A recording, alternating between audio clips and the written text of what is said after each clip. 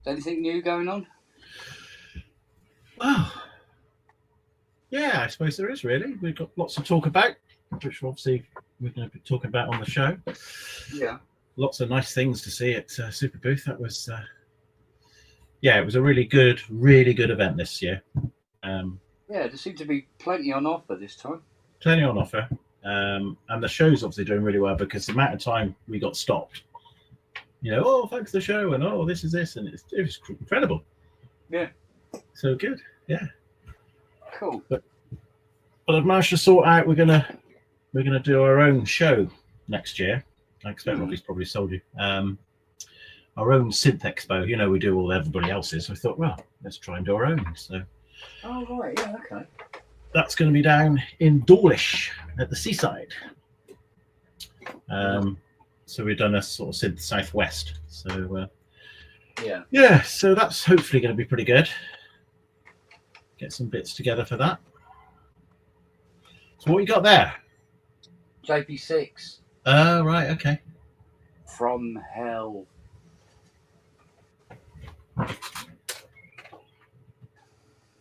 It's one of the remaining nasty bastards. All right. Talking about nasty bastards, there's my CS20M coming on. Well, it officially got upgraded and put on the list with the other nasty bastards. Okay, fair enough. So, yeah, it's going to have to be a whole new power supply for it. Yeah. Okay, that's fair enough. That's what it needs. So we try and keep it linear. I'm not gonna put a switch mode on it because I don't want to induce any distortion. Right. Into the signal. Right. But because it's got such weird bloody voltages it works with, yeah, you might end up actually having two separate linear transformers. Oh, okay. Yeah, well, one way around it, isn't it? Yeah. Mm. It will reduce heat though. Yeah. Instead of one transformer working hard. Yeah. Two, splitting the load. Okay. One will be much smaller than the other one, but yeah, all right. But there's bags of room in there to do it. That's the thing. Well, yeah, you've got to put a couple of holes in there for the vent. Yeah. Big fan. That'd be right. Right. See what we've got.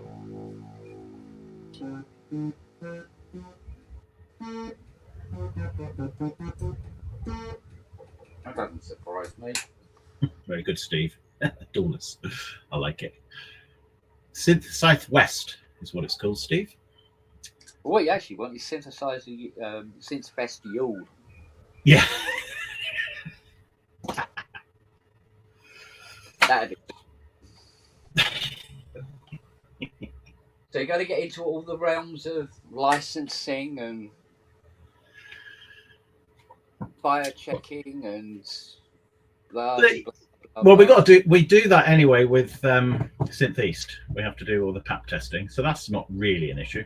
People are quite happy to do that. Licensing, what it is, you see, Dawlish used to have a proper arts sort of committee, arts and crafts committee that all sort of got defunct after, just before COVID. So I've kind of resurrected that. So they're all on board. After I explained to them what a synthesizer was, that was quite interesting because they're a little bit laid back. They're a little bit laid back down there.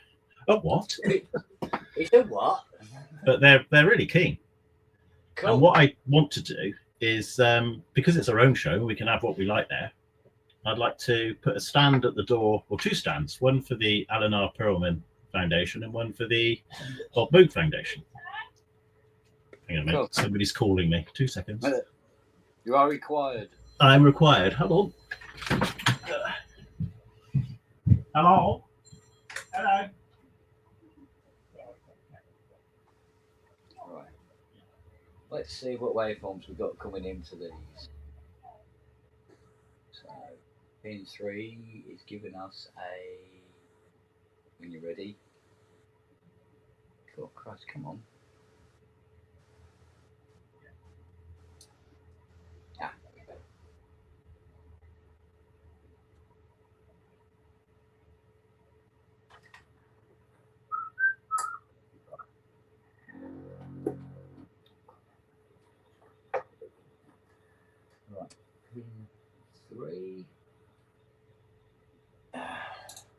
adjust.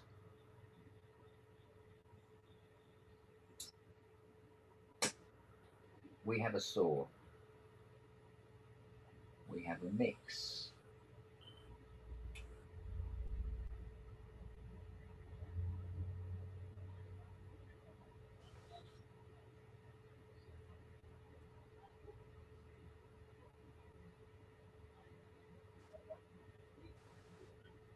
We have a modulating saw and a modulating saw.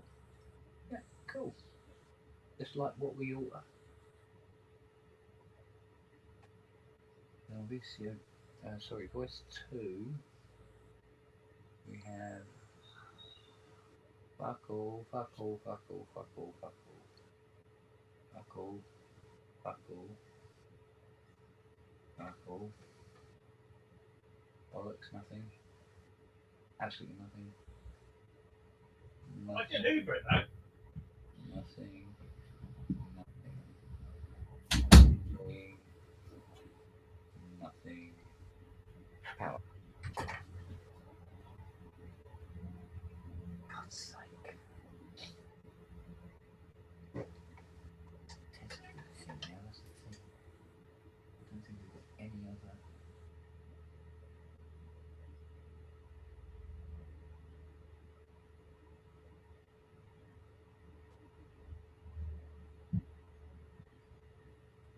There's something trying to come through there.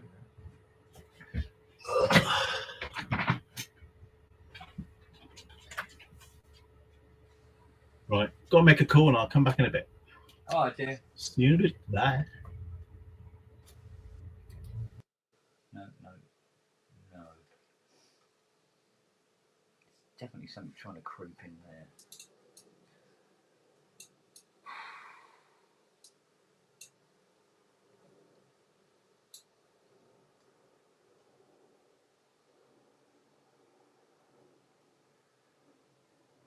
Okay. And then nothing. What is there? But not there. Is there? Is there? Is there? And there as well. That's bizarre.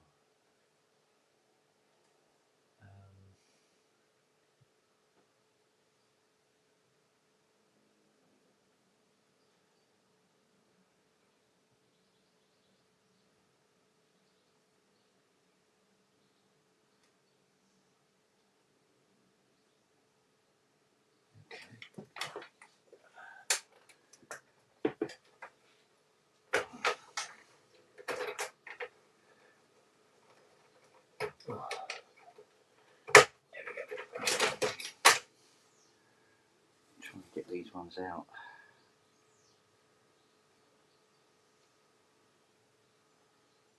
Looks like it'd be easy.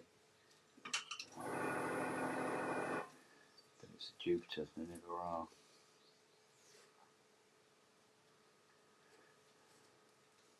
These ones here.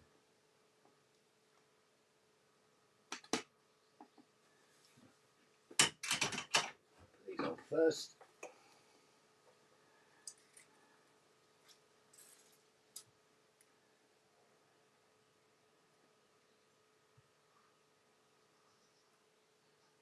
If I don't get any joy with this in the next 20 minutes or so, I'm going to move on to some ups. That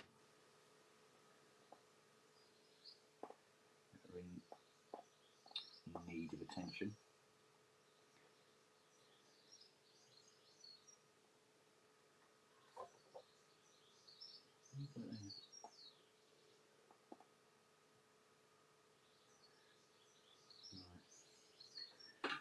See if that's enough solder on it now.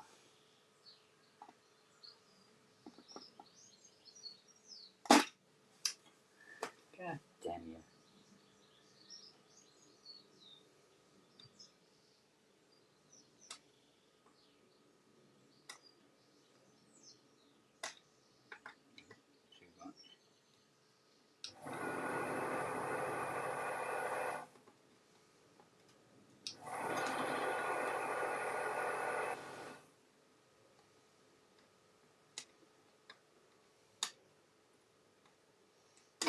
you come.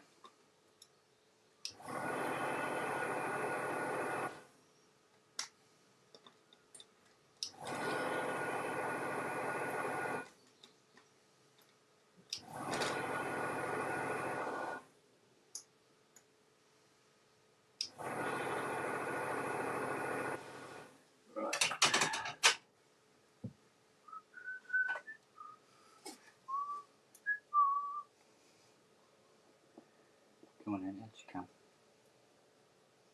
Camel. There you go. One.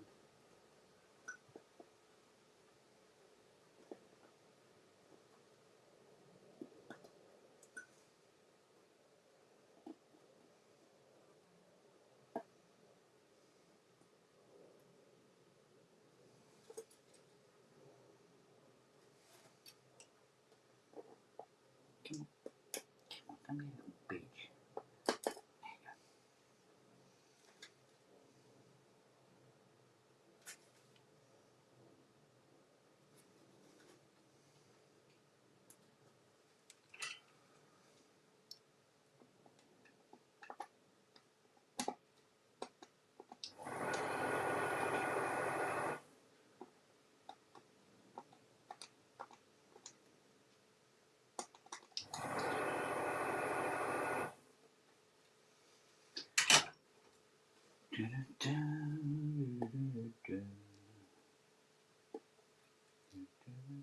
Goodbye.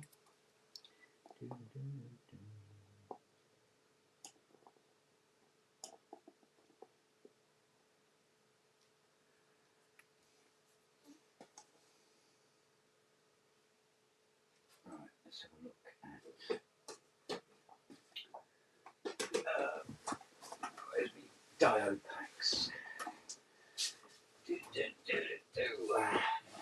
Find the bloody things now.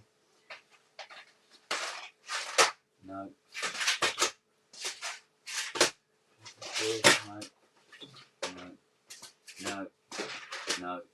No. It's no D kit. No. Absolutely not. No.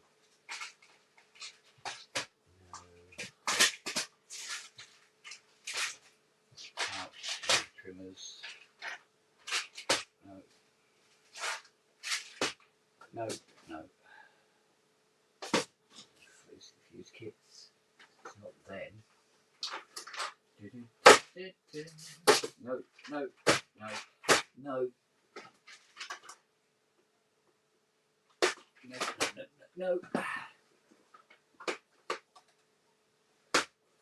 Oh, it was just the packs. Ah, hello.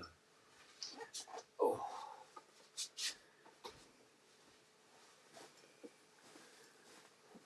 Right.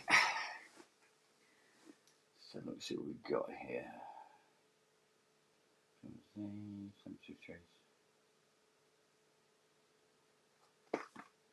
Okay. What rating are they?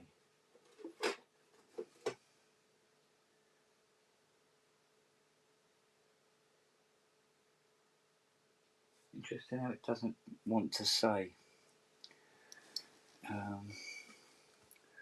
See if we can figure this one out from here. No, I have to do it from this one. So, this will probably shut the camera down. Yes, it has shut the camera down while I look at this.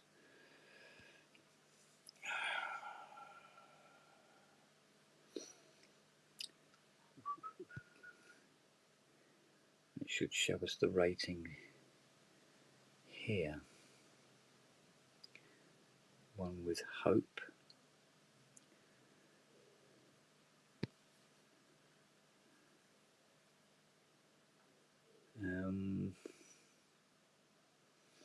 What they are? RA12B.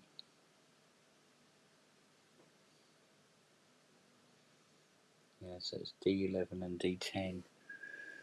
D11.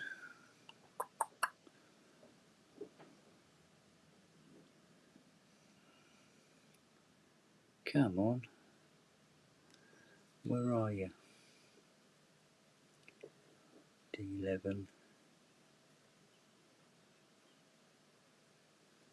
and D10.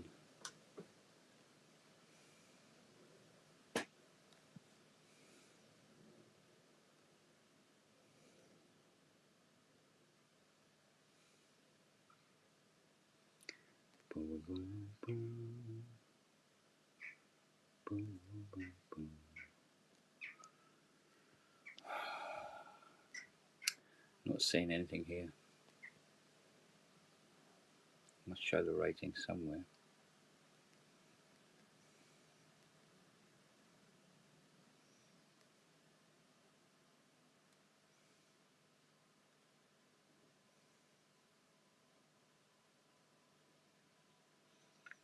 Two 473s. Right, IS 2473s.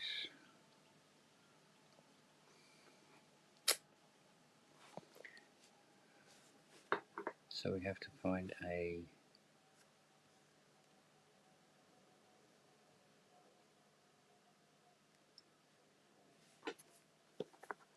equivalent for that. See what the pack's got. Okay, I'll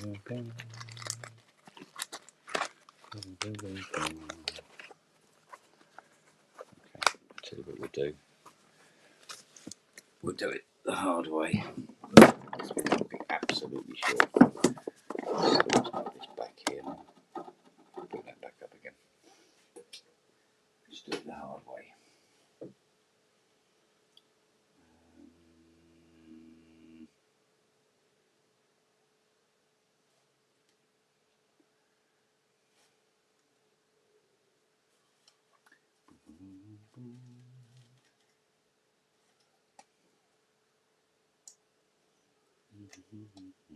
That's those ones.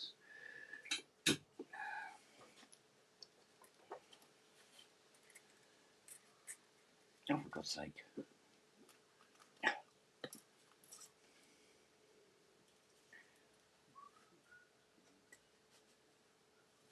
they are.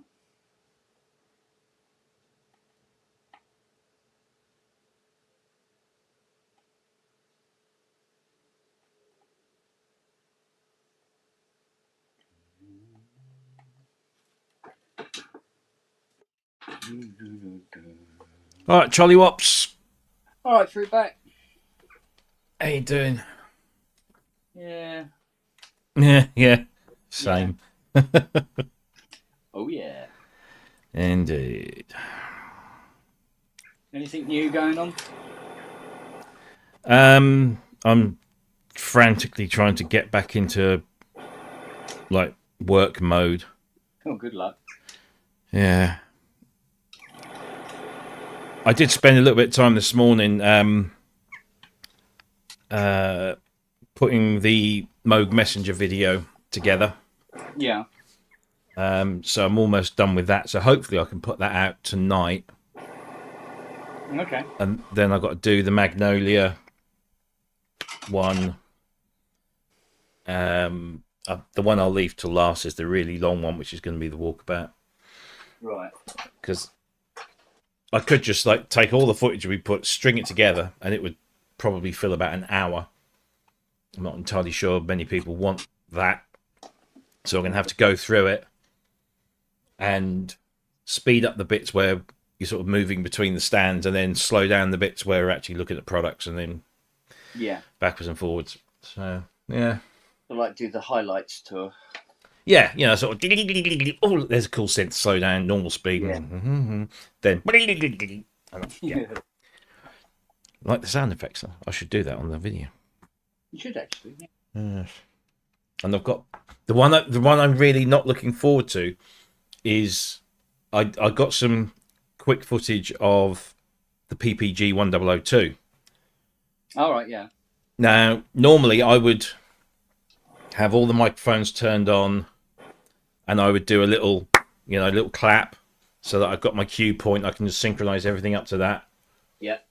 But I was in a bit of a rush, and so I just literally sat the camera down, pressed record, plugged the the PPG into the audio recorder, and then it was already playing an arpeggio. So I thought, well, I'll let that go. That's fine. It's doing a little arp. I'll just mess around with the knobs and see what kind of sounds it's capable of doing. So I've got the audio output from the PPG 1002, but I've got nothing to really cue it up to in terms of the visual. So I'm going to have to look for that for a particular moment when I flick a switch or turn a knob. Right. That corresponds. It was just like a heat of the moment fucking thing, but there you go. It's all fun and games.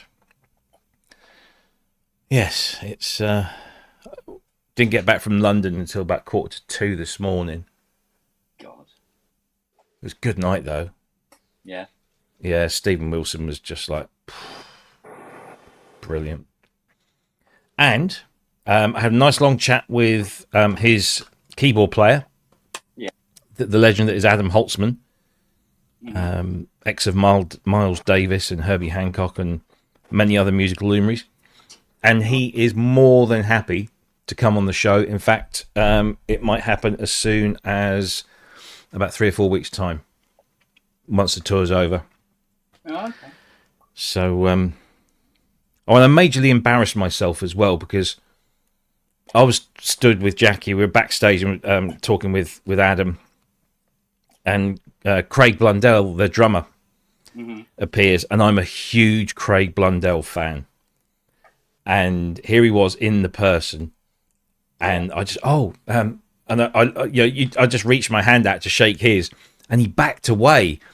I thought, shit, what have I done? What golden rule have I broken? And he said, no. He said, I'm really sorry. He says, I've got the lurgy. I said, oh, okay, right, fine.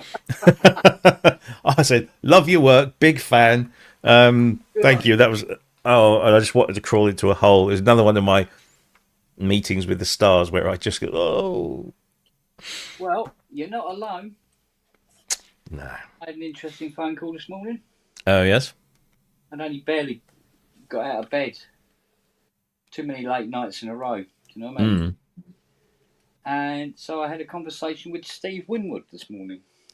As you do. As you do. Yes.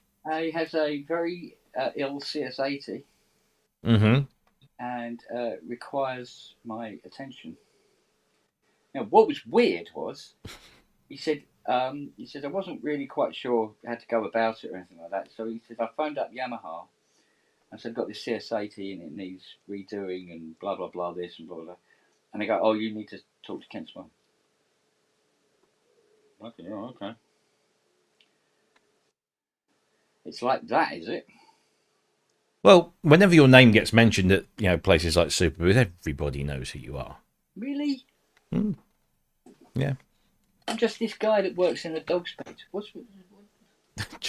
Well, you're a memorable guy that works in a dog's bed. Or maybe it's because I work in a dog's bed. Maybe exactly is that. Yeah, absolutely. I suppose it could be, Yeah. But yeah, it's kind of...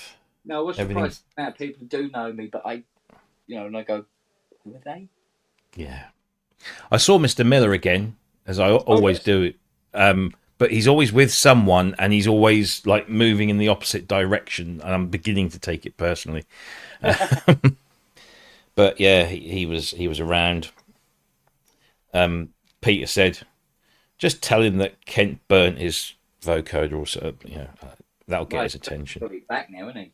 Yeah, yes, yeah. He couldn't wait any longer. I don't blame him. I'll be truthful and say, glad to see the back of the fucking thing, to be honest. Yeah, Because absolutely. he just wasn't responding to treatment. No. In fact, he would have been here now in the shit corner. The shit corner. Yeah. The collection of... New segment on the show. Let's have a look what's in Kent's shit corner. Yeah. Might not be a bad idea. I've got plenty of material for you. You got space filler you need. Had couple more interesting emails for guests today. The guys from Supercritical, who did that Redshift 6, they want to come on. They demand to come on. They've been very... Because I spoke to them. I insulted them because I said, you guys are from Sweden, aren't you? And they go, no, we're from Finland. Oh shit. Right, sorry. Oh, dear. But they laughed, and it was funny, and they want to be on the show, and they want to do demos and stuff, so that's cool. And who was the other one that Chris, aka Midiera, has put us in touch with a couple of guys from a company called Gravity Rigs, and they do the live rigs for bands such as Chemical Brothers, Orbital, Your Mate Hands, and others besides. They do the live rigs, so they build the rigs with all the instruments, the computers, the redundancy, the whole lot. Wow. So that'll be super interesting to sort of get that sort of side of... They will, yes. And again, Chris did the introduction. I only got it when I was away. And they both almost instantly replied, oh, we've checked out your channel. Blimey, you've got some people. Yeah, we'd love to come on. So, yeah. Cool. Yeah. All good. So, yeah, it was a useful thing. And the other guy that I need to speak to who was incredibly keen to come on was a guy called Allard, who's the man behind the Melancholytron. Okay. Which is a brilliant little thing. It's a brilliant concept. Just a weird name. Yeah, but it's a sample based synthesizer that puts melancholy into sounds, or interprets melancholy in sound, all the different types of melancholy.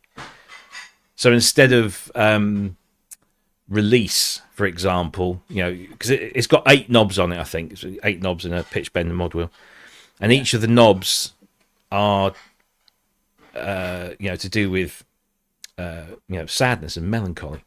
So there's one knob that's called linger, and that's release. So he's kind of a clever little design, and he's got this book that comes with it, and he plugs it as the book costs you £550, and the synth comes free.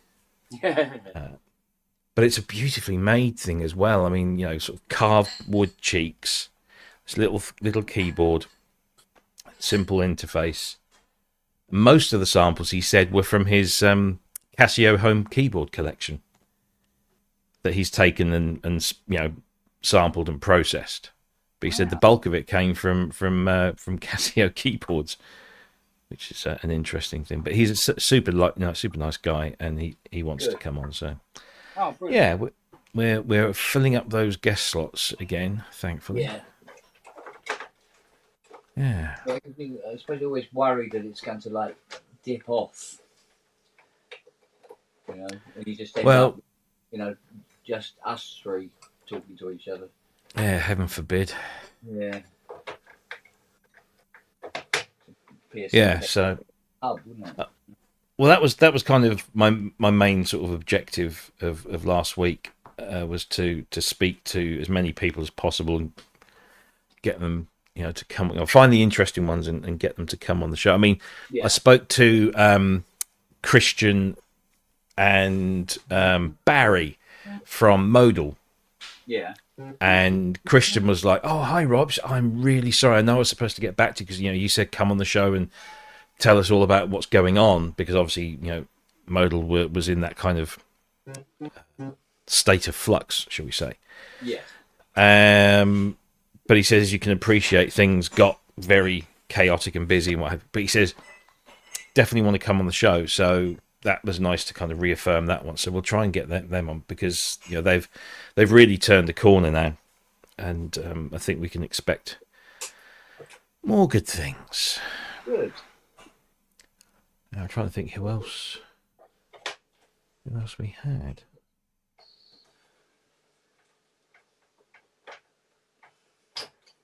Oh, and Stefan from the Synthesizer Museum. That was a really cool place. Yeah. Should get him on. They didn't have Yeah. a GS1 then. What, in the museum? Mm. No. No. But they did. They had lots of good stuff. There you go. Hey, All right, mate. Yeah. Yeah, I can't. I was trying. I mean, that System 700 just was. I've never seen one. Still my favourite modular of all time. Yeah, you hear so many things about it, but it's only when you see it and then hear somebody using it. I mean, Stefan was saying that he can pretty much knock up a patch to a customer's request in, sort of maybe 10 minutes or so from from an init state. Yeah. So he basically he did what we see in those pictures. He got all these cables laid out, and he just basically picked them up, went like this. They're all around his neck, and then he's just. It was kind of a really cool thing to watch him just sort of pull one of the cables, tuck the cable away, do this, and then just hit this button, and the arpeggiator starts playing, and wow, it's lovely thing. Like when I did Daniels, retolexed it and everything because it's torn and beaten up. Yeah. And there's these 4 screws at the top and 4 screws at the bottom of the main cab. Right? You wind these screws out, and then the whole thing comes out of the case in this huge rack. Right. And everything's mounted into the rack. Nice. And then you got all the plug connector plugs at the back.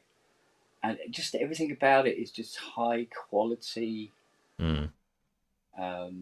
It's powder coated front panels with the silver powder coating for all the legend in and everything. Yeah.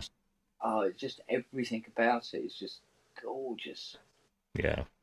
And honestly, I never noticed the jack sockets until you said. And it does make a difference. It's a much cleaner look. Yeah, it's a cleaner, smooth. And because of that, it feels like there's more space on the modules. Because all that space normally be taken up by the washer and the nut. Yeah. And then it doesn't. So you can run your hand on it and it's smooth as opposed to going over the jack. Yeah. So, I mean, all right, can't knock the 3C and the 55, but no, the 700.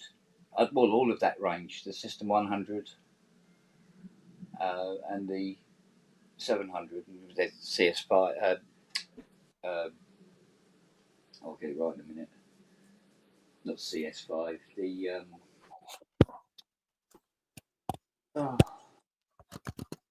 what is it? The Roland FH5. Sorry. Oh yeah. 7. Grand Tech. Yeah. They had an SH2 there. It's the first time I've played one of those in real life. And that's got that lovely early Roland sound. It's really nice. Yeah, I think that Roland sound, controversially, I shall say, ended after the Jupiter 8. Yeah. Because they had one of those there. Sounded like shit. I'm not rising to your fucking plate. Oh, go on. Go on. Rise, Sir Matt. Right, I'm going to go and give this a rest. And I'm moving on to ARPs now. Oh, wow. Namely I don't know. I'll have to look. Non-Odyssey. I think it's possibly an axe and a avatar. Okay. Both subject to water pouring through a ceiling. And are unhappy and don't turn on now. Oh dear. Not good. Well, it'll still be easier than working on this fucking piece of shit. I know that. Every component in the entire filter for Voice 6 has been replaced, and it still won't sound. No. Who'd be a synth tech, eh? The board doesn't look like it's delaminated or anything, but there's something wrong somewhere going on with this. I just haven't got the headspace for it at the moment. I've been working on too many shitters in a row.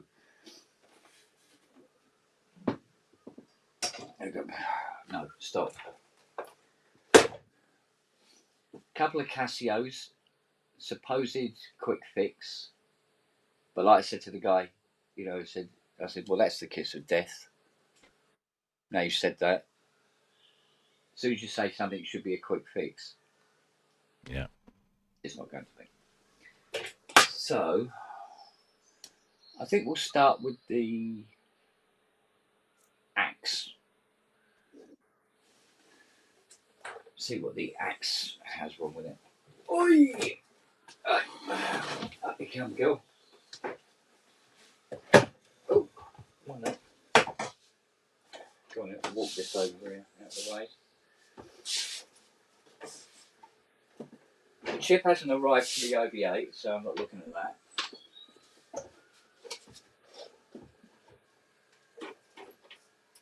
I might send that one to Ben, actually. See if he can make any sense out of it. Right, I'm going to say I'll go get his axe. mm-hmm. How was the gig, mate? Awesome. Good. Yeah, it was really good. I mean, he never disappoints. And you got your backstages as well. Got me backstages. That was fun.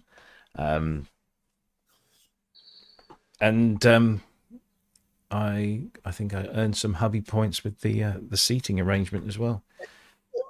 If you didn't, you're fucking. I don't know what you got to do to earn hubby points. Bloody hell!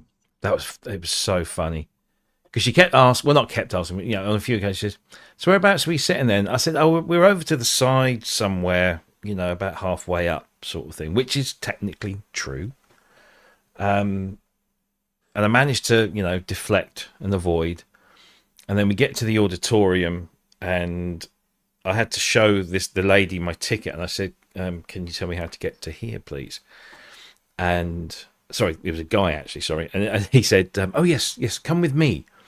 And Jackie's like, "Oh, have we come in the wrong entrance again?" I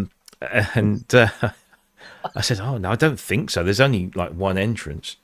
And so you go in, and you know, a lot of theatres, you enter the auditorium at the back, and then you walk down.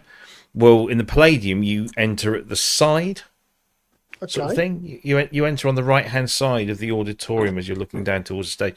So we had to go all the way around the back of the Royal Circle, as they call it, and then we get to these big double doors.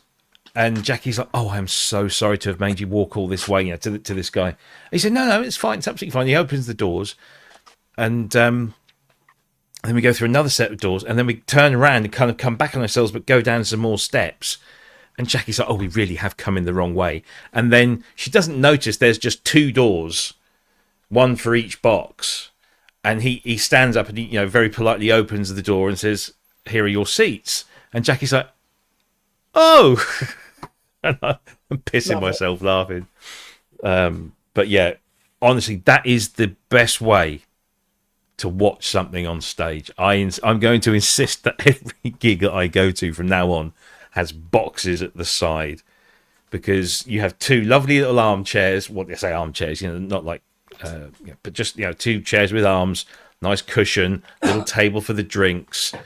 Plush cushions around the edges, so you can lean on the box and look if you want to, and it's nice and comfy.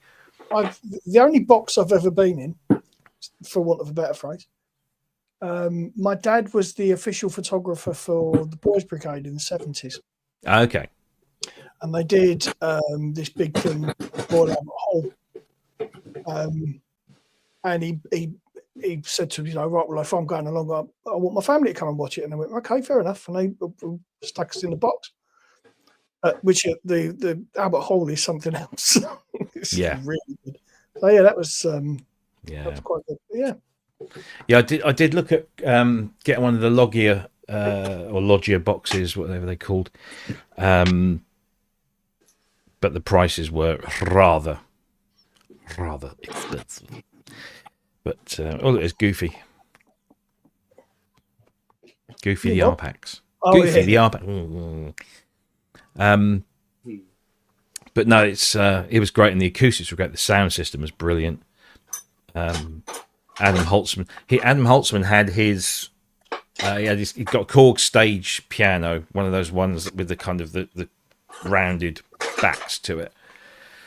And on top of that, he had, which he takes everywhere, this Behringer 61 key controller in this, like the one that I gave Kent or swapped with Kent, in that kind of shiny red. Yeah. Which looks completely out of place on top of this lovely Korg, and then he's got a Moog Voyager and an ARP 2600M, the Korg one, which he uses a little bit. But he was just brilliant. Nick Beggs was hilarious. Oh, Craig he is. Blundell. He's a fucking head case, isn't he? Absolutely. Craig Blundell was just a monster on the drums, and they've got this new, well, I say new guitarist. It's not one I've seen before with Stephen. Randy, someone or other. Anyway, really good. Yeah, great visuals. So yeah, really good, really good. Wagyu, no, the support act. Get this, the support act was Clinton Baptiste. Fucking. Let me tell you something, Lord. I know.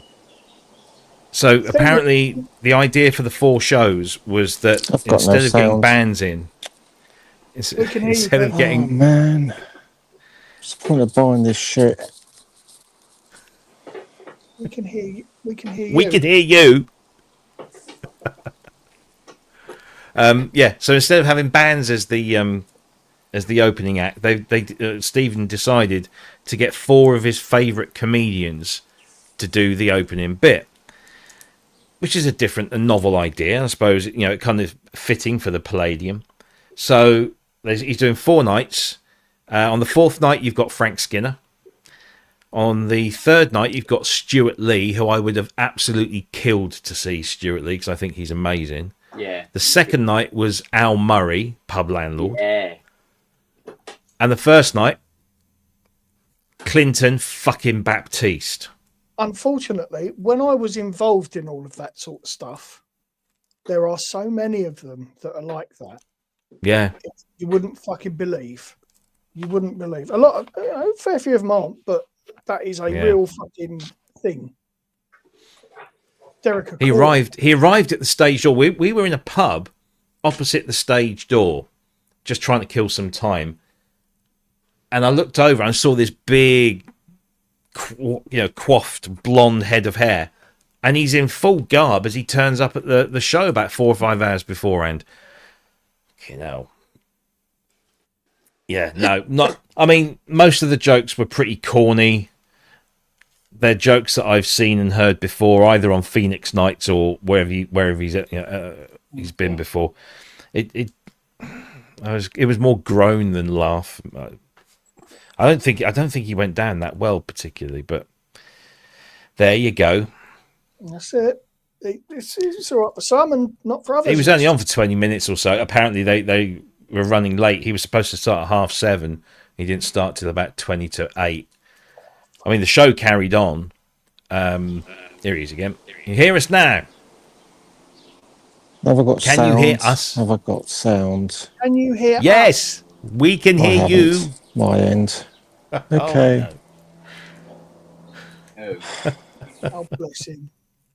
what changed since yesterday? Hello, Genticles, I like it. Right, let's go and get me circuit tester. I'm standing there staring at the bloody thing. Yeah.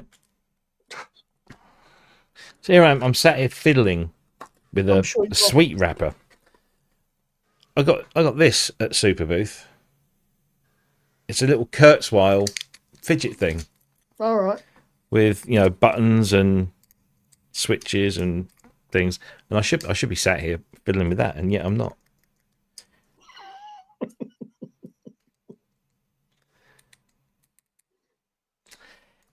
Yes. There's not really very much in an RPAX, is there? No. In comparison to others.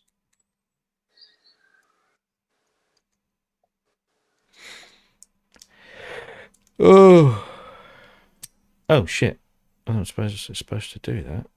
What, have you just broke it? Oh, bless you, thanks, man.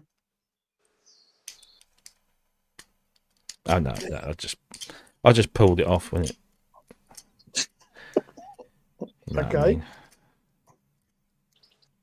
That's all right, because that'd be about right with the timing of the tack switches that are coming in as well. So it's this D50 I've got.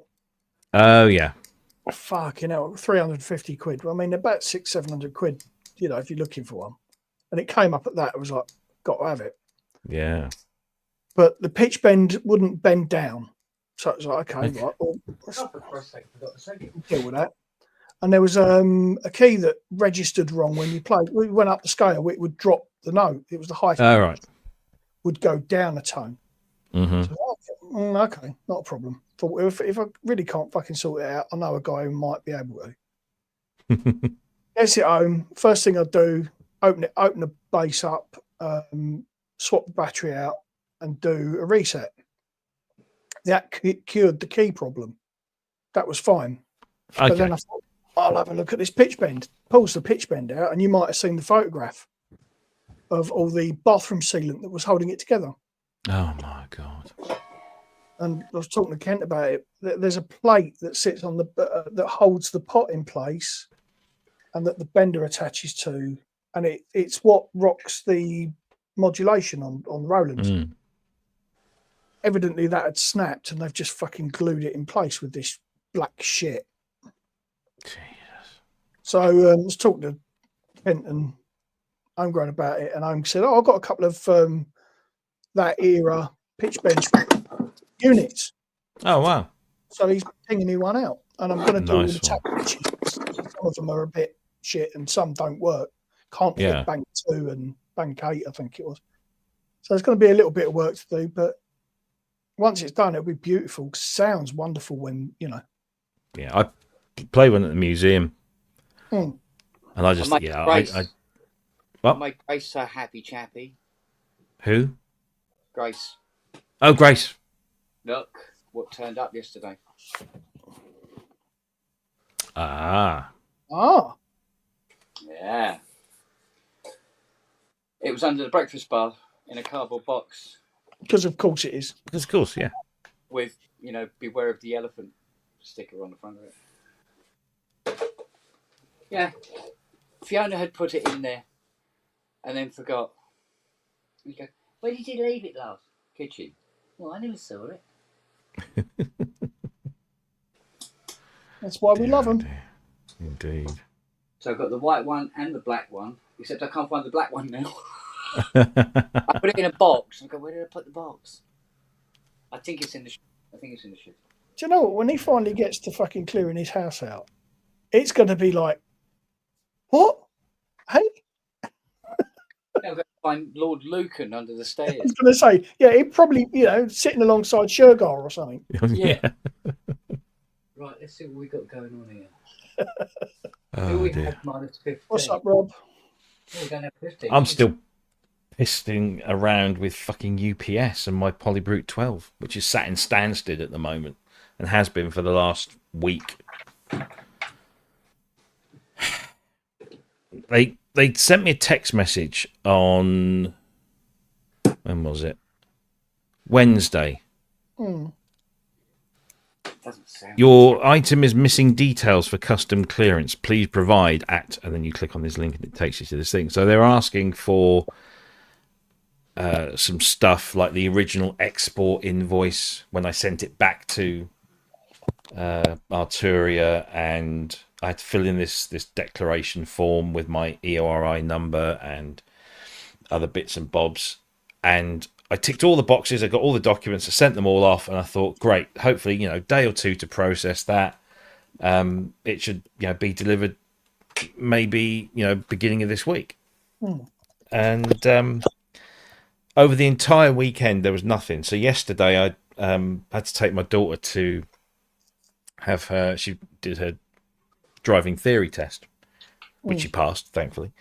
So I had an hour to kill, and so I called UPS, and getting a phone number to call UPS is difficult enough because they say, use our virtual assistant. No, I want to talk to a fucking human being.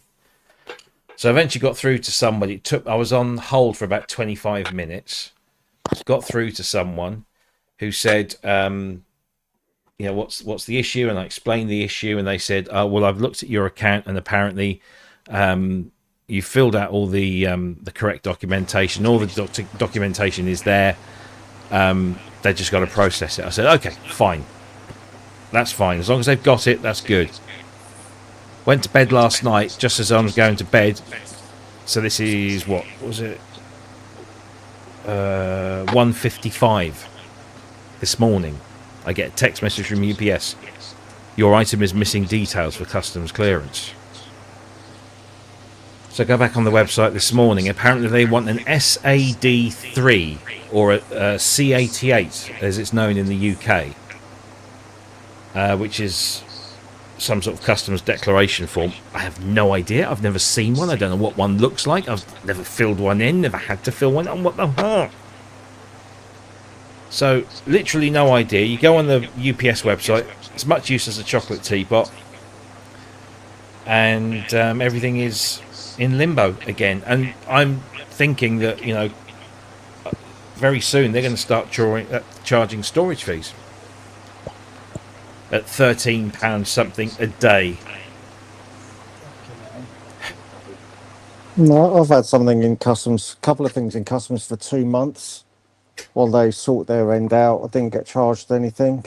Oh, well, that's okay. Fingers crossed it all. And that was from France and the Netherlands. Yeah, well, this is from France. Yeah. And it's an in warranty repair, and to the best of my knowledge, that doesn't require anything. If no money has changed hands and you've sent something back to a manufacturer for a free of charge warranty repair, and they're going to send it back to you, there's no questions.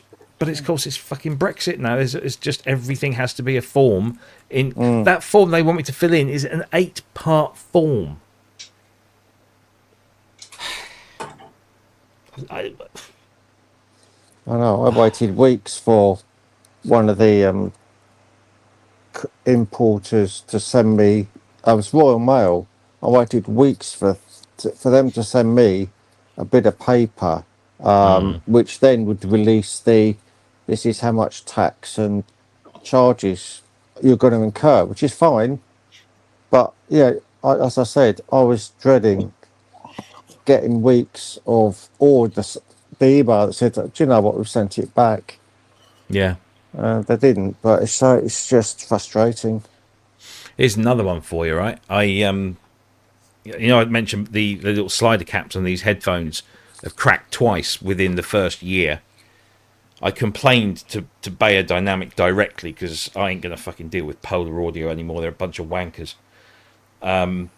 So I wrote a long-worded, but very polite, but very detailed email of dissatisfaction, shall we say, to Bayer, who got back to me within a couple of days and apologised profusely and assured me that shouldn't be happening. And long story short, they said, we'll be very happy to send you a free pair of slider caps, even though I've already bought another pair from Polar, which I'm having to wait for. So I said, yeah, fine, if you can do that, here's my address. And they said, oh, actually, we don't ship outside of the EU anymore. That's useful. Innit? So their solution was, if you have any friends or colleagues that live in the EU, we can send it to them and they can send it to you. I mean, what? Why not you send it to your UK distributor and then they send it to me? Or something like that. So I said, tell you what, I'm in Berlin next week. Send it to my hotel, because Bayer Dynamic are in Germany. I'm in Germany. Makes bloody sense, doesn't it? Just stick it in the post to my hotel. I'm there for 5 days. On the 5th day, He said, "Let there be light." I don't know if that's right. Was it 5? Anyway, on the 5th day, I go down to check out, and I said, "Has my package turned up?" And they said, "No." I said, "Okay, fine. It's not your fault. If I give you my details when it arrives, could you let me know, and I will pay you whatever it costs for you to send it to me in the UK?" And they said, "We're very sorry, sir. Once a resident has checked out from the hotel, any deliveries for them are instantly rejected." So it'll just go back. It'll just go back to Biodynamic now, and it'll just be sat there, and they won't send it to the EU. So I'm going to have to see if I can ask Stefan at the museum, have it sent to him, and then he can send it to me. It's just a ball ache. Don't you know anybody that lives out there? In Germany, yeah, I know a few people. I know Mark Reeder, his producer. I know a few people online that live out there. Tracker Jack, who we spent most of the week with. Tom, bless him, lovely guy. Yeah. So You got options. I've got options, but I mean, it's like a little piece of, or 2 little pieces of plastic, or like 4 little pieces of plastic, 4 little screws, and Yeah, fucking it's an absolute ball ache. Yeah, exactly, Wags. You're outside as well, so this is it. I mean, this is fucking Brexit for you. Yay, so much fucking winning. Never mind. The only benefit of Brexit is when you get to passport control in the UK line actually goes quite quickly, because we're all like, oh yeah, well, we're in the special lane now. But when you go anywhere else, it's like, you scum, fuck off over there with the rest of them. Mm-hmm. Oh, Yeah. that's worth the 5% of GDP we lost. Isn't it just? Blue passports and that.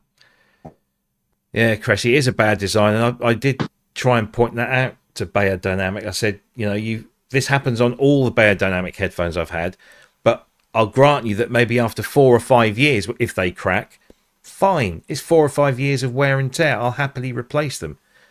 But why not make those bits of plastic out of either a tougher plastic or metal, heaven forbid, a light alloy of some description?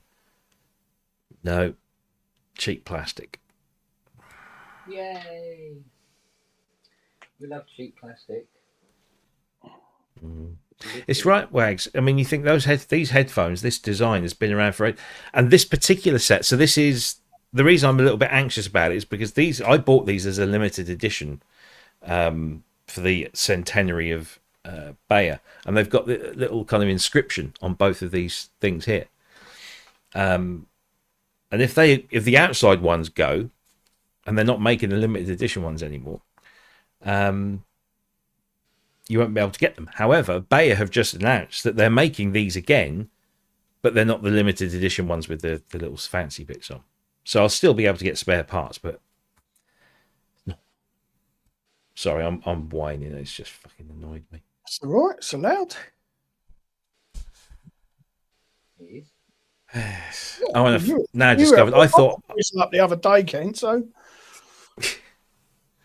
I thought I had a full version of Reactor, but I don't. That pissed me off yesterday, because somebody gave me a copy of their new instrument, and it's a Reactor instrument, and he said, "Oh, have you got full version of Reactor?" And I said, "Yeah, I've got full." Turns out I haven't. Well, you will go spending all your money on fucking Royal boxes and God knows what, wouldn't you? Well, So quite. That wasn't that expensive. Now, the Royal box, I wasn't in the Royal box. Andrew beat me to it. no, that's only when you're on a promise. Yeah. It's only when she's had a shave. It becomes the Royal box. It has a little seal above it. Take a seat. Yeah. Now the Royal box was on the other side, and it was the slightly higher level. But I must say it was a great experience. Right, what's the time? 2:20. I've got to do a school run in a minute. Yeah, I've got to. I really don't want to. I'm in so much pain today. Too much wanking. If you do it anymore, your hand will fly off. Do you know what it is? It's not too much wanking. It's my fucking hands are really painful. He quickly corrected himself there. I had to. Oh dear. Look, he's got a JP8080. Oh, you fucker. Nice. For the right price. What is the right price? Well, they're going right up, aren't they? Well, they have been. I have to make do with the Arturia one for now. Yeah, well, I haven't got the time or money to fucking cough for that. There's not enough in that upgrade for me to warrant it. Right. You know, the 8,000 would be nice, but there's not enough. That alone isn't. Yeah. Yeah, Wookie's looking for about $1,000, which is about right for him these days. I remember you pick him up like 200 quid.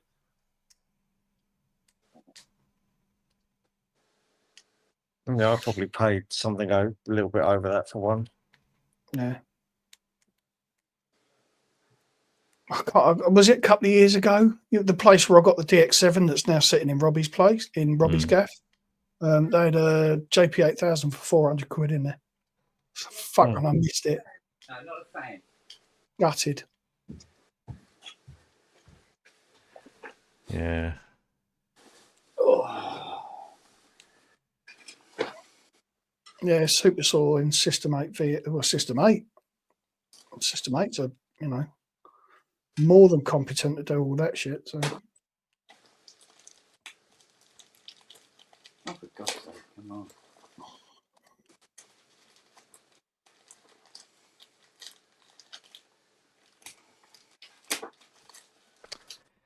Right, I need to go and design some credits, opening and closing credits. My fucking life, eh? He's got a nice new water bottle. Yes, the Arturia one. Yeah. Quite. Matt's hands are Super Saw. They fucking are. Yeah. Yeah. So it's a bag within a bag within a bag. Within a bag. Ooh. That's your mate up there, look, Rob. There he is. Hello, no, but he can't hear me, can he? So. No. Siri! No. Oh shit, I've just activated every fucking device in my room. You fucking arsehole. What sort of a stupid name is that for a dog, eh? Fucking. Did you hear that? That's why he calls us Sizzles, because otherwise everything starts going. Ugh. Well, they surely just came back from Alexa, and therefore calls the dog Siri. Yeah. Ooh. If he'd had a dog called Alexa, he could have had a what's it called, Siri. Hey Keith, do you work for Group 1? I might do. Yes, I do. Yeah. I thought you did. But he has to. No, no, because I went on their website yesterday because I drove past the Ipswich BMW dealership, and they've got this. They got an 840 M Sport on the forecourt. Yeah. And I drove. It's in white, and I don't normally like white cars, but it actually kind of worked on that one. And I drove past. I couldn't get a glimpse of the price. So I went online, and it said pick your location, and I noticed the one that I presume you work at, and I thought, that's probably where he is. So, but it turns out it's 48 grand. It's less than a year old, barely done 2,000 miles. Fuck. If you fancy any of the Group 1 cars of any make, just ask me, and I'll introduce you to a sales manager or a salesperson. And see what we can do for friends and family. Nice. Thank you very much. ProSynth Network is living up to its name. Oh, I tell you. Go on, then. How did you get on with that our God? Did you meet him then? Yeah, I know you had those. I saw those, but did you get in with them? Yes. And how did it So- go? It was all right. It was very nice. But as they say, what stays at the after show, or what happens in the after show, stays in the after show. I've got to cut and run because I've got the school run. I'll be back All right, on. See you later. See you in a bit.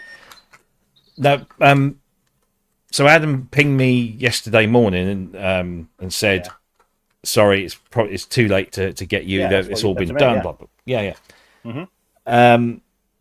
So he then said, "Tell you what, after the show, come down to the front of the stage, wait at my side of the stage. I'll come out about 10 minutes after we go off, and then we can have a little chat." And that's great. So we go down.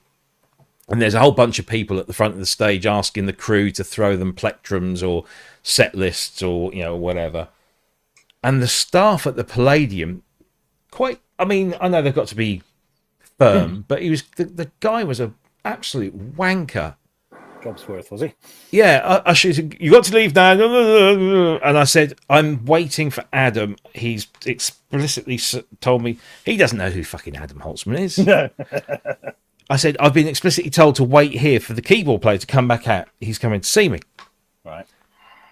"Oh, no, I'm afraid you're going to have to go." So I looked at Jackie. I said, "Well, we can't stay. They're going to kick us out. It could get a bit hairy." So I said, "Well, we'll just go." And so I texted Adam and said, "Look, I've just been kicked out of the auditorium. They won't let me stick around. You guys are probably busy. And that's that. We'll catch up." I'll be back. So I said, thanks for a great show. Pass on my best. See you soon. And about 5 minutes after that, I get his message. "Where are you? Question mark, question mark, question mark, question mark. I've got actual passes for you. Hit me." I'm like, whoa. So I said, "Meet you at the stage door." And there we go. So there was a bunch of people hanging around the stage door, I guess, waiting for some people to come out. Yeah. And they all sort of looked at me, and Jackie went, "Who are you going in there?" So that was quite fun. I met Craig. Yeah. And I went to go and shake Craig's. I was just saying earlier, I went to go and shake his hand, and introduce myself. And he pulled away. And I was like, "Oh, shit." And he said, No, really sorry. I've got the lurgy. And I was like, "Oh, okay, no, fine." Oh, So we sort of fair enough. had this conversation apart and stuff. But no, it was nice, and spent most of my time with Adam. You didn't see He's Mr. Big so then, cool. Mr. Beggs? No, I mean, they're all with their friends and stuff, and you don't Yeah, want to, everyone. It seems like they've all, because it's a London show, and they're all predominantly around. Family there and everything. Yeah. So, but Adam is a super cool guy. I mean, really, he's as cool as you'd think he is, and then some. Brilliant. And he's like, I just love Moog synthesizers. I've always used them. That's one of the questions, because he's using the ARP, isn't he, this time on this tour? The RPM, yeah, he was the first time apparently. Yeah, and he said to me, he says, "How was the solo at the end of the first half because it's a 2-half set?" Oh, he did the right. Okay. Yeah, so he did the overview first, and then the classics. Yeah. And he said, "How was the Moog solo at the end?" And I was just like, "Why are you asking me? I mean, for fuck's sake, you're Adam Holtzman." Anyway, I said it was marvelous. It was fantastic. But yeah, he's still got a pretty simple basic rig. He's got a laptop with obviously Mainstage on, because Stephen's using Mainstage. Yeah. Stephen's got, I couldn't see whether it was a sub 37. I think it was a sub 30. I couldn't sort of get It looked like it in the videos. Yeah. Yeah. I couldn't make out what, but he's using Mainstage on this other one. And but anyway, Adam was like, I really love Moogs. He said, "I got a real hard on when they brought the Voyager out," and he said, "But I love their gear, and I love what Michelle's doing." And so he, exactly. talks about all of that. Doing. Yeah. So I said, ultimately, this all boils down to me asking Michelle. I said, for Starship and Michelle both said we should get you on, and I said I'd love to, but how am I ever going to get in touch with Adam Holtzman? And Michelle says, well, and Craig says, well, I've got his phone number here. I was like, okay. So that's why that's why I've kind of come to see you. And he's like, yeah, man, yeah, I love to talk about that stuff. And I don't like, he says, I'd much rather talk about like the way the sound of an instrument makes you play rather than what it is inside it that makes it do X, that's Y, what and we Z. want, definitely. Yeah. So So he's coming on then. he'll be on, and it looks like it will be sometime next month. So it won't be too long. So as soon as the tour's finished and he's back home, he said, yeah, hit me up. We'll arrange something. And yeah, it was all groovy. Well done, that man. So the concert was good? Well, of course it was. Concert was blinding. Yeah. So I'm going to have a good show Monday then. Yeah. Cool. Yeah. And thank fuck you didn't get Clinton fucking Baptiste. Yeah, well, I knew he'd be crap. What a I steaming... saw the picture with Nick next to him. I thought, oh my God. Apparently Nick Beggs is a huge fan. That's obviously why he's there then. Yeah. But no, it's great. I mean, it's musically, it's perfect. Wilson is as energetic as he always is, you know, with his hand gestures and but everything was bob on. The guitarist, is it Randy? I can't remember what his surname is. He's a bloke from Bristol, isn't he? Yeah, he's very good. Yeah. He's really very good. And we had the bonus, and I'm afraid you won't get this. We had the bonus of Theo Travis, because Theo Travis was only there for last night. He's off on another tour somewhere today. So they changed the set specifically for this show. They didn't tell us what they dropped, but they added in a couple of Grace for Drowning tracks. Oh, right. That Theo plays on. So yeah, it was good. And they had the encore. They did 2 tracks. Obviously, admittedly, the first track was 15 minutes long. Jackie goes, Stephen said, yeah, so we come back to do an encore. He says, one of the benefits I have in my career is I've had no hit singles, and therefore you're not going to get anything sort of, you're not going to get the big sort of encore thing. So I'll do a couple of songs. One of them's 15 minutes long. The other one's about 8. And the last track they played was my all-time favourite Stephen Wilson track. So I won't spoil the set list for you. Well, I can guess it's the Raven that never spoke them. Yeah, it was the Raven, yeah. Of course it along with all the animation, which makes me cry every time I see it. I can imagine, yeah. Because I relate to that so much, that track, that video about his sister. And well, exactly, so awesome, mate. Oh, well done. Yeah, all good, great. then. Yeah, it was all good. All good in the hood. Didn't get home today till about 1:30, 2:30. Don't mind, does it? It does, because I'm shattered. But, yeah. Indeed. Did you get back home all right? I did, yeah, it was all right. I stayed at Amelia's till about 3 and did all the chores that she wanted me to do, and then bimbled on back. You know what Grandad's like. Grandad, you got your tools? Yes, I've always got my tools, Amelia. That's why I come in. So she's all sorted. But I had a little think on the way back about just supporting both Michelle and Dina at the Dawlish show. Have sort of, because we can do what we want. So if we want, we could have a couple of stands. So I had a chat with Dina about it, and she's going to ping me over some PDF files of bits and bobs which I can plot on the big plotter. I've also sent a thing to Michelle about it, but she's not, because I'm not friends with Michelle on Facebook. It's not getting through. So when you talk to her next, you just tell her to accept my friendship, and then sure, she'll be able to see what I'm proposing. Because we've got to be careful with the money and all the rest of it. But I think if we can get spoon off a little bit, we can put it to each charity, each organisation, can't we? Yeah. So that should be good. So, Indeed. Yeah. Indeed. Good. But, oh, look, I got nice drink. Look, look. Oh, yeah, all right. Mr. Press Pack. Yeah, I'm going to have to order myself a new bottle, aren't I? Well, you have to put something else on it now, won't you? No, I'm going to have the Super. I'll have that one. Just as a relic, as a memento. I still can't believe I fucking lost that on the train. What can I? I keep thinking actually, because as I said at the time, I looked back on my seat to see if I'd got everything, and I hadn't seen that bottle on the chair. But you so did I actually leave it there? Was it already? I left it on the station before you got on. Was it what? Sorry. Was it already half-inched? No, I don't think so, because you had it with you when we went there. I saw it. Yeah, because I was holding it by its handle. Yeah. I was holding it by its handle. I didn't we leave didn't it in the stop anywhere hotel. No, we didn't go anywhere else. It has to be there. It has to be on the train. What's a tart? Never mind. I can't remember how much it cost. It wasn't hugely expensive. Thanks for cleaning the emulator. It looks wonderful. That's What right. do you use?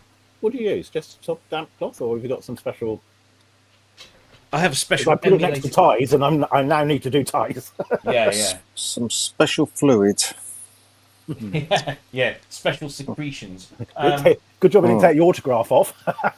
Well, no, I was very, very careful. No, what it is, it's this is the benefit of being married to a lady who is a school cleaner, because she has access to specialist. Well, no, not chemicals. Well, I suppose but she has special, and she got some wet wipe. They're not wet wipes, but they're like about the size of a Kleenex man-sized tissue. Okay, but they're Shut up. They're already moist, Kate. Yeah, that's it. And it's a very gentle thing that they're soaked in. But I've done loads of stuff with them. I think I even brought them to Synth East, not this year, but the year before. And they're very good, and they clean, and they don't leave any residue. Yeah, very nice. So that's what I use. I just sort of gently went around and just, it wasn't like it was covered in dirt. It was just needed over the years it just picks it up, doesn't it? Yeah. So, and I got my brush out, and I got into all the nooks and crannies and got as much of the the accumulated sort of detritus and dust out of bits and bobs. So Good. Indeed. Anyway, I am going to have to nip off because I've got some stuff to do before I've got a meeting at 4:00. Okay, so I will see you all. Oh, by the way, did anyone else watch the? Did you watch the Sonic State video? Yeah. Footage. Great. What's yours? You did the Harry Hill, didn't you? I did. I can't believe. I mean, obviously they had to cut those short, but the other people I thought, oh yeah, cut me out. That's not a problem. I was quite embarrassed. I didn't really want to see it. Like you say, there were some big names like Jamie Liddell, Dr. Mix. Yeah. But I thought Florian, if you haven't seen, it's worth watching again. Yeah, he's just over. I never used to really. I didn't dislike him. I just kind of wasn't into what he was doing, shall we say? But I've met him a couple of times now, and he is genuinely nice and extremely funny. He could be a comedian. He could. Yeah. Talking of comedians who piss me off.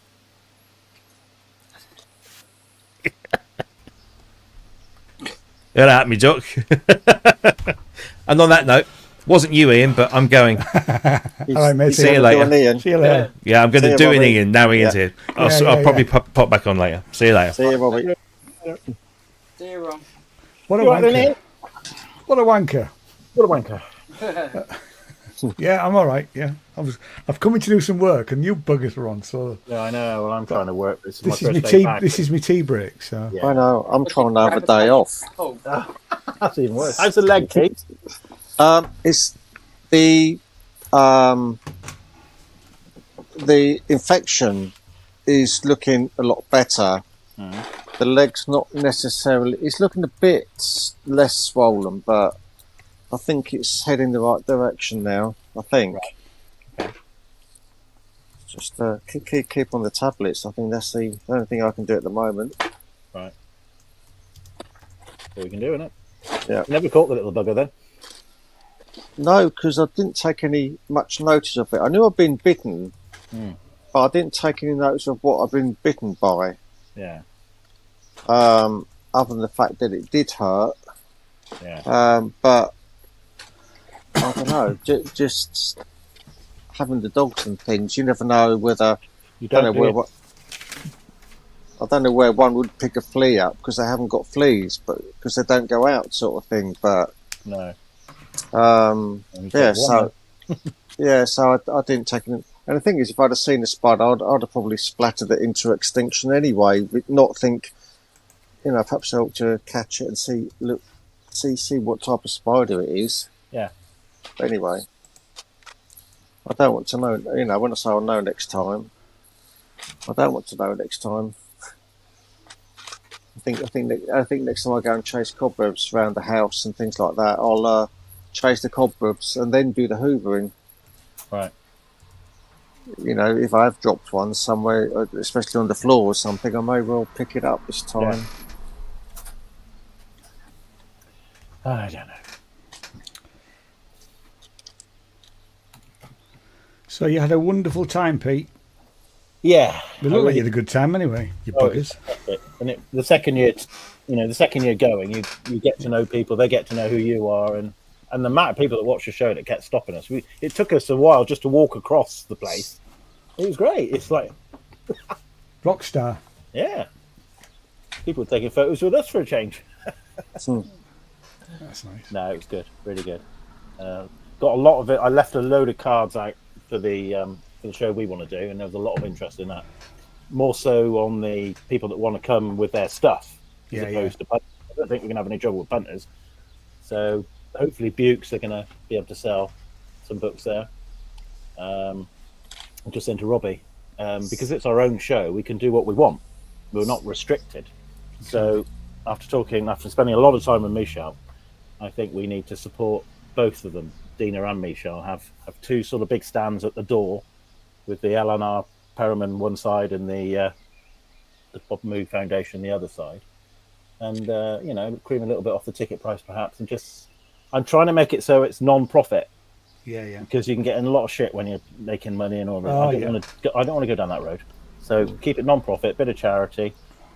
So there, I had a chat with Dina last night about it, and she's keen, and hopefully Misha. Well, I know Misha will be as well. So it's going to be great. It really is. I'm really looking forward to it. So have you got a rough date? Rough date is either the 21st or the 28th of March. I'm hoping it's going to be the 28th. Early. That's what I've told them. Because what I want to do is I want to have this is a bit ambitious, but I might get away with it. Have the hall, the church hall where it is, the Strand Centre, as what we call the expo. So we've got all the tables laid out and all the tables laid out and everything like that. Yeah. And then there's a theatre just across the river, literally stone's throw away, that could do some performances in the evening. And they've got it all set up. They've got lights, they've got the sound systems. It's a case of coming along, plugging in. So cool. I'll be needing your help on some of this bits and bobs. So I think what we'll do, we'll have a little committee going. We're a bit nearer the time. Get Matt and get you yourself and to help, really.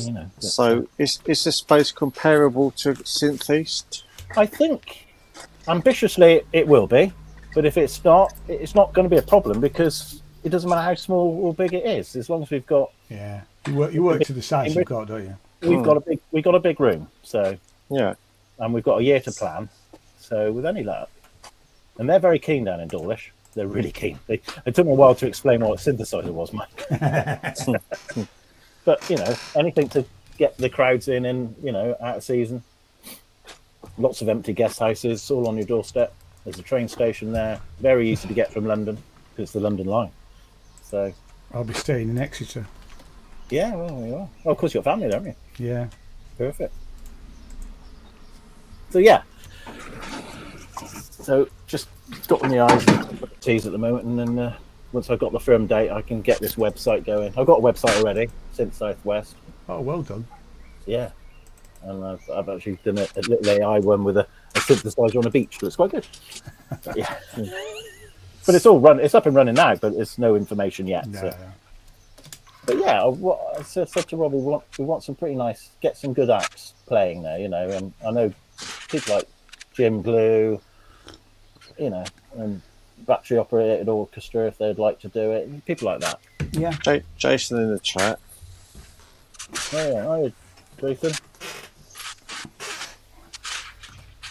Jason and the Cats. There we go. Jason and the Cats. Yeah. Yeah. 4 candles. But yeah, so hopefully we'll have a bit more information by Friday when we're on the show. So get it out there.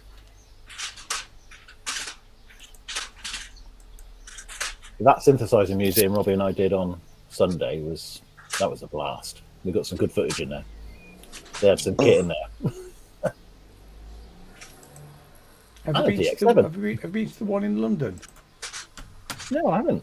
No, I haven't. It's a bit of a trek out. I think it's because there's a core room. I know that. Yeah, so I've seen it online. But it's a camel ride away from anywhere. Apparently, there's one in Zurich, in Switzerland, and that's supposed to be absolutely massive, like a big warehouse, but everything's playable. And this chap came up to me in Super and said, "You must come." I said, okay. Yeah, there's Sam Battle. Look, Mum No Computers. That's right, he did. Been out there, and he put his video up, and Yeah, that was incredible. yeah, absolutely.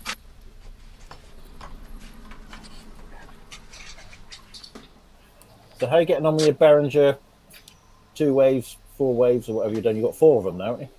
I've got 4 2XMs, and I haven't Right. been up in the loft since Oh, right, okay. my You haven't aimed them just yet, then? my leg. No, I just haven't been up in the loft. I can't get up and start moving about as I have to sit down and do stuff. So give my leg a rest at the moment.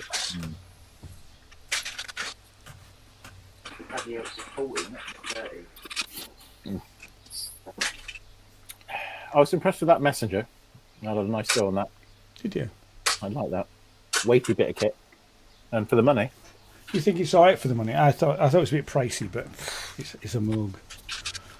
You know. No, I think they got it right.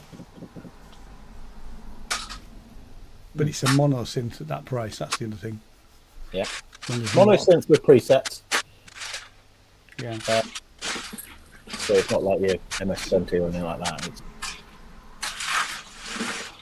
Yeah. There's a lot of mono synths around, a lot cheaper than that. That's the only thing. Yeah. I'm not saying it's not well built because I'm pretty sure it is because it's metal cased, isn't it? Yeah. But it makes me wonder whether. I mean, it will sell because people will buy it because of the name. Yeah. It sounds. If you've never owned one before and you've got less than £1,000, and Well, yeah. people will buy it. Well, you're not going to get a sub 37 for anywhere near that price, even second hand, are you? Yeah. But have you watched the Marlon Melodies? How the Messenger, I can't remember what he called it, he's gone nearly an hour and a half on going through the Messenger Right. and what it does. Honestly, Peter, sit and watch it. I'll do that when I've got a minute. And you'll probably go, well, you'd obviously know a certain amount from what you've seen. Well, and we had a played, 15-minute demo, but that's about it, yeah. Yeah, well, I'm just saying it might have been what he put in his hour and a half video. I'm just saying it's worth a watch because it's a lot deeper than you realise. And when he goes through the sequencer, I mean, that is something else alone. Yeah. That's I mean, I haven't got the room or the money for one now, but other than that, I would probably buy one. I've got a subsequent 37, but I can't put it out on the stand. It's You've got a Muse, haven't you, Keith? I have, yeah. Yeah, I'm just saying for a mono synth, Hang on a minute. Yeah, I mean, there's a plethora of mono synths, isn't there? Yeah. Like I say, I'm not a Moog fan, but that's not to say they don't make some good kit. But no, my experience is playing with them live in the late 80s and early 90s. So it's a different beast now, really. Yeah, I think if it was last year when I had some money to spend, I'd have probably bought one. Right. But spent that money allocated. I allocated, so it's back to wages. Very much. Which is fine. Yeah, hopefully, it'll be out by Chris Jonica and things like that, so we'll be able to. Probably will be. So I'll be able to. One of the distributors or something will.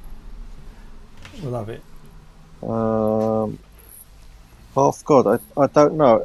Honestly, it's worth watching Marlon Melody's review of the Messenger, say, because he does quite an extensive thing of the sequencer at the end, or more or less the end, I think it is. of what it does. But I think it's more than it does a lot more than you might imagine. Yeah. Having said that, I actually really like the Moog software synths and the pedals because I've got all of them. And I'm not massively into software synths, but actually, you know, so I've got the Model 15, got the Model D, got all of the when they recreated the pedals. And a couple of other things as well. And I mean, from a software point of view, they're really well made. You know, they're really well engineered in software. Yeah, it's just I'm now at the absolute limit of my space and everything. So Join the club. yeah. Nice big dormer on the side of your roof, be all right? Do you know, I think a new house would be better. Yeah. I always fancied, because we've only got a 2 up, 2 down, and the kitchen at the back, the bathroom above it is roughly 6 by 8 foot. I always fancied going out from the roof and like the loft and putting in another floor. I mean, I don't know if the foundations for the house would stand it, because we're literally built on no foundations, being Victorian. Oh yeah. Oh, okay. Well, it's pretty good because they have big slabs under them, but yeah. I'm just saying. It'd be very surprised. I'd be very surprised if, you know, unless you managed to be able to design and build it in, say, something like wood, and try and lighten it up a bit. But steel frame probably be the answer. They're quite cheap. You get a steel sort of framework there. And what they do is they put pads under each column that goes down, and they make sure they're okay. Yeah. And they support the weight. And that's what I've done here, that I did over the swimming pool. That's what I call a cantilever design. We've got an old Victorian cottage, but we weren't allowed to touch it. But it just still hangs on top of it. It sort of works. Yeah. Yeah. I mean that'd be beyond our any practicality, to be honest. Well, you know, I don't think we really intend to live here after my mother-in-law passes, and that's the last of the family, really. Right.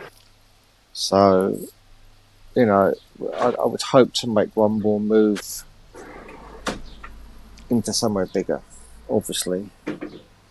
Yeah, you see, I went to somewhere smaller. That's not a good move. But there again, prices in the southeast are like quite a bit more than they are in the north. Yeah, I mean, smaller would mean doing a hobby and go and get the storage room somewhere. Yeah, I mean, having said that, it is small. The house is smaller because we were 4 bedrooms and 1 million bathrooms. So this is still a 3-bedroom, but the 3rd bedroom isn't a bedroom. It's too small. You'd just about get a... In fact, the people that we bought it off had a cot in there.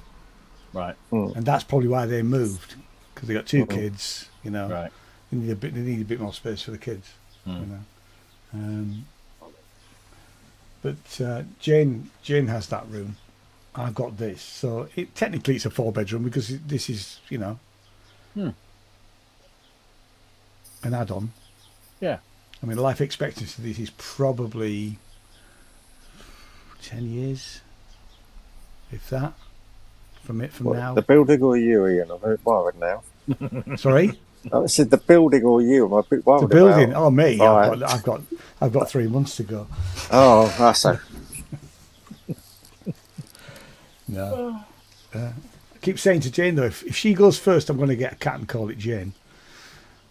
You know, and I said to her, if I go first, she's got to find a nice man, and then move to London. Right. Because that's what she wants to do. To be fair, that's what we both said we would do. What? Find a nice man, move to London. I'd find a nice man. No, not my persuasion really. Yeah, we both actually, because we were on the train back from last time we were in London, and Jay said, I don't know if I should tell you, but if you go first, I'm really thinking about moving back to London, to Walthamstow. I said, well, you know, you don't want to be in the kids' pockets to some extent, but, you know. So I mean, I hope she would do that. If I do go, I hope she does do that. You know. What a morbid thought. Yeah. I know Indeed. exactly, Yeah, I yeah, know. but you know, you've got I know you've got to think about these things. you do, yeah. I mean, I've already said to her, I said, whatever you do, don't sell anything until you talk to the boy. I said the boy. I didn't name anybody, but I said the boys. So Robbie, you, Kent. So she's not to sell anything until she talks to you guys. I'm not going to do what Dom did and put it all on Ty because that's unfair. No, we all have this sort of thought, though, don't you? Yeah. We got all this kit, and you think Yeah. none of my kids are interested. But I've always said, if I go first, the missus will lock the loft and sell the house. Oh, that'd be a brilliant buy, won't it? Yeah, Just finding that up there. I'm just saying that's Yeah.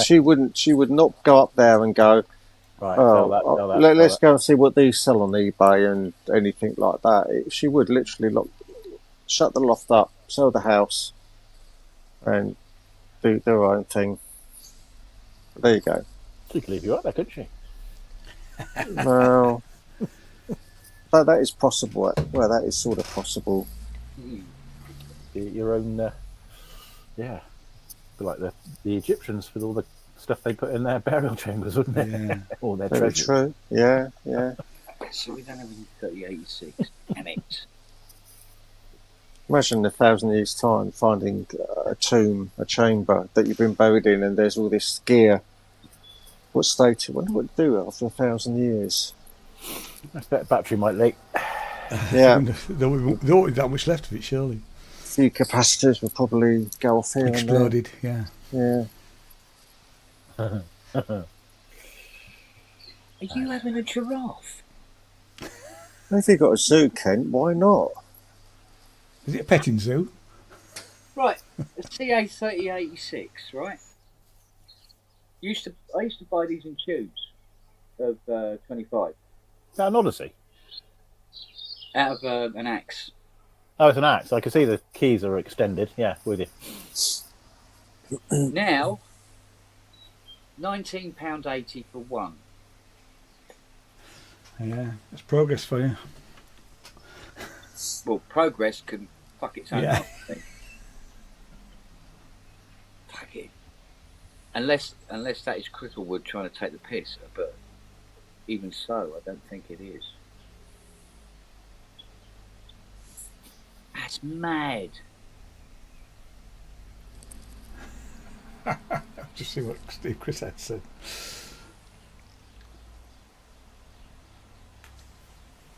You have to be. Oh, yeah, well, you won't speak. Oh, I don't know. I better do some work, I suppose, seeing I've had 5 days off. Yeah. Pay for the next trip. Well, I'm up to Yorkshire on Friday. No, are you? Yeah. Playing Oh, the you got an Emo. Emon up there? Oh, cool. I'm actually playing it twice. I'm playing once as myself, Yeah. and then once as the Wave Prophets with Jason. So, Oh, right, okay. so yeah, that'll be our. So we're going up Friday, staying till Yeah. Sunday.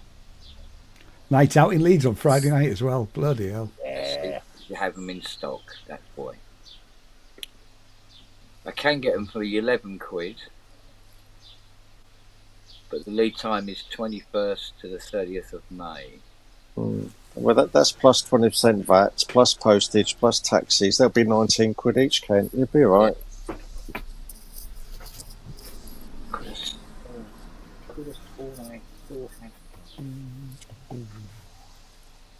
What's your next project, Peter? Bit of work-wise? Well, just to let you laugh. We've just been paid for that island job I did for the MOD 5 months later. Oh yeah. They eventually paid. I got a job at Bryce Norton, which started yesterday on my way back, and my lad Steve was up there. Let him in, all right, no problem at all. And he'd already been there. And what we've got to do with our with the Faro scanners, you've got to have targets because it has to triangulate its position. So you leave the targets up and then you leave. But guess what the MOD did? Oh, we saw these targets up, so we took them down. So I got no way of fitting the two. Well, I have, like a bit of fiddle. But yeah, so that's what we're doing at the moment. All it is the officers' mess kitchen has an uneven floor, and they've got us in to survey it to see how far out it is. Now, anyone else would just come along with some bloody self-leveling floor leveling compound job. But this is the MOD, and we all have to tick boxes. There was a job last month on a RAF place. A place called Hallavington, which is near Chippenham. It's an army barracks now. They had some houses there that are empty. Sky TV had a contract to come along and put dishes on. So they came along, put the dishes on, and then the demolition people came along a month later and knocked them down. But because Sky had they had to put them out. It's bonkers. What money this country wastes. Yeah. So, if they're going to waste it, I'll have some of it. It's just beyond belief. To be fair, though, it's always been like that. Yeah. Remember that with the health service. Yeah. You know. Well, it's not front line. It's not front line wastage either. Because it's just this ridiculous. I mean, all the way through. 2010, I think it was.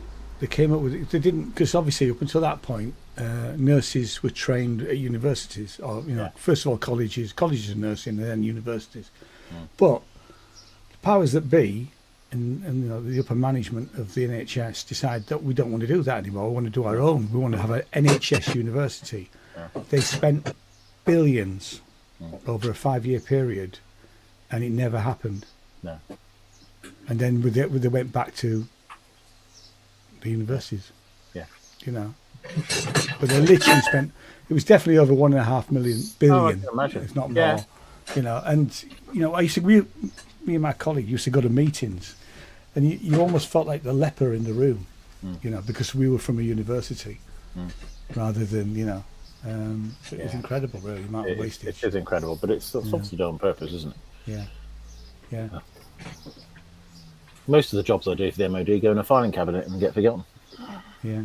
But at least as long as you get paid, that's the important thing. Well, eventually. Eventually, yeah. And that's another thing. Look at all these people that got tick it off and got to. It's not just a case of putting your invoice into the right bloke. Oh no, you've got to go through a channel, then you've got to do this. Got to chase them as well. And we've got the wrong order number. Oh, we've got to change that. Oh, right. Well, anybody else just change the number and still pay you, wouldn't they? But no. Still, never mind. It's work. But now I've got quite a bit of private work on again now. I'm doing. People are, they've got houses and they want extensions, can't afford to move, so a lot of that going on. Nice, easy work. Good stuff. Yeah, it is. In fact, I picked up a job in Super Booth actually, like you do. Chap's just bought. It's up in Leeds. But I said I'd have a look at it. He's bought an old schoolhouse, Victorian schoolhouse. He wants to convert to a studio. So I gave him the card for the doorless show, and I gave him the card for my services. Oh well. Quite exciting doing a studio. Yeah, I almost bought a chapel in East Yorkshire. It was cheap, Lovely. about 30 grand, I think it was. Yeah. But the reason we didn't buy it, they wouldn't. There was so many restrictions on what you could do with it. Yeah. I thought this is just a whole nightmare. If it's a listed one or something, or a that's why it's conservation 30 grand. Yeah. It's in a small village. It wasn't that far from us. About but some of them are wonderful. 15 minutes. They really do lovely things to them. Yeah, but you couldn't. They had these pews in. You couldn't take the pews out. You couldn't do this. You couldn't really? do that. Yeah. So I couldn't do anything with the inside of it really. Oh right. Apart from tat it up. That's a no-no then, isn't it? So there was no way.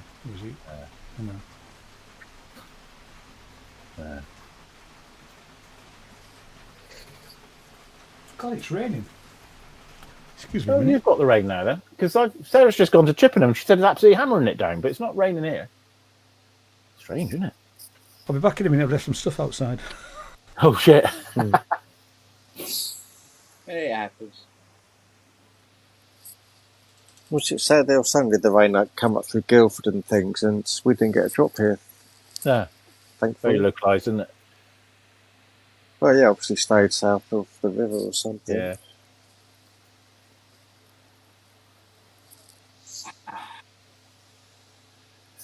See my picture? I was lucky on the way out. I had a new seat in front of me on row 2. So I had all the leg room I wanted.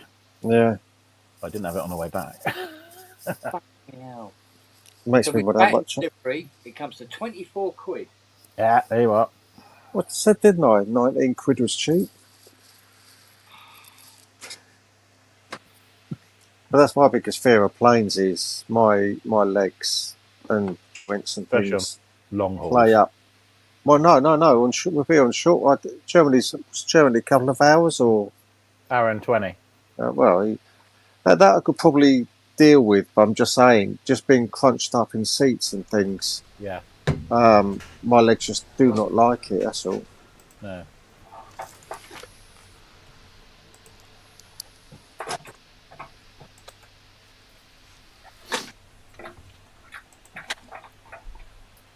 Trying to think we'll be into going to Japan next year. That sounds like a plan. Go and see the Yamaha Museum. I'll be up for that. Sounds good. I've always wanted to go to Japan. It's a wonderful place. I'd like to go to Japan too. Go and lock up that guy with these Yamaha programmers. Yeah, can you make some more, please? Well, just They to would. go and stroke it will be something, wouldn't it? I mean, get to go on it. Yeah. Will be That something was amazing. else. It was so tactile and it was so responsive as well. As soon as you pressed the button, it was on the screen changing straight away. It was brilliant.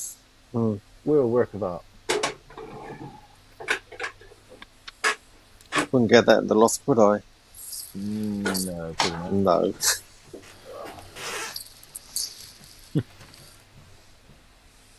Tell you what, you will get in the loft, and that's what PWM had in their little lunchbox. No, Did that he- was something. Did he ever open it? Yeah, oh, yeah. He We- gave people a we- peek. We got a peek. I don't know about anybody Okay. else. It's, Well, was it just a circuit board then, Yeah, or was it a bit more? No. no, it's just circuit board. Yeah. It's his new digital synth. Yeah, I've seen a couple of these interviews, but is that going to come out as a keyboard or as an expansion, like a desktop, or do you know? Knowing him, he'd probably put a keyboard on it, Yeah. but it can be anything. It could be a whole line of products. Hmm. It's something else. It's unlimited polyphony was the word I walked away with. Hmm. So yeah, powerful bit of kit. That's 2 words, Peter. Well, all right. So that's-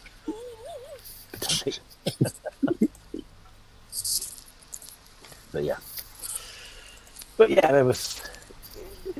You just got to look for this stuff. In fact, I saw more stuff on the video because we both split up and we did a walk round with our gimbal jobs. So I did all the tents and Robbie did all the main areas. And it wasn't until I was looking at the footage you sort of see stuff you didn't see, if you see what I mean, because it's on the film. Yeah. You sort of head back there.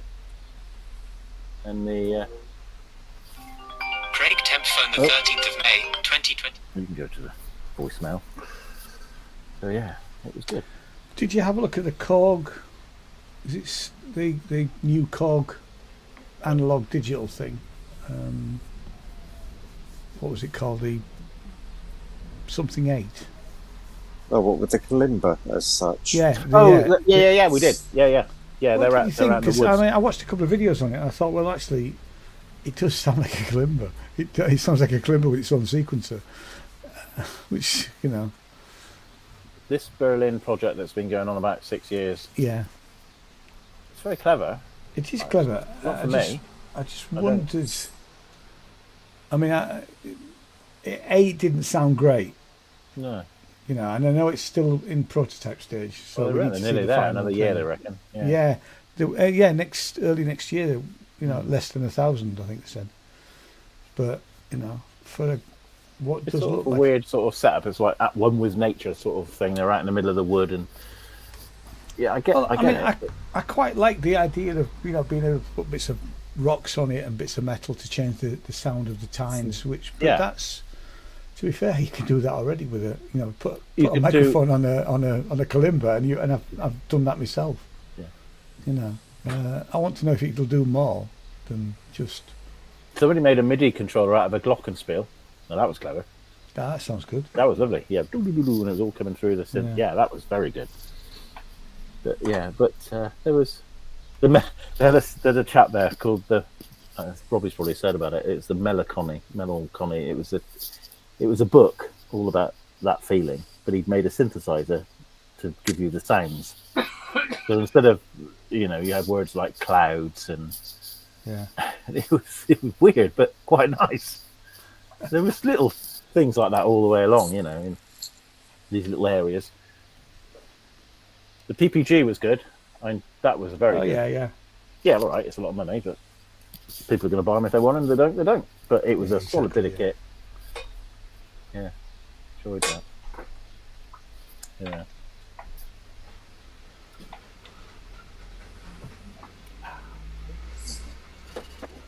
But we ate good meals. We get to see friends. It was, that's what it's really about. It's all about the people, isn't it? Yeah, definitely. I mean, that's where I struggle with the photos. Is I still don't recognise half the people in the photos that people put up. Yeah, I'm gonna have to do a montage with their names under it, aren't I? I'm just saying, so some of the people are tagged in. Yeah. And some of them are, but even when they're tagged in, it's like, oh no, which one's that? Which one that? If they put them across, left to right, if you like. Well, I might do that with the meal photo because that's a nice photo. That because the one person one of the people I don't recognise is Ben Breslin. Oh right, yeah. Hang on, then I'll show you Ben Breslin right now. Carl quite well stands out. Oh yeah, you can't miss Doesn't he Carl. just? Yeah. Bless him. But I think one of the first pictures that were put up with Robbie and you and Anthony and Michelle and Carl and blah blah blah. So I probably got about 5 or 6 of the names and ran out after that. I mean, obviously, I was watching some of Nick Batt's videos of his walkthroughs. That's Ben. Yeah. So, yeah, that's next to Carl. Yeah. Right. Okay. I'm just saying, it's just people. You see the names up in the chat and things, and even he's done some. I think he's done some hardware jams in the past, and he's a very talented guy. Yeah. Yeah. There's still no sign of, they put themselves on the video, so you don't get to know them that way either.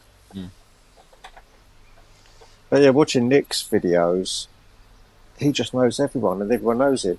Yeah. That's 30 years of. That is 30 years. 30 years of being in that business, isn't it? It's amazing. That was lovely. We got in the auditorium, got down the front row, and they did that special thing for Nick, and it was really nice. Yeah. Well deserved, Unbelievable what he's done, really. You think you can't go to a shop anymore. You can't, hardly any magazines now. It's the only way you're going to get to see this stuff, Should we start planning Robbie's now? Or? Give it a couple more years. What, his retirement? Ooh. Well, no, it's 30 years. Ooh, You got there, Ken? Cool. Didn't see that. Oh. That's a bit burnt out. Oh, that's a leaky battery. Yeah. Oh. Probably not the reason why it's not working though. Just recharge them, they'll be fine. Bring them back to life. Right, I can see why this isn't working already. I can't really see what it is, Ken. It's a Casio SA20. Funny, I'd have guessed the Casio, just the fact that it was all a little bit plasticky on the bottom. Well, not only that, I think back in the day, Casio had shares in a screw manufacturing company. Because there's about 14 screws just holding the base on. And they're different length screws as well, aren't they? Right, could do with a bloody quick fix.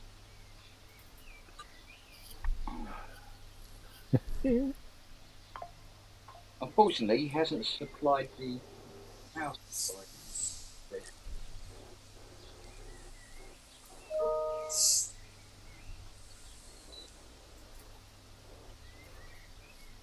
But What's wrong?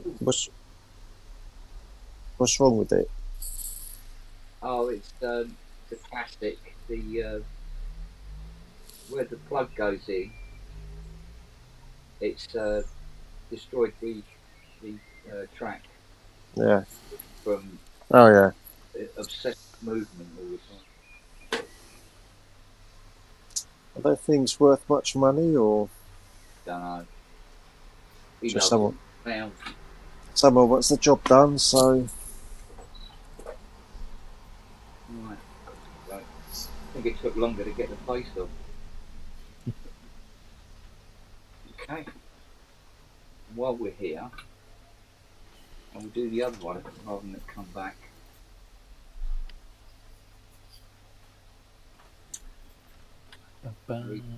Solder those joints as well. And the output socket.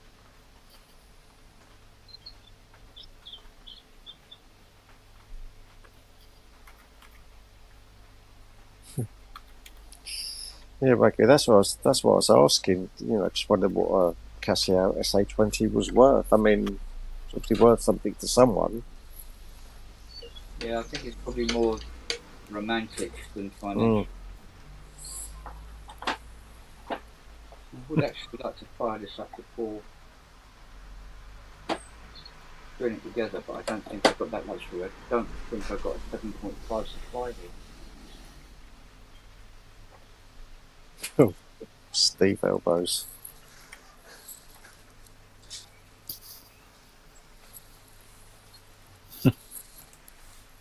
Well, it wouldn't take a great detective to know that Lily's been in here. It's a paw print. Into the screwdriver. Oh.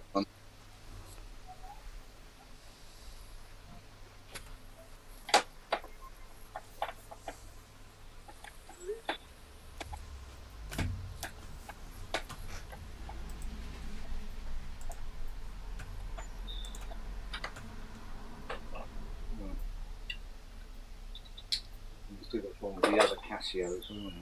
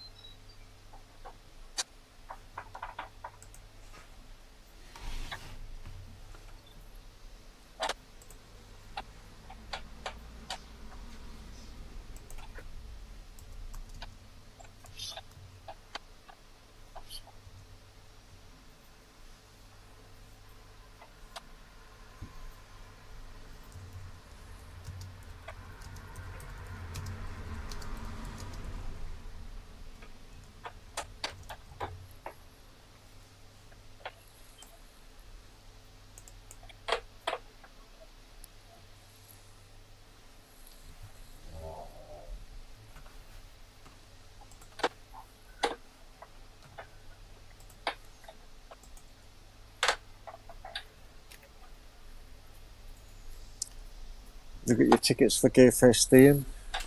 I have. Good. Peter, you coming up? When is it? July the blinky date. I can't remember the exact July dates. Where were June, July? It's a Saturday. It's a Monday, I think. Saturday the 19th.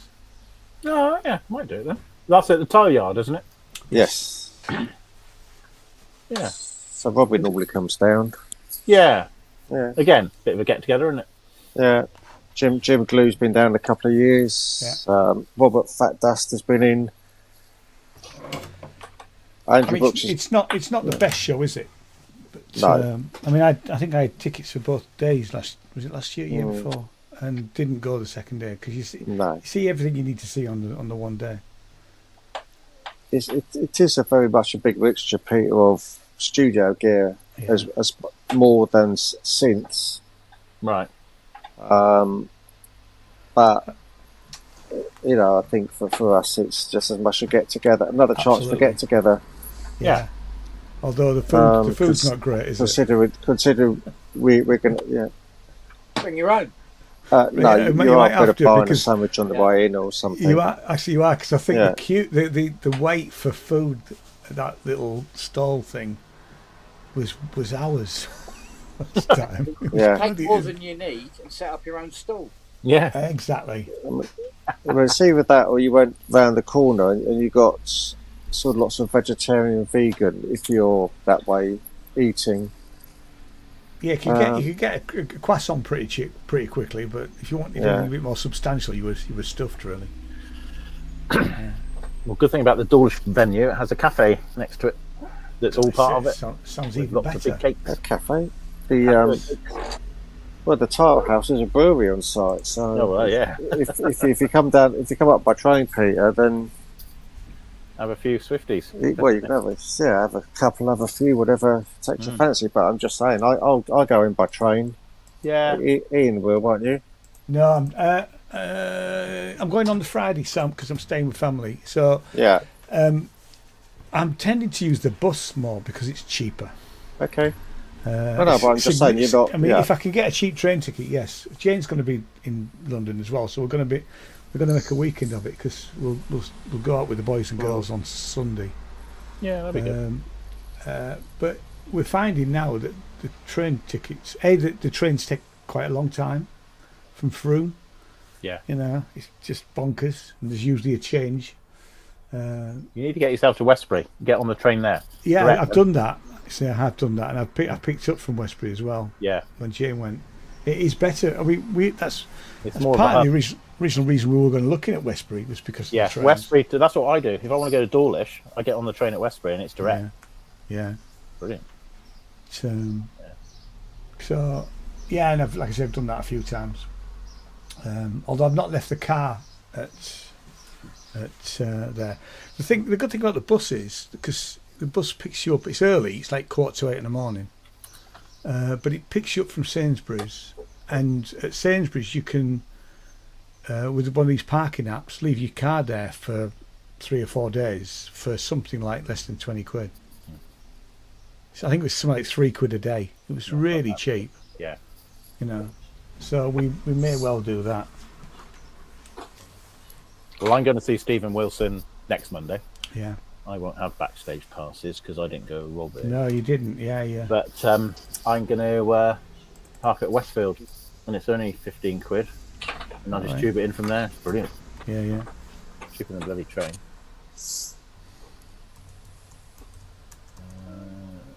Yeah.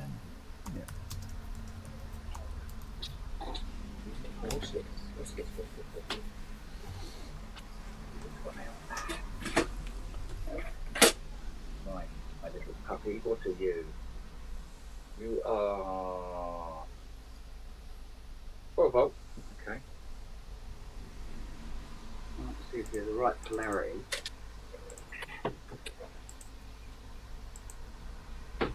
Synth plus.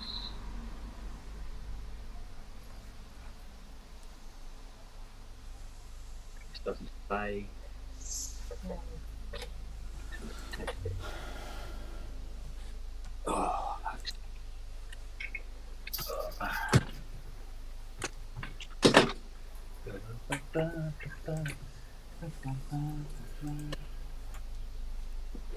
Really make it. Alright, I'm going to have to love you and leave you. I have a client coming in a minute. Okay, matey. Keep the I famous in mind. won't be far behind you because I have got to do some work. Catch you later. Yeah. See you, See you later, Peter. Pete. Cheers. See you later. He says. Correct polarity. Yeah. Hey up, Matt. Hey up, brother. You right, Oh, kiddo? light comes on. Not bad, mate. Yourself? Yeah. Good. Okay. Now that it's rained, it means I don't have to water tonight. Water Jane's plants tonight. Although How's the leg, Keith?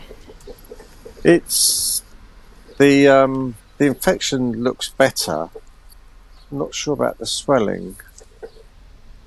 Really, bit of the infection's certainly lightening up in colour and things, but the swelling's not going down. So it's a bit one thing or the other. Well, It's just gonna be a time thing, that, isn't it?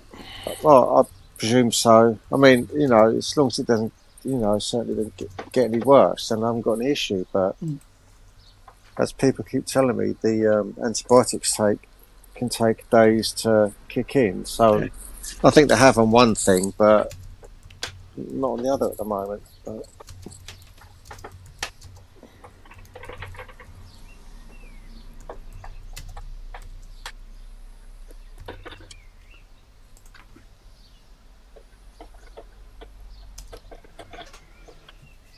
come on, Native, put your camera on.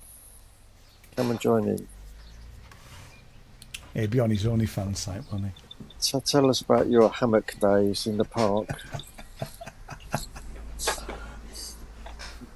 That's where he gets his best footage. What's that? Falling out, trying to get in. Well, it depends what he's shooting. Well, he's there shooting himself, trying to get in the hammock, and must admit, I've never attempted the hammock, and I don't know, I'm sure there's an art to it. Apparently they're quite uncomfortable to sleep in, aren't they? Not my sort of thing, mate. No, not mine neither.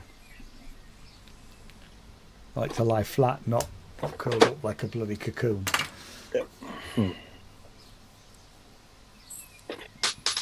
I think it's politically incorrect to say that word. What, cocoon?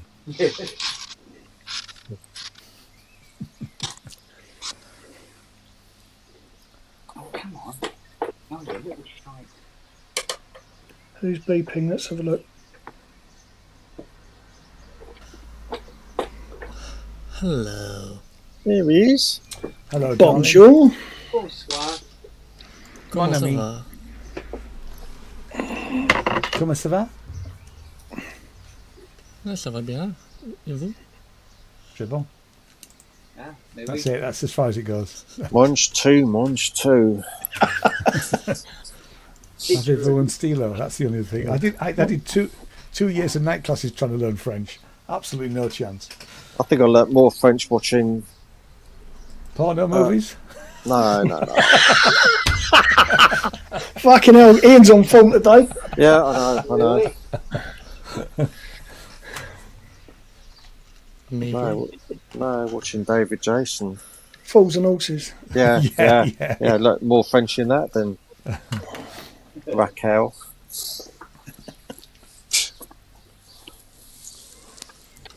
La plume de ma tante, Rodders. Like Chinch.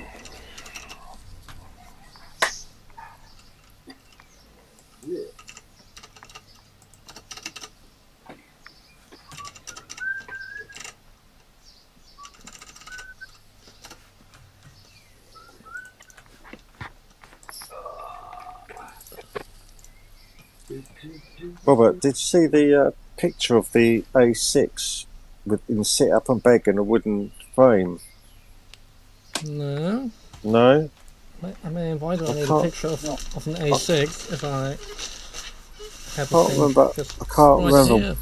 where I saw it, but it just, you know, as much as I love the A6 for what it is, it did look obviously something else. Yeah. Oh, that's enough. But yeah, so someone to put the controls up in a sit up and beg and wooden ends and things, wooden case. Yeah, there was a guy in Germany who did a lot of those, I think. There are definitely a few of them around, but the Actually, I think it was on a Facebook group.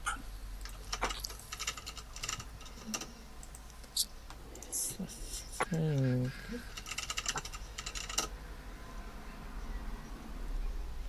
think Peter might have one. Are you looking, Ian? No, I'm looking at something else. Okay.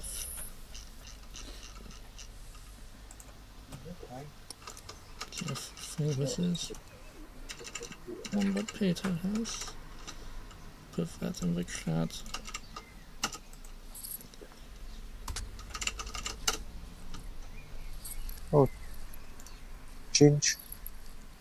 Ginge. What?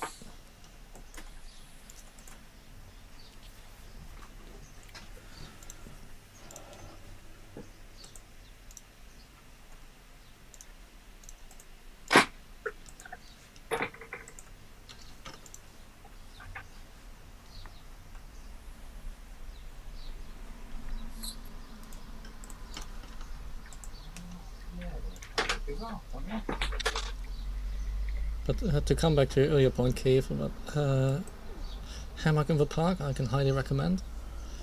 Just go to a nice hidden place where you might occasionally have one person come around every 2 or 3 hours. Saying that, I mean, literally, probably about 12 houses down, because we live in a cul-de-sac, we've got a park. I mean, we even feel, I mean, we've got even 2 directly next here between the railway lines. And actually, one of them would have a lot of trees, so I wouldn't have to go over like 15 minutes to be alone between a lot of people. Yeah. But I did realise again on Saturday, walking home after work from Battersea Power Station, it's just like so many people. Just why does anybody want to be around just completely full? I know it's the classic British thing of there's a ray of sunshine, you need to enjoy it, but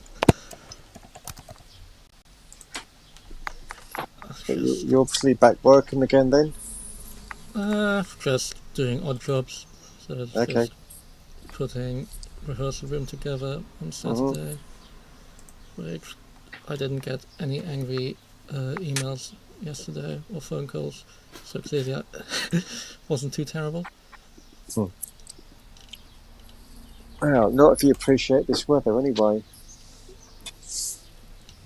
I mean, I'm sort of not too keen on looking for more work once the weather is nice. Might as well get away with it until I've the things that I've definitely have lined up. And so, I mean, there's probably some very short notice things that I could have done, but that was actually a week or 2 ago where I was just like looking out the window. I was like, no, I don't see any reason of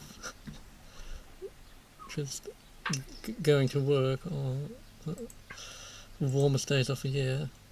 It's just also like the last break I had was around Christmas, and doing the 2 jobs at the same time at one point, which never a good idea.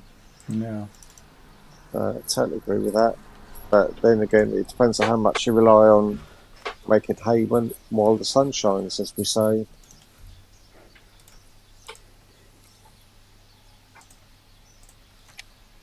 Yeah, I mean, being a bit facetious there.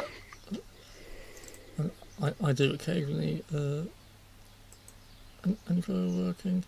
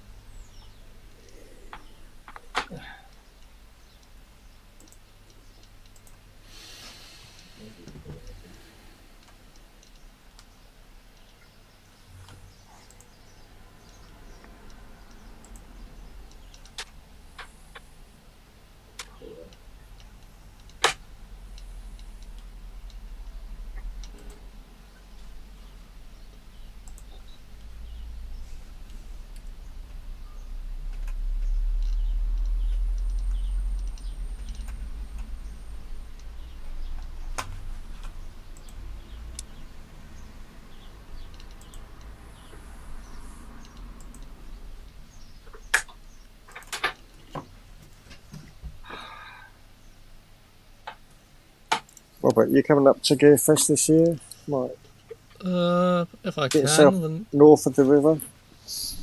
yeah. I mean, if I can do that date, then I will. If I can't, then I won't. Simple as that. But yes, I do have a ticket.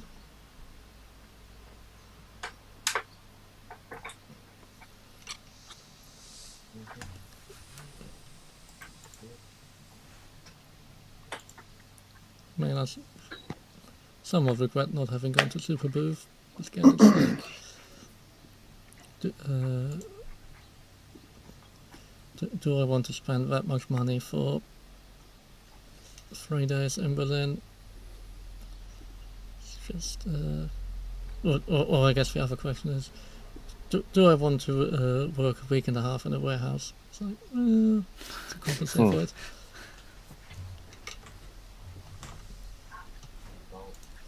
So,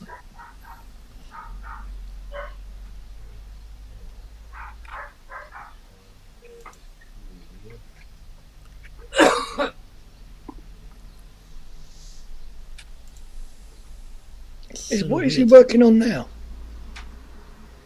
Casio. Well, there's a first. Well, no, because it just works on a Casio. Oh, did you? Yes. Okay. We had two coming together. With an half avatar and an half hand.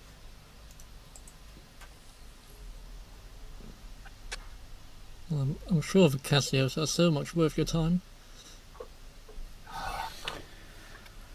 Depends what part's gone on them. That makes a big difference.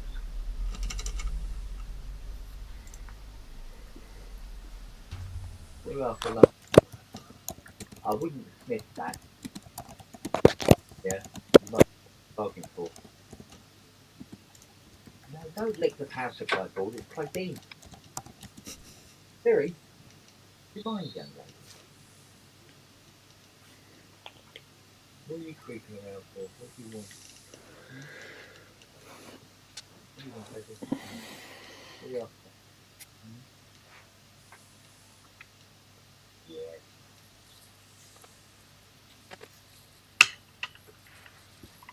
What? What? Look, what's it down here? No? Let me come sit over here. There you go, then. I'll make you a space. Here you go. Right, get your bum round. Oh, yeah, fidget off.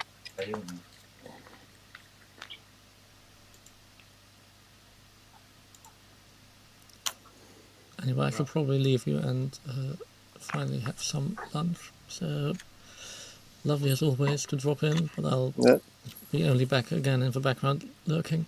So, good to see you, mate. Yeah, see you, good Robert. to see you all. Have fun. Take it easy.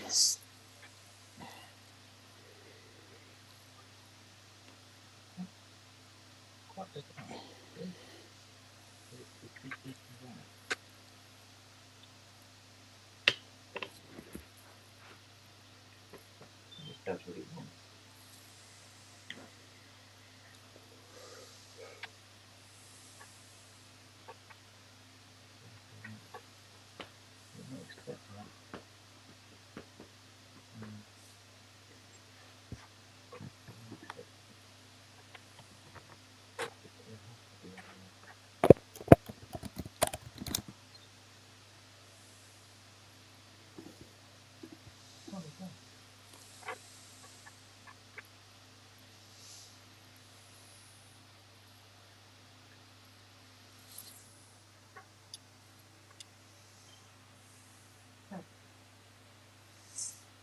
Very bizarre.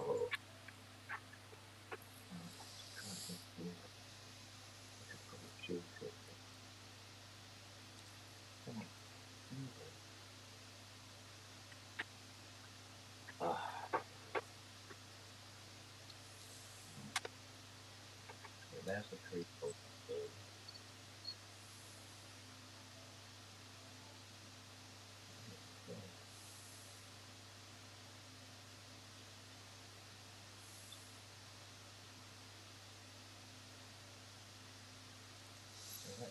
Yeah.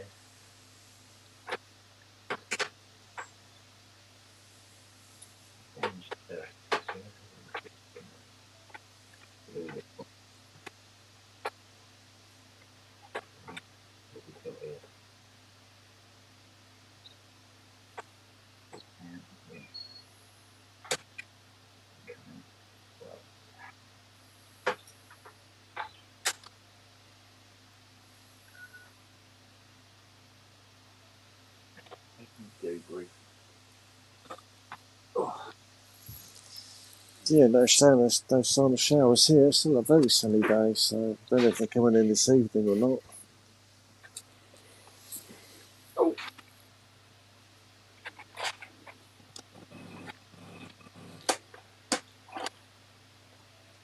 Right then. Start with you, little dumpy one. Then you.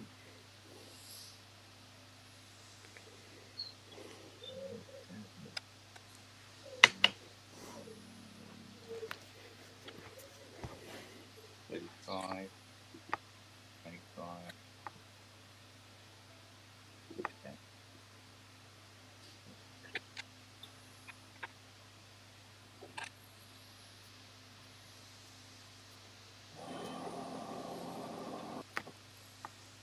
Keith, did you look in the private chat? Sorry, say that again, did I? Look in the private chat. I think Native put a thing about a sit up and beg Andromeda. I haven't, no. Looks like it. No, I'm just saying I've got, so I'll come out of one thing. I'm on the phone for the video because I bought the adapter for the USB-C to the earbuds and plugged them in today. And on the phone, I mean, just the lightning connector into it, all the videos refresh every so often and the audio cuts out for a fraction of a second, which is fine. And it's doing it on the iPad, which is fine, but every so often the audio wouldn't cut back in, which is why I kept going in and out earlier. Yeah. Trying to refresh it. So, were you using the StreamYard app or were you using Google Chrome or something? I was using the StreamYard app on the link in the chat. Yeah. And I go in Safari. Do you think I should go in Chrome? Going through Chrome, because Safari doesn't support StreamYard that well, if at all. That's the only reason I've got Google Chrome on any of my stuff is because, if I'm jumping on this, it's the only, well, there are other browsers that work, but Chrome is the one I use. No, I usually use Chrome, but for some unknown reason it tries to get me to go into Safari every time. I'll go out. Yeah, it's because it's your default browser, probably. Yeah.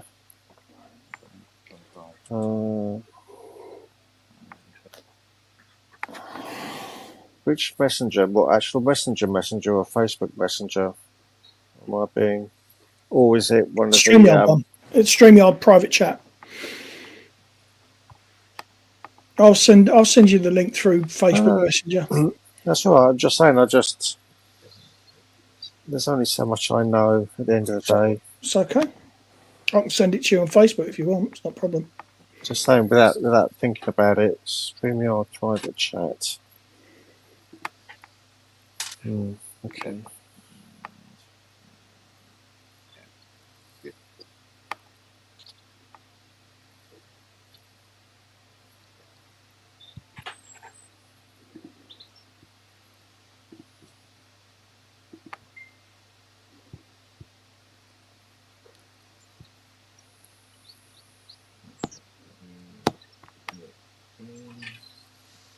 Oh dear. There's Chrome. Set Chrome as your default browser. Okay. I thought I had done. Obviously not. Okay. Right. May well work now.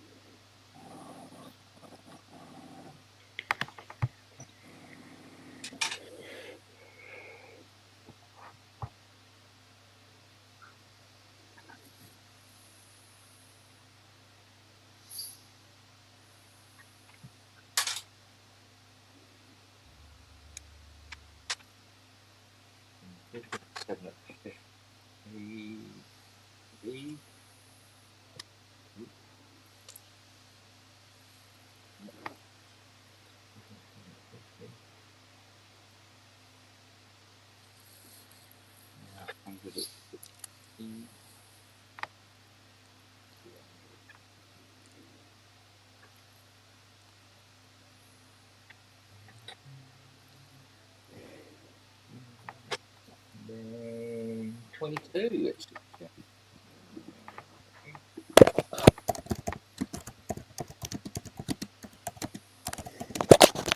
Guess what isn't in this pack?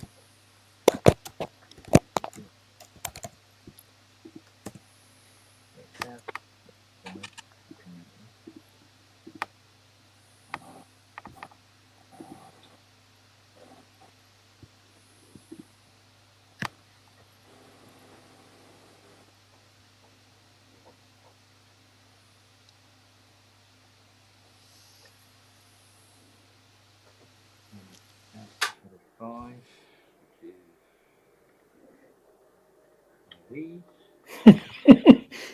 Torquay Comic Con, right? They've got some special guests this year. One of them is a guy called Erkan Mustafa. Do you remember him?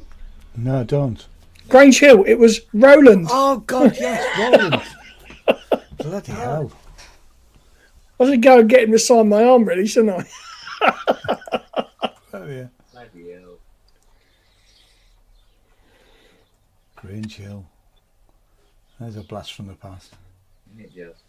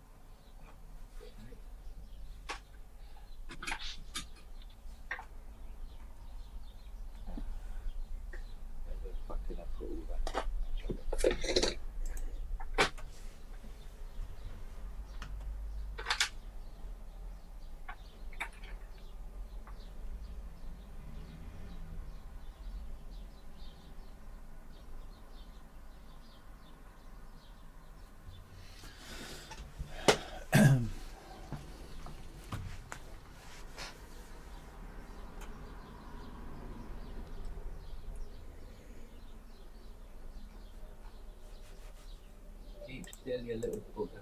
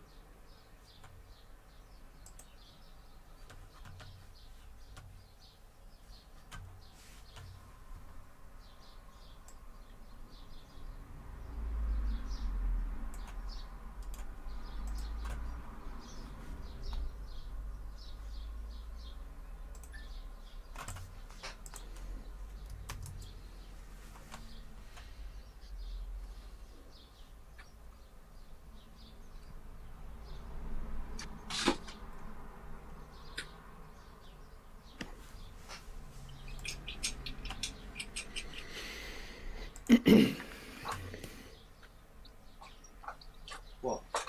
Where did you get that? Why have you got a iPod face like a charger? slack dance? What's that? Where did you get that iPad charger? That's my iPad charger. No, it's not. Yes, it is. No, it's not. Yeah. Where'd you get it? From the kitchen. Mine. No. Well, mine isn't where it usually is, isn't it? Fight. No. That's where I had it yesterday. Should we just... No. Oh, yeah. My one off the side. Rubbish. No. Where's my iPad charger? I don't know. I've got one here you can use, Fiona. It's bloody Lyra case.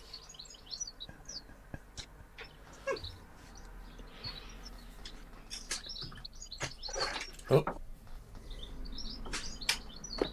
Hello, boy. hello. Hello. Harumps.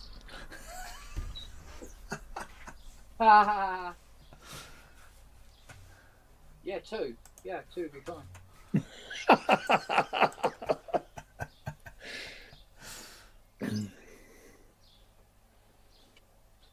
Oh my God, the Grange Hill movie's on its way. God, Fiona asked me for sex last night, and I didn't want to disappoint.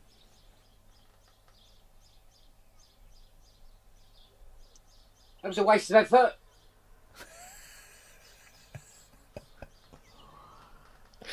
Or better still, Fiona asked me to have sex last night, but I had to disappoint her.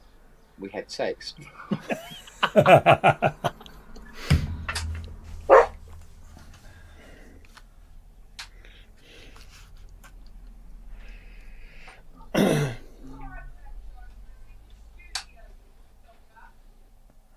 Well, why don't you use that one, you soppy mare? Yours.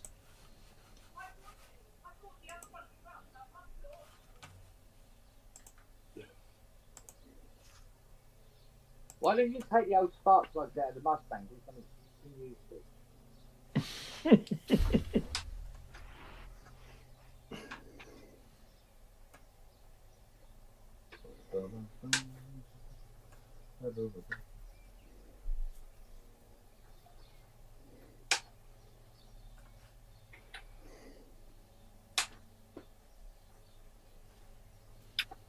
More serious news. Terry and June now comes with a trigger warning. Yeah, Terry Scott was a dickhead. Yeah, so Apparently, everybody who said they worked with him, he thought he was so much greater as an actor than he actually bloody was. He was very free with his hands as far as the ladies were concerned as well, apparently. Them. Right. I think everybody was back then, weren't Yeah. they? Was it more accepted? For want of a better word. Apparently, Arthur Lowe was a bit up himself, Really? wasn't he? Yeah. Because he was considered himself to be a Shakespearean actor, and doing Dad's Army was below him, really.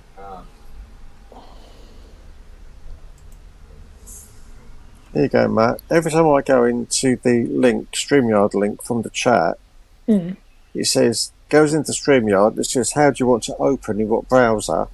I click Chrome, and it goes straight to a page that says, open this page in Safari. Wow. I cannot, offhand, find a way to cheat Hang on. it. Let me try it. I get a choice of Chrome, Google, or Safari. I'll open the link. Hang on. Right. So yeah. So what I would do there is pick Google. Sorry? In that instance, I would pick Google. Right. Right. Okay. Hang on. Yeah. Hang on. Well, there you go. And we're in. That's fine. I'm just saying. Yeah, no. It just it gives you the option of Chrome and just does not. All right, let me try again. All right, buddy.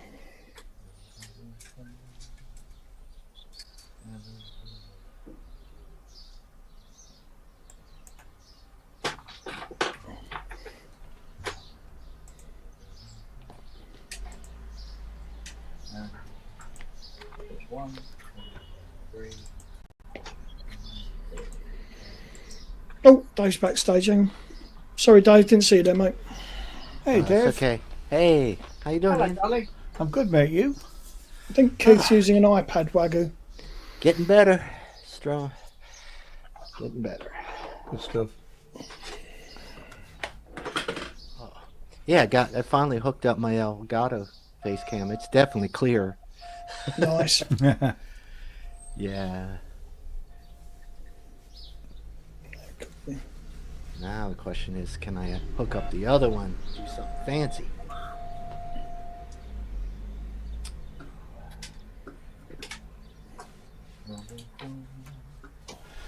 Of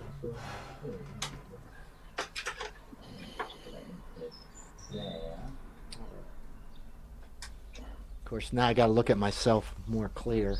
That's all right. Yeah, I know, but they got to touch up the appearance. That's nice. They just kind of make you real, blur you a little bit. I think that's what it I wish the fucking camera could darken this off a bit because I'm starting to look like Santa. Exactly. Oh yeah, it's coming. Right? They'll just. I'm sure there's a way. I'll just blame it on Hayley. It's her fault. So Yeah. I've had a grey beard since early 50s, I think. Yeah, that's really kind of creeps in. Doesn't it? Yeah. Yeah. What was that, Kent? The 1950s. Yeah, 1950s, that's it. oh, bitch. Yeah. Coming home to get you, mate. Oh, no, I just sent Fiona. Yeah, just get her to nick all his chargers. Fuck it. Yeah.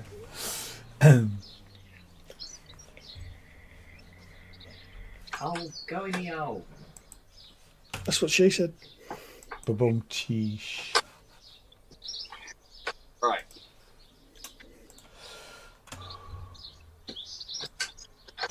Oh, finally. Now, this has got to go. Got to go in here. Next. Yeah. Okay. That old case behind me, that brown one is is my dad's old King Zephyr tenor saxophone. Oh, wow. Nice. It is super cool. I can't really play it, but my son, he's sharp, man. He's like, he's like 11. He's like, dude, why don't you just like make some sounds and record it, put it in your music. He's right. Yeah. I was like, you're all right, kid. Yeah. Like I think you get it. Yeah. I can very much do that. Absolutely. Oh, it goes under, not over. Next stage. The funny thing is when you open that case, it's like, ugh, like the dust or mold. I don't know what's been living in there. It's nasty. Yeah.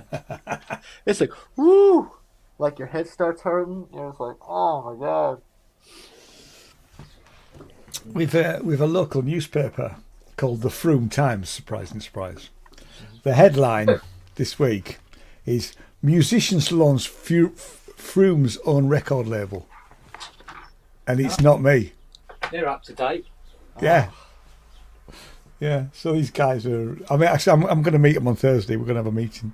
Just have a, cross-pollination, really. See, but yeah, so they've started a record label in Froome.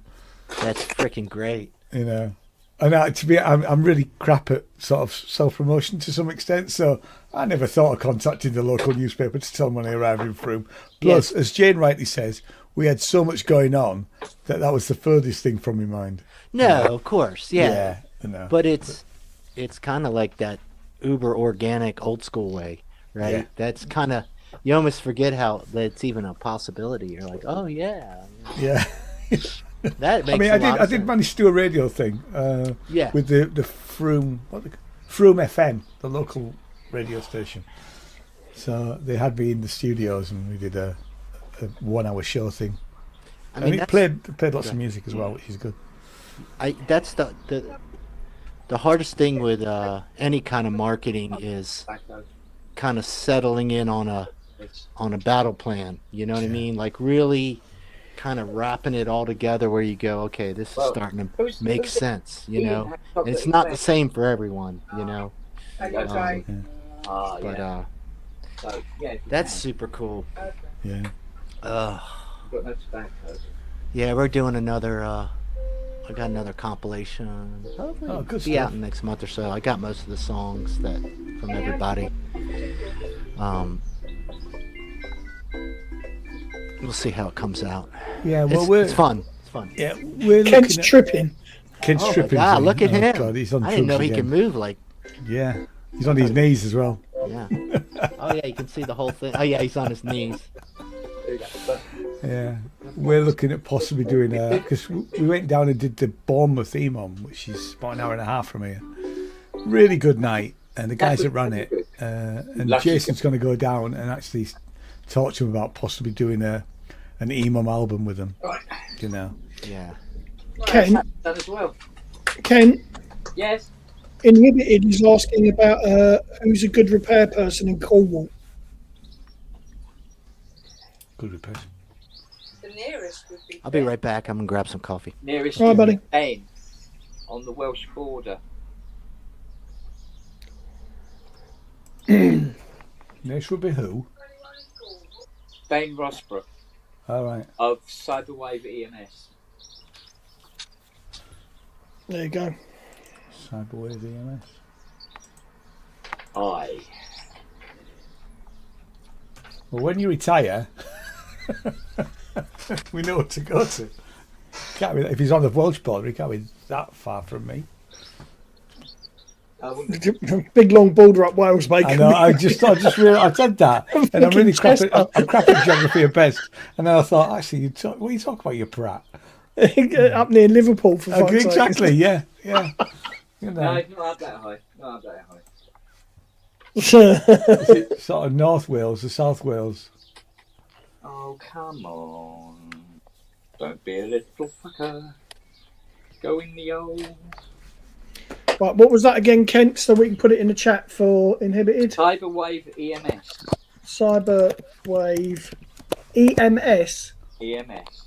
EMS. There we No go. relation. There you go.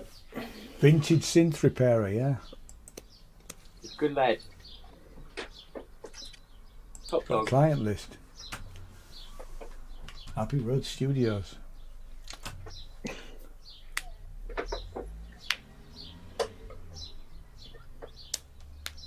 Yeah, his artist list isn't quite as good as yours, but it's getting there.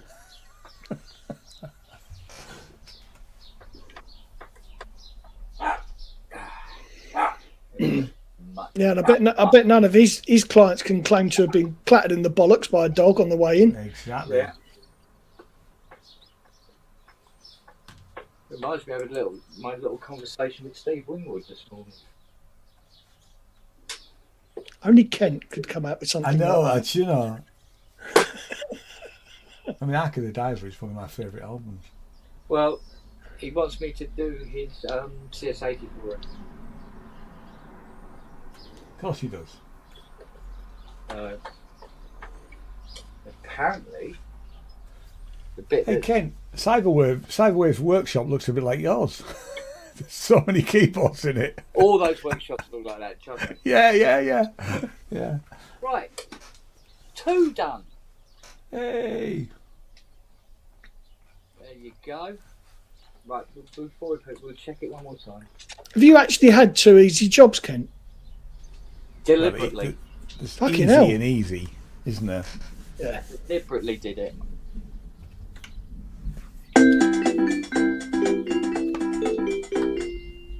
What else we got?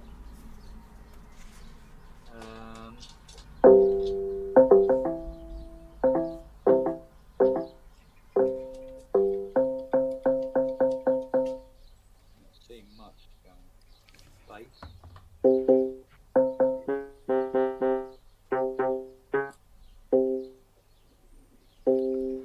Chords so fingered.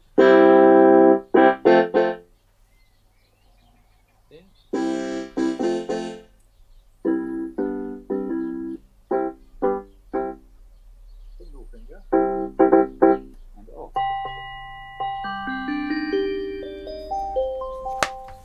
That, my friends, is a fucking word. Right.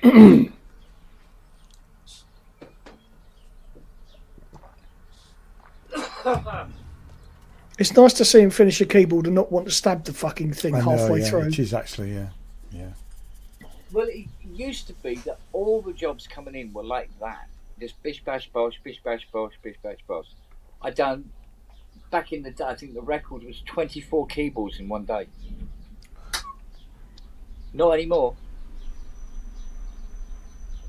They're all fuck lilies like this lot.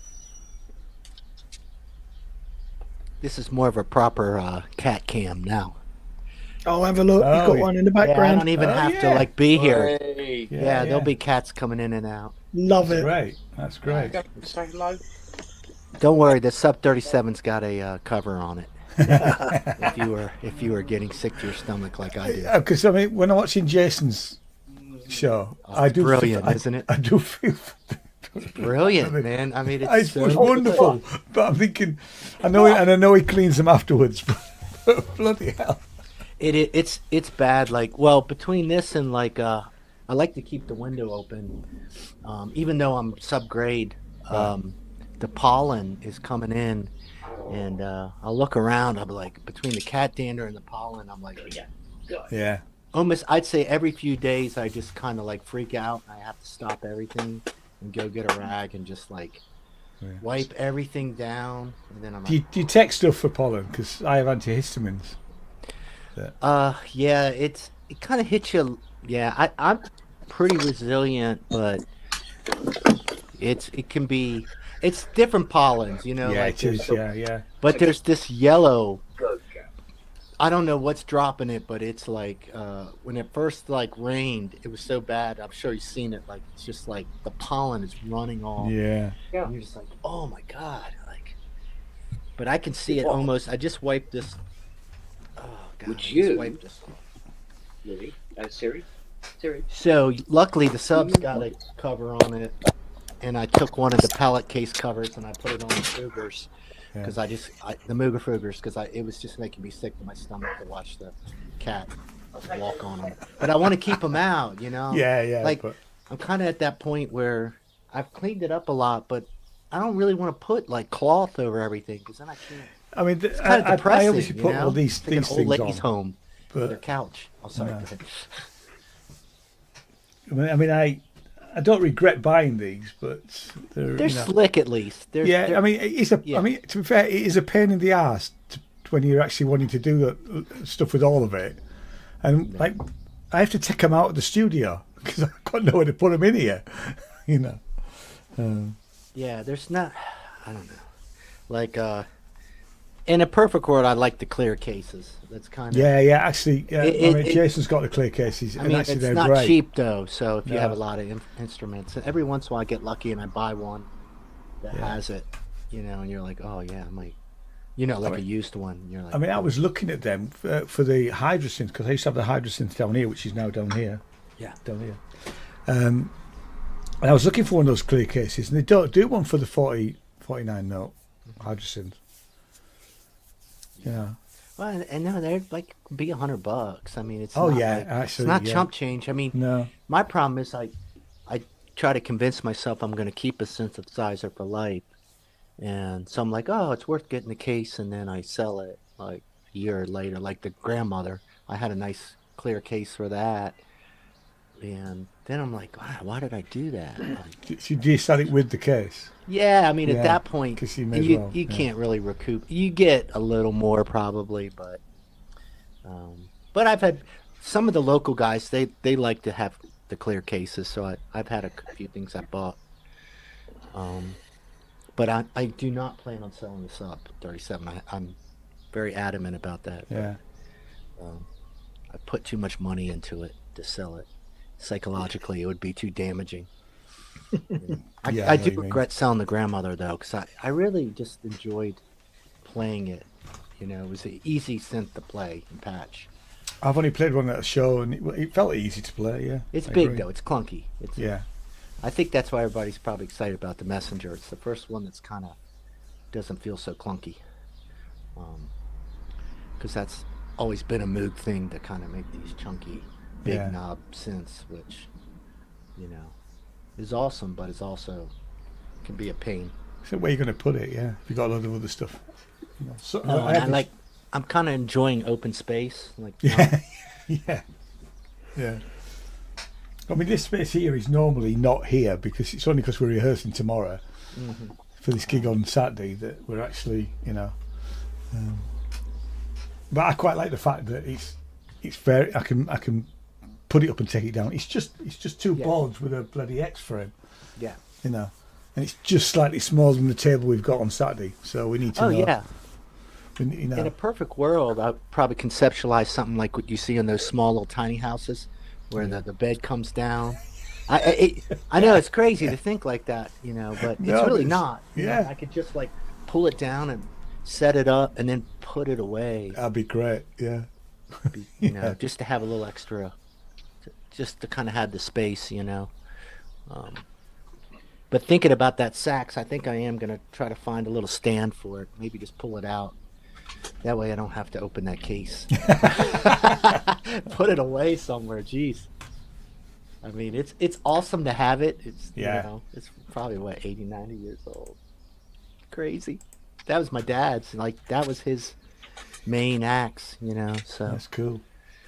I got a slight shot that my son might play sax. I don't know. He's kind of interested, and he's going to learn trombone in school, so I was like, oh, you got a little window here, you know. Yeah, my youngest did learn sax for about 3 weeks. Luckily, we didn't buy the saxophone. It was one of these things that you could hire it from the school to see if they were interested.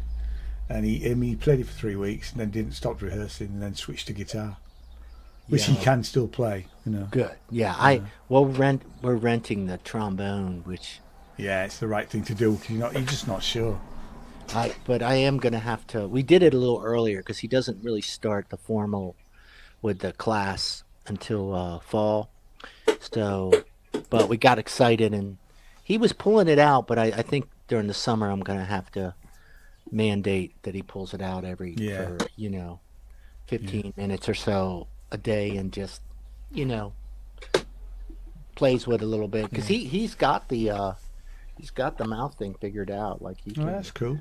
Yeah, he seemed to take to it a little bit. It's a cool instrument. I never like had even. I never like, played seen it. I've only played with trombone players. Yeah, I'd never even like handled one or had it up close, and I was like, oh, okay, this. I is tried to cool. play it once. I couldn't get a note out of it.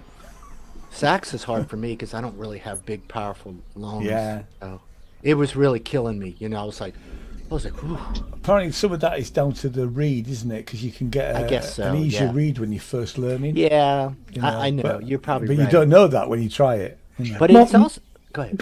No, carry on. No, I was going to say though, it is kind of it's a cool thing when you get the sound, like when you you're just kind of like, whoa. So I think it would be fun to record with it, you know. My little one, she's 11, and she's not a big girl. She's a little tiny little thing. Yeah. And she wanted to learn sax, so we got her a set of taster sessions with a guy. And he said, "Oh, she won't really be doing anything until the second session." And within 5 minutes, she was blasting out notes. And he was like, "Shit." So sometimes people just take to instruments. Yeah, you know. absolutely. and she really did. So what she said is that when she goes to secondary, which is going to be September, they do saxophone lessons. So she's going to pick that up and carry on because she loves the saxophone. So I was lucky, like the middle school they're at now is what, 6th grade. My daughter's in 6th grade and she took up viola, and which is crazy because we didn't really get all that. They just have a really good music program, starting them really early. But she took the viola. I remember they walked them around to the different instruments, and they'd have someone watching them kind of grading, and they were just like, basically natural, has the thing. And my son was kind of like that with trombone. He had that. But when he picked up the violin, it was a nightmare.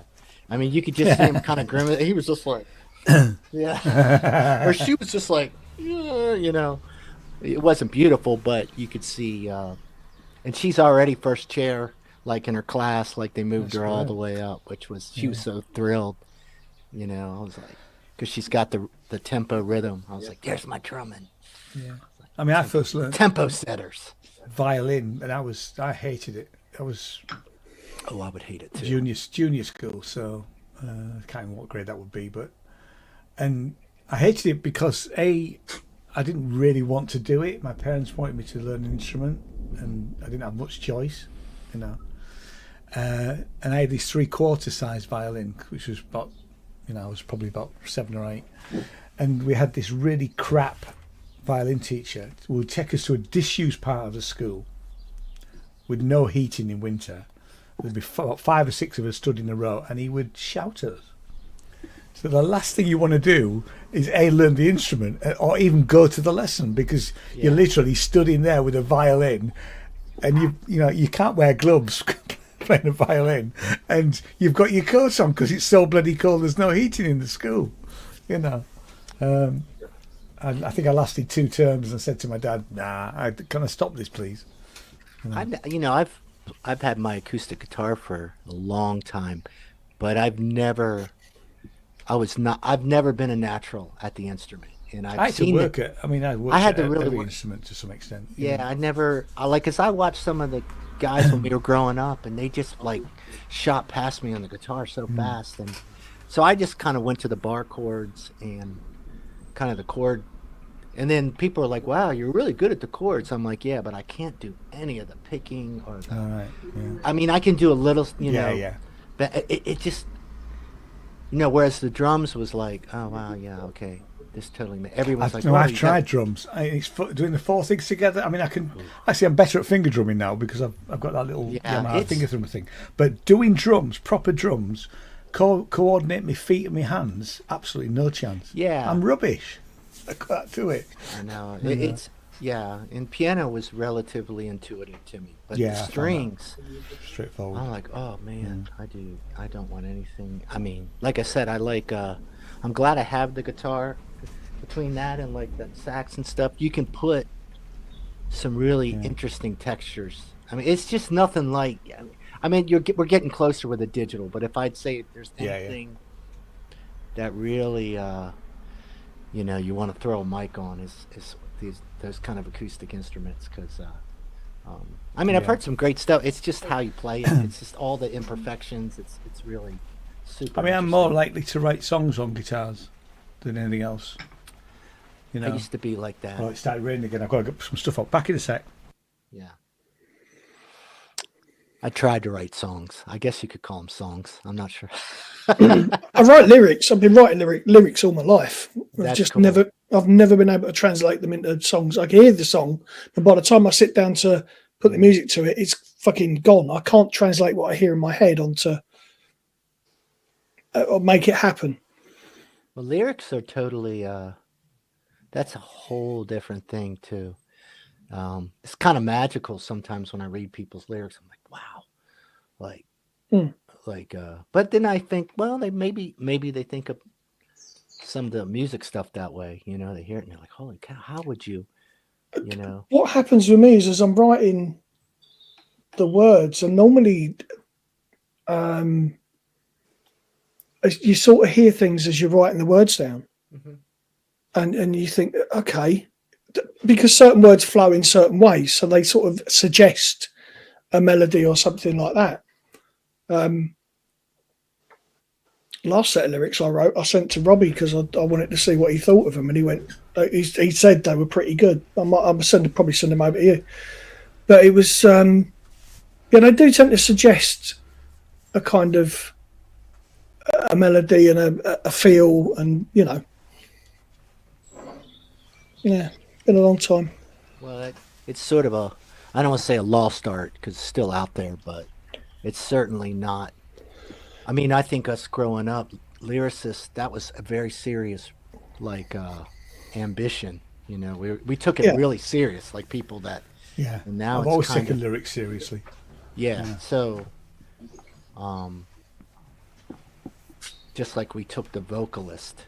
And everything about the vocalist, that it was an elite specific thing, you know what I mean, to be a vocalist, and while some people wore both hats, it was kind of like you weren't allowed to sing unless you could really sing, and you weren't allowed to write lyrics if you could not write lyrics. And it was just understood, right? I mean, at least that's how I remember, Yeah, it was true. Really a big deal. Which is cool now because we're trying to kind of let people explore a little bit more, but still it's a discipline, for sure. It's a discipline. So, you gotta I used to go to the coffee shop for years I don't know, probably in my 30s. I was kind of single and just by myself, and I would on the weekend, I would just since my mom wrote, I would just kind of write. Sometimes I would just write. Sometimes kind of poetry. Sometimes it was kind of lyric. Sometimes it was just thoughts, but I would just write. And I still pull it out from time to time. And in some of my songs, there'll be some of the titles, or there's just like things, interesting things. I go, well, that's sort of interesting. That's not, Oh, who's got the thunder going on? We have. It's that thunderstorm's finally arrived. It's only arrived 2 days late. I love Yeah, so it might be coming your. I don't know if it's coming your way or going up north, but it's literally just started. So it was blue sky, horizon to horizon. So I'm here. So it's coming. One of you's got to get it, mate. Right, let's have a look. Let's have a look at what the forecast is saying at this precise minute. Yeah.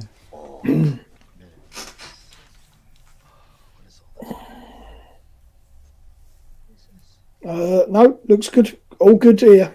So, well, like I say, it was supposed to be. Was it yesterday or the day before? It was meant to be a thunderstorm, and it never turned up. Yeah, we were meant to get that. Yeah, we went to get lots of rain as well, like 65% rain, and it didn't rain at all because it was yesterday, wasn't it? It was Monday. We had a little bit of rain, but nothing spectacular. Because I was out on the motorbike, and thought I don't want to get caught out in the rain. If I could find the bloody rain app, the weather app.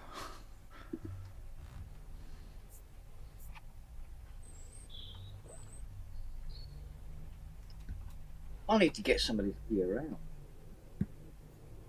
There we go. So rain stopping in 30 minutes, but thunderstorm now. Yeah, I know that. I can tell. It's that bad we can hear it in Brixton. Exactly. Yeah. Maybe 15 minutes. Yeah. Like 15 minutes, yeah. Oh, and the little graphics got lightning on it as well. You won't be able to see it, but yeah, the little graphics got lightning as well.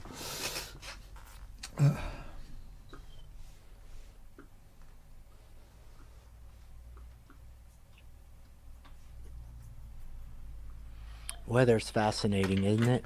It's just like, it's mind-boggling. It is, absolutely. The whole thing is just, everything's weird. But the more I think about it, I can't even think about it. It's too much. But yeah, it's super cool. You know what I've been doing? Good. I should have been recording, shouldn't I? I have done that before, though. I know. I look back. It's kind of cool. Like I'll keep my old phones, and it's super fun to go through like the pictures and the videos and see like the stuff. You're like, oh, this is really cool. Like, what in the world? Just trying to. That's been the best thing about portable phones. Is just all this wild like stuff take pictures of, or videos and ideas you get. It's like.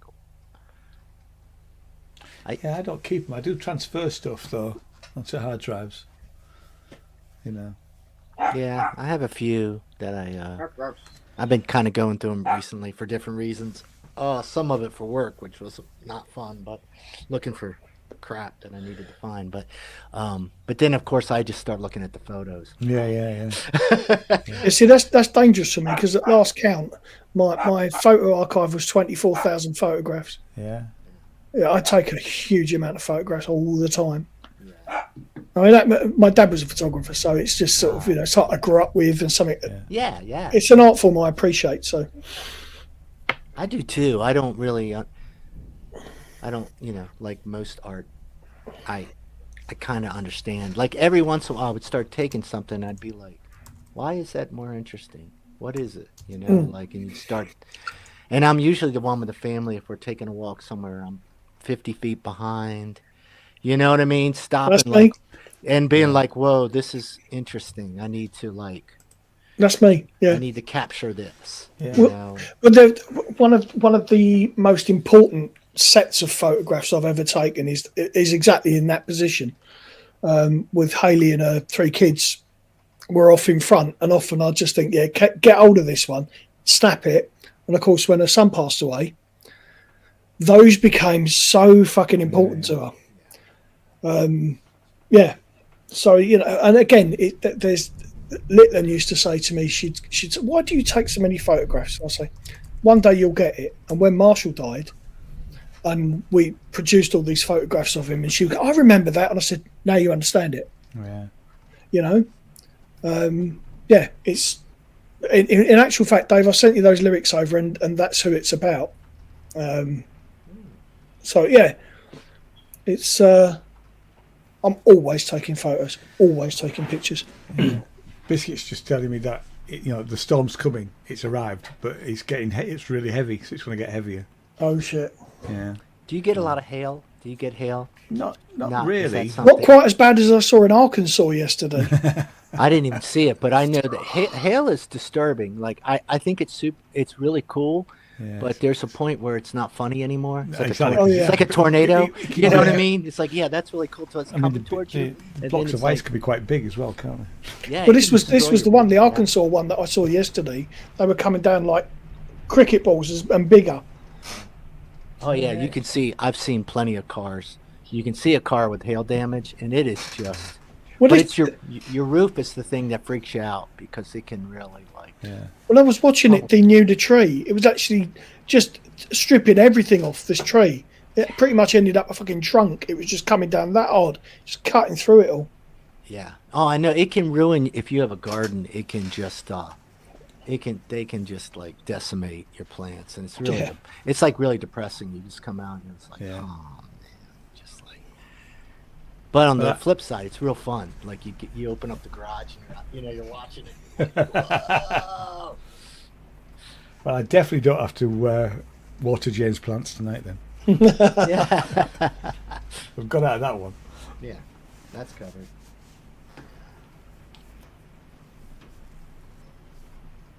Yeah, you should share some of your photography, Matt. I mean, you share a little bit on Facebook.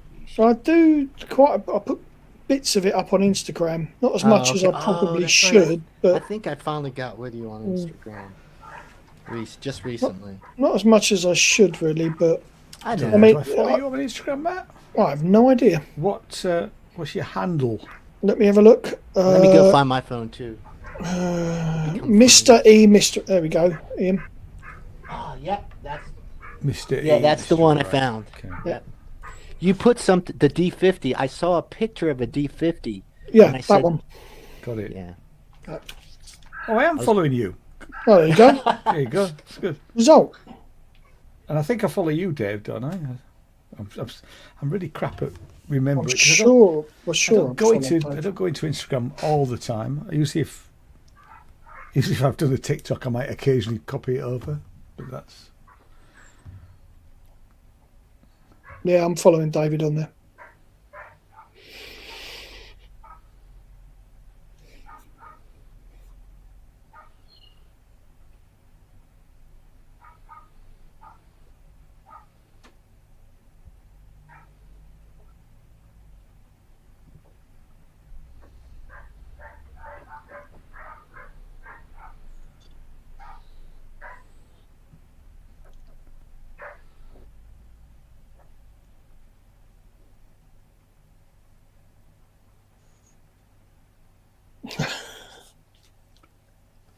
Steve says, I keep forgetting I have Instagram.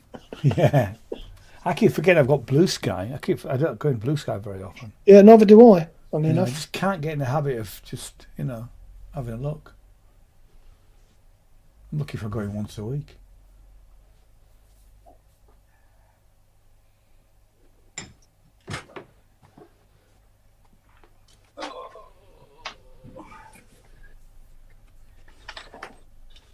I was gonna say I've been lately when I just want to relax. I've been getting back into the old school like wildlife cams where people have like food or and it is striking for someone as impatient as me how patient I can be in that scenario. Because I used to bird watch when I was a kid, and I would sit somewhere quiet in the woods for like hours, just kind of letting the birds come to me because.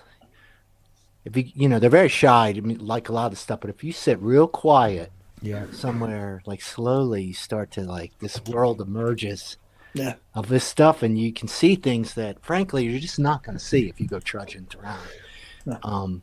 So last night I was sitting with my wife, and I don't know what she was doing, but I'm sitting there watching some cam from somewhere in Ireland, and there was some kind of fluffy nutria looking thing feeding, and then later I'm like, ooh, here comes another one. I spot it. You know, you can see it coming out of the woods. A fox just comes running through, grabs a cookie. It's like, I'm out of here. That was really cool. But weirdly, like, fun, you know, relaxing or something, you know.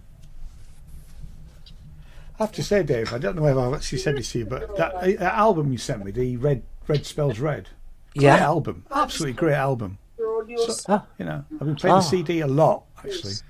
Yeah, that was a special time. I really appreciate that. Thank you. Yeah, no, it's great. That was what me and my real close friend Dennis. That was my we'd get together every Sunday, and they're all jams, right? And they don't sound like it. They really don't. No, I don't think we did any. I don't think we did any multi-tracking on that stuff. Right. But we would, and he is a tremendous player, guitar player, and different things. We played in bands together, and I would kind of take the accompanying role and try to create these textures. Yeah. But it really worked sometimes, not all the time. But thank you, that's cool. That's great. I miss that. I hope that we can. I used to try to go back. We put out a couple albums where literally it was just a trip where I came back home to my old home, and I would go see him, and we would try to see each other like on a Sunday, and I'd be like, please let me have a few hours with Dennis. Please. And we put an album out one time that way, Secret Sounds, I think. But I was, and that's how I borrowed the Sub 37, and that I used it on the recording, and I was doing these really slow, like bass lines, like kind of, and then he was just weaving, and I fell in love with the Sub 37 on that recording, because I was like, holy cow, man. It's like, that sounded amazing. But yeah, that's kind of how I got into electronic music, because we were like post-punk, you know, we played in all sorts of bands, Hair and everything. So we kind of transitioned like into the electronic thing right as it was coming on, like coming hard, you know. And yeah, it was fun. When I sort of started getting into electronic music, because I mean, I grew up listening to sort of 60s Who, Kinks, Stones, that sort of stuff. Almost psychedelica. Yeah, and then I was a big Kinks fan, because I loved, you know, we talk about lyrics. I loved Ray Davies's lyrics. Yeah. I just thought it was just a genius, and in fact, at the time, I would buy every Kinks album I could on vinyl as soon as I had some money, and because they put literally loads and loads out, and you know, it wasn't like when every album came out, but I just go into a record shop, especially a second-hand record shop.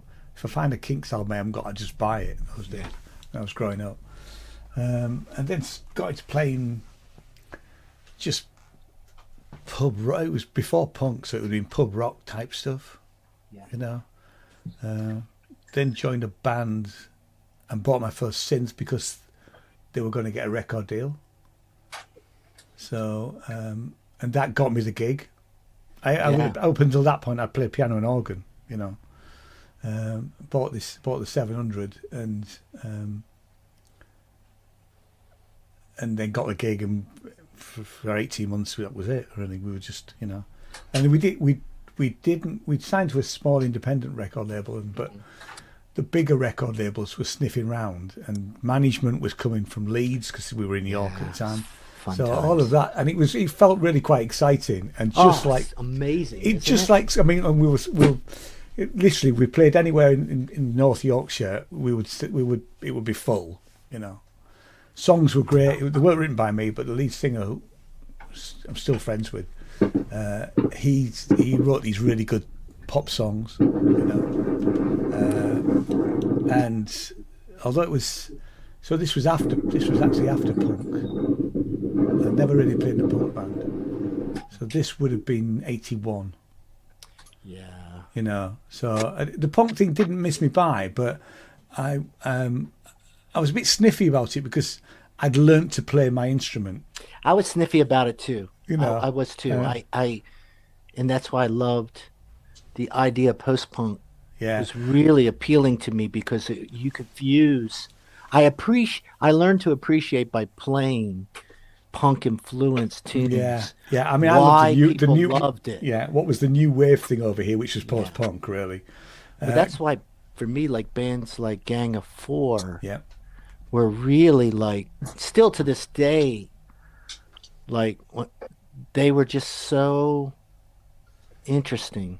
Yeah. Because of the way they could, and they were not the only ones, because a lot of those late 70s, early 80s, they could turn on a dime. They could get very musical and artsy, and then they would get gnarly on you. I mean, I never thought bands like The Clash were punk. They were never really a punk band. No, because the songs were they had good songs and they could play, you know. Yeah, and punk we had, obviously in DC we had the whole Fugazi and Henry Rollins and that. Yeah, and now I saw Henry Rollins because he's great. I wish that had appealed to me because I was right of the age and of the time that I should have. Because Black Flag didn't. I was appeal to right me at their time, age, but it was much just, later. Yeah. What was the one band that really? They never got huge. Everybody knows them in DC. It'll come to me, but it was. But that whole, I did kind of later kind of understand. That's why I fell in love with post-punk, because I realized that it was really a really nice genre that had a lot of avenues to it. And most important, it was artistic. The artistic side, which meant the lyrical component and the visual component, was very powerful. Yeah. To me, it wasn't post-punk if it didn't have those elements. And then it had to have that. And that's where it kind of deviated a little bit from pure punk. Pretty aggressively it deviated. That those were not. I mean, punk was punk, and it was pretty shockingly incredible live. I saw. You're just like, whoa. I mean, I did go to punk gigs because I went to see the Sex Pistols when they played Scarborough, and thought they were terrible, and they were terrible. Yeah. And I think I left before the end. The other band that I saw was Generation X at Newcastle University, and you just knew there was going to be violence. And the whole thing was just, it kicked off. I mean, the band came out, they played 2 songs, I think, and then this kid got up on stage with a knife, and Billy Idol put his arm around him and said, "No, mate, we're not having any of that." Took the knife off him, and the roadies kicked the fuck out of this kid, and they beat him up, and that was the end of the gig. So but then the whole room just kicked off for me and my mate. We got to get out of here. Yeah, and that element, that would have been the exact kind of vibe that would not have. I would not have resonated with me at all, because I wasn't coming from that uber angry headspace, And the wall of spit that was coming over as well. We were stood at the side trying to get out of the wall of spit. I mean, like what the mosh, the whole mosh thing was fun, but it doesn't. I used to joke, it doesn't take long in a mosh pit to get like hit in the nose or something hard. Yeah. And then you kind of rethink what. Unless you really embrace that, you kind of rethink what you're doing, right? Because I remember my nose was all swollen, and so it's like, I think I'm just being dumb machismo right now, even though I like the spirit of what it's trying to express. I get it. I was just like, it's just not my thing, really. But so I don't know if you ever remember, like, are you ever familiar with a band? This is a little bit later. I don't know why I'm thinking of it now. Something like Clinic. Have you ever heard of Clinic? Or they were kind of later, It's Clinic, the guys that would wear masks. Yes. Yeah, I saw them supporting. Oh, you did see I saw them in Manchester, and actually, I really didn't get it. It's very strange, but it was. I mean, I like strange, but by God, I mean, they were supporting a Canadian band. It's very kind of, when you see it, it's not, it's very understated, kind of their vibe, but their albums. I just didn't get it. I mean, they played, it was an auditorium, it was a big auditorium, so quite a big gig. Yeah, they got pretty big, them and British Sea Power. There was a few of them of that age that were, but Clinic isn't. I figured Clinic is one of those things you either saw them or you didn't, and it's Yeah, very. I did see them. And Yeah, it was. yeah. I dug it, but the first time I saw him, I was the same way. I was kind of like what is this? I That saw was him with exactly it. Interpol. My I look saw him changed with them. What Interpol, the matter hell? of fact. Oh, wow, And, that'd be good. That'd be a good And gig. oh yeah, I'm so grateful I went to some of these gigs, because I was in that circle where people are like, you got to you got to go see all this, and I watched Clinic, and I was like, what in the world? And then these are relatively small clubs, maybe 500 to 1,000, where you could work up.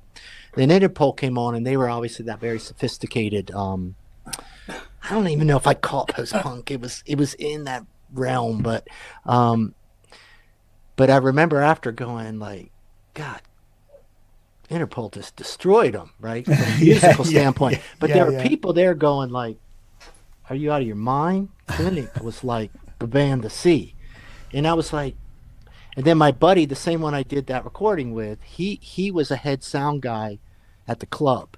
This is how like he was really in it, like doing. So he was meeting all these bands, right? Ladytron and like everybody. He knew, which was fun for me. But he was like, "Nah, man, you got to like." He's like, "You got to come see Clinic again." He's like, "You got to listen to this recording. Come on, dude. You got to embrace it." And then I was like, listen to him. I was like, "Yeah, man, they're so well thought out." In an artistic way. I was like, oh, okay, yeah. I was like, I'm starting to get it now. But yeah, they were interesting. I mean, that they're in that era, where I was kind of like. It's funny. I went to see. It was a day festival, and the headliner was Iggy and the Stooges. Mm-hmm. And I was never really into them, but they were absolutely awesome. I mean, there was some good bands on that stage that day, but they were, and I sort of I got it, and the records never did anything for me. I've listened to Raw Power and some of the other albums, and they didn't really do it for me. But actually seeing them live, I really got it. Well, I would say no. It happens, and that's what's so important to not. Then I would also, another thing I learned was like a band like Velvet Underground that. It was not a band I was really huge on, or Nico, I think that's some of the stuff they were doing, and then we played a few of their covers. We covered a few of their songs, and that was another way I learned to appreciate bands. Was that I would cover it, and I was like, "Wow, this is really." Now that I'm playing it, I'm seeing the composition differently, and I'm watching how the instruments are pulling in and out, and how I'm like, and how then what's really cool is if you would start to understand where you had to push things or back off, and you would start going, no, this is actually really cool. Like this is an amazingly cool song. Like I don't know why, because you would listen to the recording, and I feel that way about Gang of Four, by the way. To go back, to the recordings were very just not indicative of the live band. Yeah, and Devo, even Devo was kind of like that. Oh, no, I never really got Devo, if I'm honest. I mean, Devo live, like compared to Devo on a recording, it was I listened to the records and thought, it's not really for me. Yeah, I've got the first Velvet's album, the one with Nico. Yeah, that's the one I've got. And she's got some solo stuff. We did some of that, and it just kind of opened me up. I was lucky to have some friends, especially living in the States. Yeah. I was lucky to have some very tasteful, I'll put it that way, musical people who really opened me up to a lot of music that it was not mainstream stuff for most Americans to listen to. And it was not the radio stuff at all. I mean, some of it ended up on a movie or something, and someone would be like, "Oh yeah, I've heard of, Leonard Cohen, or I've heard of," and I'm like, "No, man, you gotta like really, or go see Nick Cave or something." Who is another I love one that Nick Cave. I still do. In fact, I was very jealous. My eldest went to see him when he played London last. Yeah, it's almost like it's essential. These are like essential. I went, Matt, why didn't you tell me to come down? The only Velvet song I ever played was "I'm Waiting for the Man," which is a very 3-chord Yeah. trick, really. But I was trying to think. It was funny. Something got me remembering.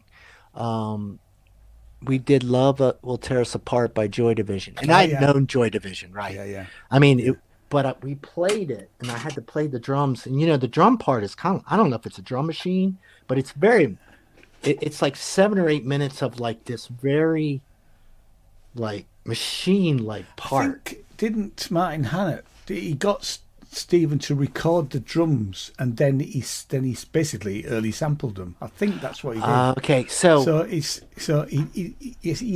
played the instrument. He played, but then he actually, I don't quite know what Martin Hannett did do, but he did do something so that it was the most excruciating challenge. Well, it wasn't the most challenging, but there was a challenge to sitting there and having to play like a machine and play that part. And finally I got it to where it was kind of in my sweet spot as a player, that kind of really driving kind of thing. But oh my God. But I was going to say, we did the song, and it just gets that big, it's almost like the chorus, where there's no vocals and they all hit the guitars, and you just kind of, you're playing this machine thing, but then all of a sudden it's like, you have to like punch it at the chorus, with this crash and it was another one of those songs where like I always dug it, but playing it was like the most wonderful thing. It was like, man, I wish we wrote this, because I want to play this every show for the rest of my life, because it's so much fun to play it. Because I've got some recordings of Joy Division live. They're pretty terrible. I would bet so. I mean, they don't sound anything like they do on record. They are almost unlistenable. I believe it. A lot of that stuff, you can almost see why people were like, "This is rubbish." Yeah. And you're just like, I understand why you're saying that, but I think you're wrong. Exactly. Yeah. But I don't mean it like that sense, because you know what I mean. I'm like, I don't think have unlocked what makes it special. And like I said, that's why sometimes playing it was kind of did it. I've just seen what Steve Crescent said. He said, "Ian, calm down. I know where you live." I know. Yeah, he's not even gonna like. No, I really loved Joy Division, but they were not the best band live. But they weren't the best players. No, they weren't. Let's face it. Exactly, even New Order, like they not. It kind of gave hope to a lot of us. We're like, absolutely. Okay, maybe I was like, maybe we don't. Well, that was cool. A lot of that whole movement and a lot of the indie movement, we kind of all got like, okay, well, wait a minute, these bands, this seems doable. You know what I mean? If we could just figure out a way to make our own cool songs. I always felt that about The Fall, because I thought, because I know I can sing better than Marky Smith, so I can do that. And I have sung lead in a band. I'm not the world's best singer, but I'm better than Marky Smith. But it took me a while to realise that The Fall isn't really it's not a rock band. It's an art project. It was always an art project. And that's the thing. Yeah. That was kind of where I started to like open up as a musician, when I started to reframe what my bands were doing or what I was doing as an art project. That's why I said I love post-punk, because I kind of gravitated towards that, because then it's like, well, we can be interesting, and still good musically. In fact, we might end up being more interesting musically, because we're approaching this now, no longer trying to write that dreaded pop song in a format that's kind of like not really structured for us, to our strengths. So we got into that, where we had we had cool like visual stuff. Like we had one of the guys had a brother who was really good with it, and we would put all the music on all the video up on all the all the TV things in the clubs. Like he could tap in and we would have it. And we just did weird stuff, and it was some of the most cool stuff we ever did. We put these like drapes in front of us and had these weird lights, and some of the bands hated us. Don't get me wrong, they hated us, because they would come out just doing their band thing. Then they were like, I hated them. Because and I was we're doing you made the effort. Right. That's the thing, isn't it?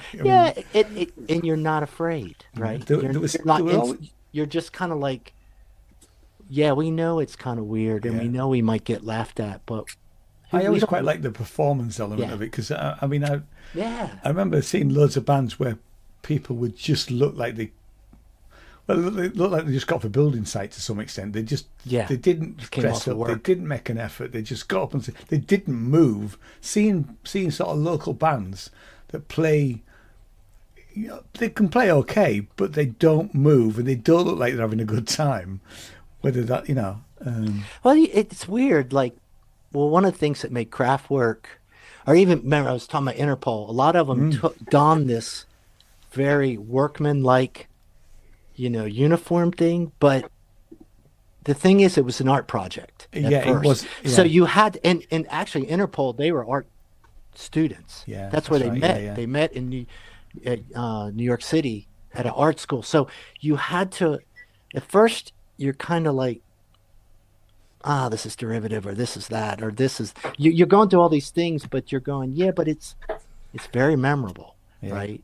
And I saw Interpol before they got big, and in New York, I happened to get lucky. We were doing these big festival, and they were on it. But what impressed me about Interpol was that when they had 50 people in that club, it was the same serious, they were dead serious guys. And it was almost to the point of laughable, because you're just like, what is going on here? And then, but I realized, okay, no, because we're the same way. Like, no, I get it. Like, like, they're serious about what they're doing. They have an intent. They know what they're trying to do. And they were smart. They had the songs and the singer. So, they had one good album. And it's unbelievable. And it still in my opinion, which album is it? Because I don't know. Turn on the Bright Lights. Turn on the Bright Lights. I need to check it out, because it's a while since I've heard any of their stuff. And I certainly don't have any in my collection.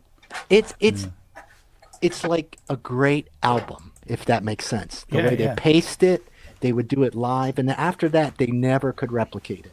They just got lost in the weeds, because it was so specific to that moment, and they just couldn't. It got worse and worse for them. It got really bad, and then they lost the bass player, who was probably admittedly a really awful person to work with, but he clearly brought something that it was necessary for them. And I don't know what it was exactly, but when he left, it was like, everything. He was probably miserable. He probably said, "Guys, this sucks. We're not doing this one. Like, I'm not doing it." After a while, they just hated him, right? We don't need you. I mean, I played in a band. I won't name them, but the lead singer and the bass player were in a relationship. So, female bass player, male lead singer, and they would come to rehearsals, and they would have a domestic in the rehearsal with the rest of the band. And the arguments between the two of them, the rest of us were pretty laid back. But it was like, oh my God, here we go again. And you almost didn't like going to rehearsal, because you did less music and you just listened to them bicker.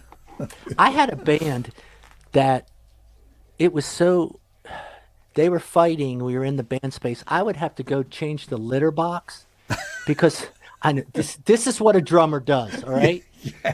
You know, like, we get in there and I'm like, this place stinks. Right. Like, this is ridiculous. So I was like, give me the litter. Where's that effing box? Right? And I cleaned out the litter box. So I threw it away, and I washed up my hands, and I got behind the damn drum set. Right? And we had practice. That was like, but bands are hilarious. Like, they are like marriages, aren't they? Yeah. Absolutely. And that was the role I needed to take. And I did it quietly. I didn't say anything. I just kind of muttered, I'm going to go clean this up. And then we had a great practice, right? And we had a thing where, we were, like a lot of bands, we had our structured practice of maybe 2 hours. Yeah. Going through the songs, very rigorous, very serious. And then we do the jam. And the keyboard player, she was not as much of a skilled player. She did not like the jam part. So she would just get and walk out and leave, right? When we would get to the jam part. And after a while, it became very normal, right? It's like, okay, now we're going to do the optional jam, record. Let's see what we get. Have some fun. She's like, not interested. Just like, at least. That's like some songs come out like that, don't they? Oh, that's where those jams. Yeah. Yeah, that's usually when I heard my playing and said, "Wow, I sound much better like when I'm just kind of playing than I do when you kind of make me play something really structured, and then I kind of tighten up or something." But anyways, it was more like the funny things about the band, because after a while, if you would fault that element and force them to stay, you really would have created. It just wouldn't have worked for the band. And this was a serious band. This is a band that was playing some, festivals and getting a little radio play. I mean, but behind the scene, it was highly dysfunctional, But somehow we got a lot done. Like, it was like really, and like all good things, and it finally imploded. The dysfunctional side just they always do to some extent. Too powerful. I mean, having said that, you can't. Certainly, a couple of bands didn't actually. It doesn't heal itself. I'm technically still in a couple of bands. But we've never split up, and we haven't done music together for at least 10 or 15 years. I love it. We never split up. We just stopped. We just never split up. We just, now I've moved away now, so it's, Yeah, and the other interesting thing, I'll shut up after this, is I don't know if you've ever joined a very close-knit band. Like I came and I actually found that was the worst thing to it was the hardest thing to ever do. The most insecure I've ever quite felt. Fit in. They've been together for 2 or 3 years. And stories, and you're just kind of sitting there. And I remember I did a gig or two, and the old drummer came to the show. He had moved to like Iceland, but he'd come back and he watched it was just a nightmare for me, because he's watching the show. He's there. I'm having to play the show, and everything went well, generally speaking. And then I remember they were like, "Well, you interested in joining the band?" And I said, "I got to be honest with you." I said, "No." I was like, I just can't be the, Yeah. I was like, I'm not enjoying like this. I'm so used to starting my bands from scratch, or being in bands we started from scratch, that this is like, it could have worked out. I probably should have stuck it out, but I did it for money. Stressful. I joined a covers band. This would probably be mid 80s, so for a couple of years, and they had lots of work, so they're out 3 or 4 nights a week, and it was good money. I was unemployed, signing on. They need a keyboard player, so they were a pretty tight knit band. There was tensions within the 4 of them, and then I joined, and I stuck it longer than I should have done. I stuck it for the money, purely and simply because we were getting well paid, but it was quite torturous at times, because of the fighting that would go on between the 4 of them. And I would just, I literally would, I'd get in the van to go, and I was always the one that went with the bass player, who would get very drunk. He would drive the van. Everybody else would go in a car. So I'd go, because I was the last in the band, I'd get to go with Terry, the bass player, who wouldn't let anybody drive his van, and he would get really, really drunk and then drive back from a gig. And I just thought, I thought one night I'm going to die. So I would, on the way there, I would put I would go, "Hi Terry," put a Walkman on, listen to some music, and close my eyes, because I thought, if I'm going to die in a car crash or a van crash, then I don't want to know about it, And I did this all the time I was in the band. The night that we played Christmas Eve, and on Christmas Day he got very drunk, got in the van, and then ploughed it into a tree, I think. Yeah. So with all the gear is still in the back, and actually, had I been in we weren't gigging, but it was it was a night off. All the gear would have taken my head off. I would have died in that van, But luckily, then they were hiring vans and other people were driving it, and it wasn't so bad. I think you sort of realised that maybe I shouldn't drive when I get so drunk, But it was, Oh, The money was good. I was, you know, I mean, I needed a gig. I needed some, you know, I needed to. Yeah, I had a buddy who was a really great guitar player, and he was playing in a cover band, and they were getting pretty popular, and they had some really good. They were making good money, and this was like we were probably in our 40s then. But I remember he would come to work and he would joke about it, and he's like, every damn practice and every show is just an excuse for these guys to get plastered. Yeah. And he said, he goes, it's the same thing every show. It's like they get drunker and drunker as the show goes on, and we sound worse and worse. And he goes, it's driving me freaking mad. And like the drummer was amazing. He was so good, like lights out talented, right? And I don't even know how he played that drunk, but yeah. But the singer guy could not, like, you could see it. Like, I mean, they would come out, you know, they had the beers, and I would just laugh, and I'm looking over at my friend, and I'm like, because our band's one thing, we never drank at practice. No. And we didn't. If we drank at a show, we'd have like a little rum and coke. I might have a rum and coke before the show because it would put me right one drink, and then we might drink afterwards to celebrate. But we were like so dead, like focused, you know. And then to think about that band and think about it, I'm like, yeah, that'd be horrifying. If I went to practice and started seeing all the beers popping, I'd be like, whoa. Like, that's for after practice. Like, let's these songs got to be tight. Like, I can't deal with this. Funny though when I think back on it. Yeah, I mean, I once joined. This was probably kids were small, so probably 2010s, 2000s, probably post 2000s. Anyway, I joined. I answered this advert, and it was for what was called a named band. So they were a band that had, you know, they didn't have a record deal now, but they'd had hits. And they were a band called the Applejacks, who were from the 1960s. And there was no original members apart from, in fact, there was no original members. The lead singer owned the name, and he hadn't even been the original singer. He'd been the second singer, you know, and he was knocking on a bit, was this guy, you know.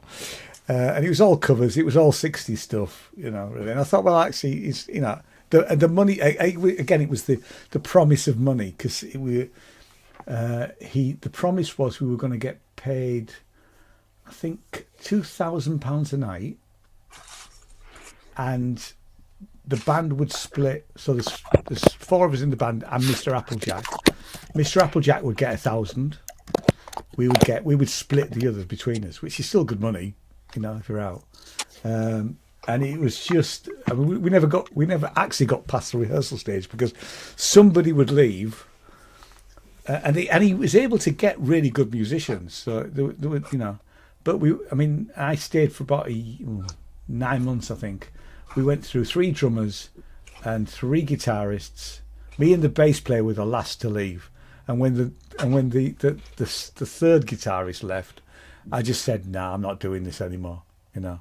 And we used to have to drive about an hour to actually just rehearse once a week, and we rehearsed in a workingman's club. It was just bizarre, but we all had to sign a contract saying that we wouldn't steal the Applejack's name and all of this sort of business. You know, it was just, I mean, come on, man, you know.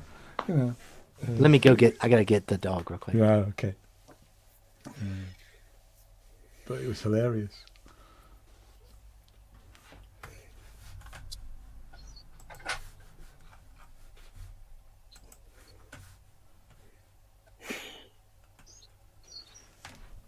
Yeah, Keith's heard of him. Yeah, well, they had Lennon McCartney who wrote a song for him. Their big hit was "Tell Me When," which was the Lennon McCartney song. Ken, apparently Inhibited Trinity is not old enough for Ben to work on. Oh.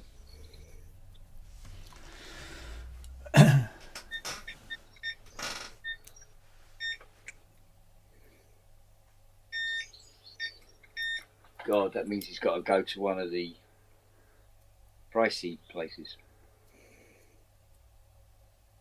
like Synth Centre or Soundgate.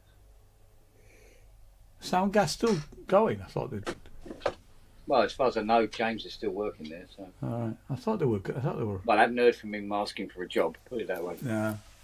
I thought I'd heard something that they were on the way out, or that they were closing. But I think they got bought out, didn't they? oh, is that what it was? Yeah, something like that happened.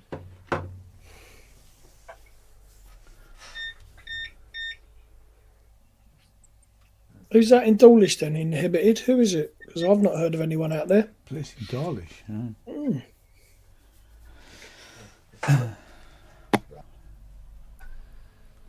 Not Peter James Stevens' second fucking stash of keyboards, is it?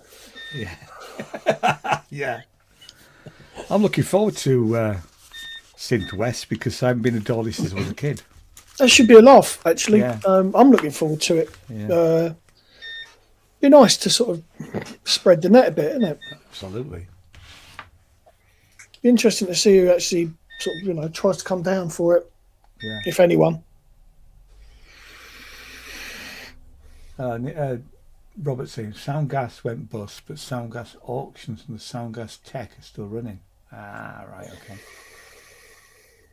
Right. The Synth Centre then, which is please leave your mortgage at the door. Really? Oh Christ, yeah.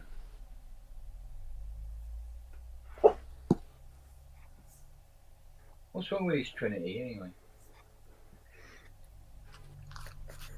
Yeah, he wants to drive it because he doesn't have a case. Go on, Inhibited. What's wrong with it?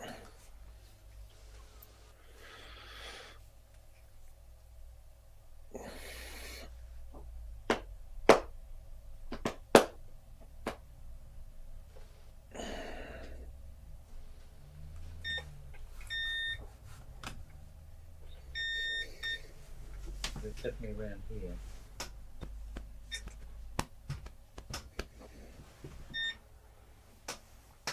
Storm's over then. Sounds like it, mate. Yeah. It got cold as well. Got chilly. Still nice and toasty warm down here. Yeah, it's not coming your way then, you're alright. Something is definitely Yay. here. Something here.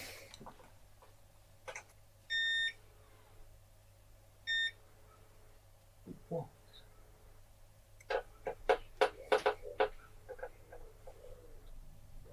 That one? That one. That one. But not that one. That one. That one. But not that one. Right, Ken. His Trinity has got a single loose jumper from the headphone to the main outboard. Right. A 3.5-inch belt for the floppy is broken, and a button needs fixing. Is that it? Apparently, the jumper is messing with the stereo main outs. What is messing with the stereos? The jumper. The jumper. Apparently, there's a single loose jumper from the headphone to the main outboard. Oh, right, okay. That sounds like pretty straightforward stuff.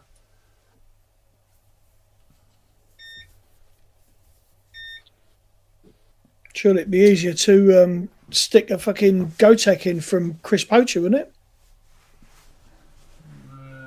3.5-inch, rather than having a floppy in there. Just bats it all over to. Yeah, but they could maybe just a couple of solder joints need doing. Mm. You little fuck pig. You called? It's got direct short only on half of the board. The other half of the board is fine. Oh, Can't locate where the fault actually is.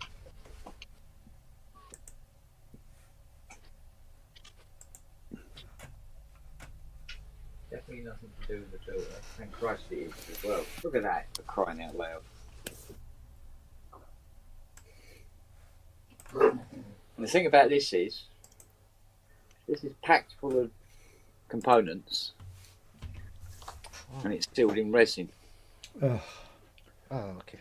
Okay. wankers. I got it, Matt. I got your. I Oh, didn't- nice one. All right, I'll read that in a little bit here. I'm going to save it here. Right, buddy. Cool. Sending it away for a 20-minute job does seem a bit excessive. It does indeed. Right, definitely fix that side, but not that side. Oh, and it's fucking nuts.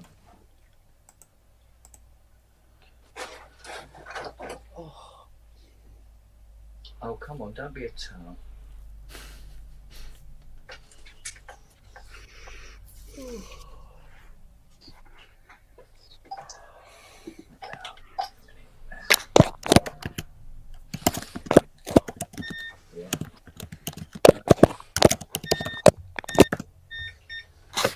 So the minus 15 volt side is not earthed anymore, but the plus 15 is. Now I can understand it being a leaky tap. Pull the tap back out.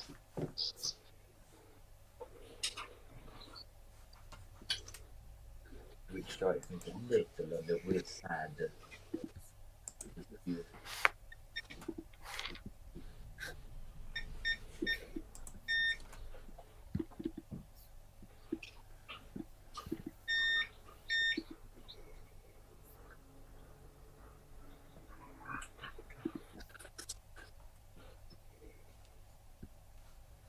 Don't want to have to cut the track. I really don't want to have to cut the track.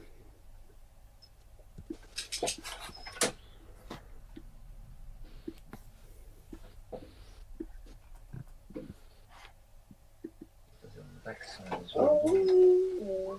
What's the matter, Charlie? Whoa. You tell him, mate. Don't take any shit.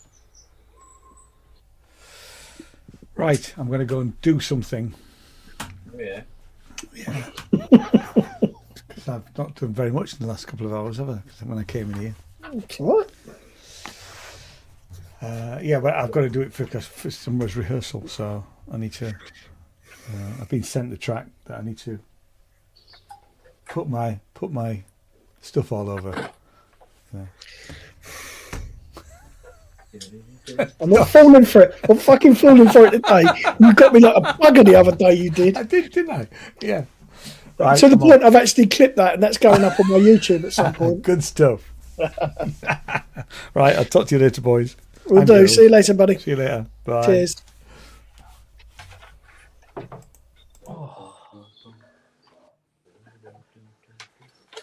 Oh boy. Out from under there. Oh, the dog's barking again.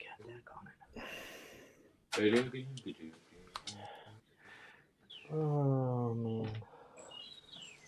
Do something productive. Maybe. So both sides of the board. So I'm very disappointed in my cats. They're all sleeping right in the next room. I'm like, come on. Well, there you go. Cats, you should know cats are never predictable. No. I didn't want to have to do this.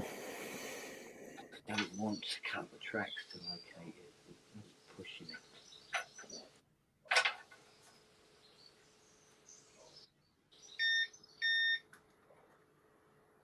Funga Madunga.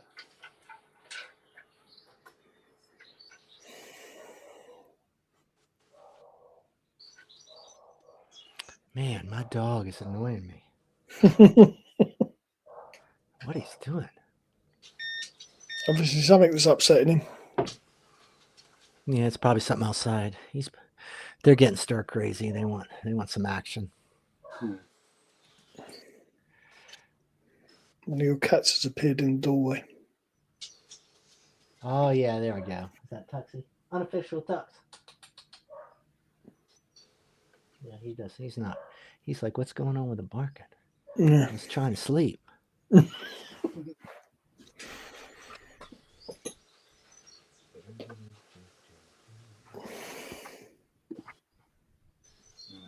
up that. Then. That's crazy. Too many animals. What's that strange phrase you just uttered? Too many animals. You heard that? I heard it. They're all showing up now. They're like, whoa, whoa, whoa, whoa, whoa, whoa, whoa.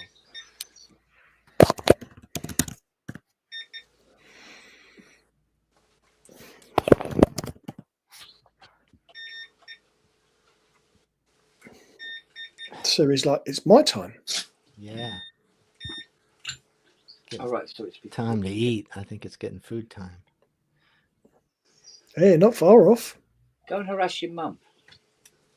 I feel like it. I've done enough of these now. I've watched. Come on. Oh, don't step on that board. 6 o'clock is the time. Yeah. But it's start hassling Kent time. Yeah, trying to push it. Oh, look at that. 40 minutes. 40 minutes.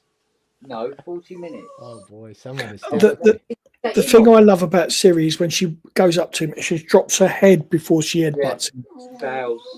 Yeah. Yeah. Beautiful to see that. I used to have one that would turn its head, not look at you, and then give you the Hey. I was like, that is the best move. You like do that the rest of your life. Yeah. Like that's the move right there. Cressy's asking, what's the cat's name? That's that. Well, I call it unofficial tux because I never agreed to the name. So,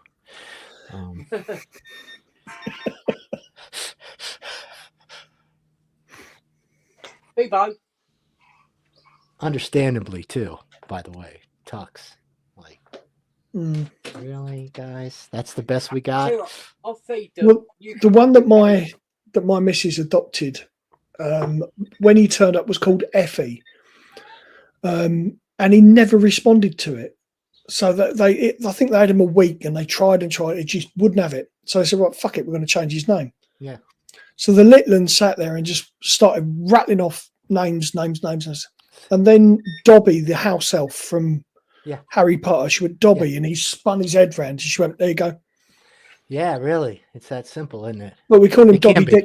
We call him Dobby Dickface because he's got what looks like a pair of balls and a dick on his face in his colouring. Yeah, you got to And cover he- it up a little bit. Yeah. Oh, and he is as well. He's a right prat. Was that awkward hair? My neighbour's cat is called Potato. Love it. Skip off the old block. Oh God. Well, I thought it was good.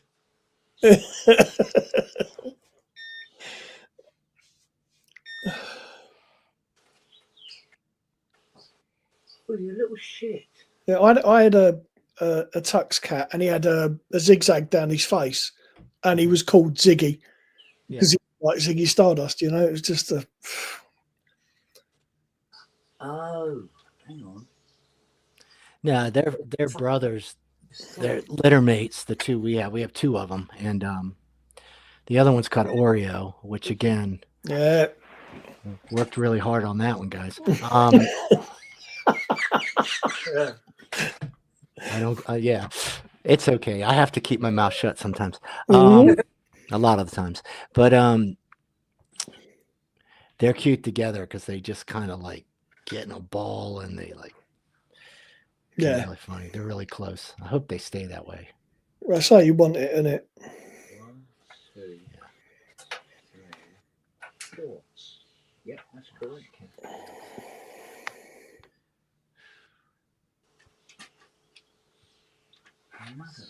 Oh man, I should. Why is it shorted?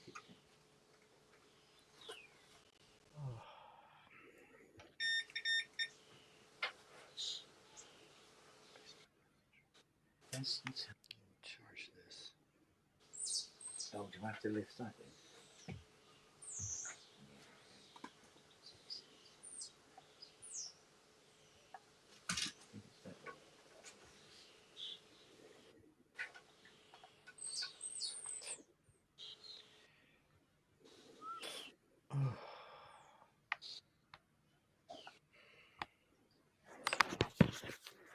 There you go, Dave.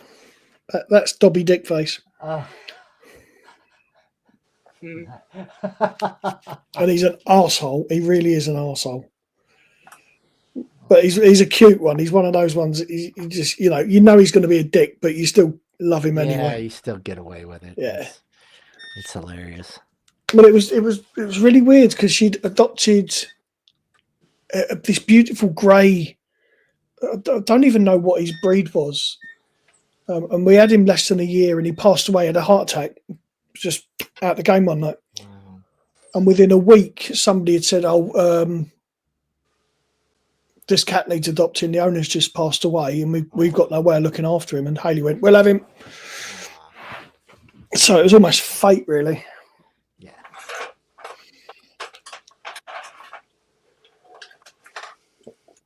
Yeah, they're known for stupid names because his name, the one that died, was called Moo Moo. And the one before that was called Scraggy, for fuck's sake. Yeah, they don't go. Yeah, it's kind of funny in a way. It's like, I'm gonna call you Tux. How you like that? Yeah, get out of here. It's either no thought at all. Taking a lead. It's like getting the cheap. It's like the boss that gives you like the low ball offer. Take it or leave it. You know what I mean? We got a home. We're gonna feed you. We're calling you Tux. Yeah, that's Let me that's know the trade-off. Yeah, that's the trade-off. And I'm the one that goes over and says, "Hey, listen, looks like they're going to call you Tux. I did the best I could. I might throw something on the front of it. I don't know if we're going to get a better deal. I say we take it. All right. Let's see if we can switch it later." Yeah. If I have to change it with the family, it's going to have to be done illegally. They're all They're all upstairs right now. They think they've done a great job. So I don't know what to tell you. They love it. You know? That's parenting right there, man. That's right. Yeah. Let them think they win. I've gotten a little more sophisticated with the kids now, like with the whole dynamics. I'll go, I'm just going to make a suggestion. You may want to go up right now to your mom, right? And here's how I would handle it, right? Here's what I would say. You can do what you want, right? And it's like, I'm out. I'm not saying anything else because I'm going to implicate myself. Okay, so just if this conversation even gets heard right now, I'm screwed, right? So I gotta. This is done. You know, love it. Oh, it is. It's like really. Nelly, get your skirt on, woman. I love that mug. The fact that when you're picking it up, what you see is a cat's back end. Look, yeah. When you're drinking out of it, you see that all you see is the cat's arse. Yep. That's pretty much what I have around me all the time. Cat asses. Try to take a nap and like, yeah. Yeah.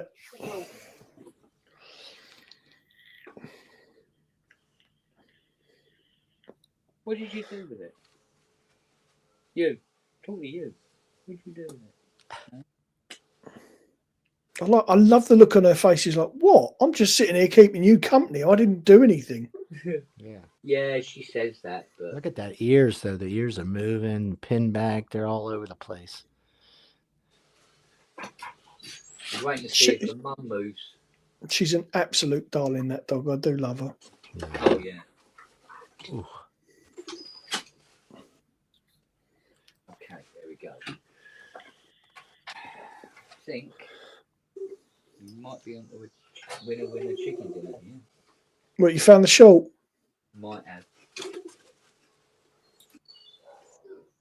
Oh God, all the dogs are barking.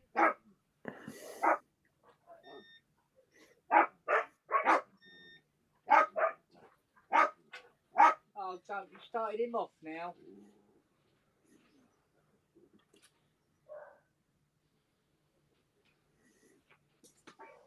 Whee. I think I've told this story, but one of the funniest thing, this was years ago. It was 3 different dogs we had, but I was the last one to leave for work, and they were all in the house together. And for some reason, somebody had called or something, so I was sitting out front in my car, and I was talking on the phone. And I got off the phone, and I'm like, "What is that noise?"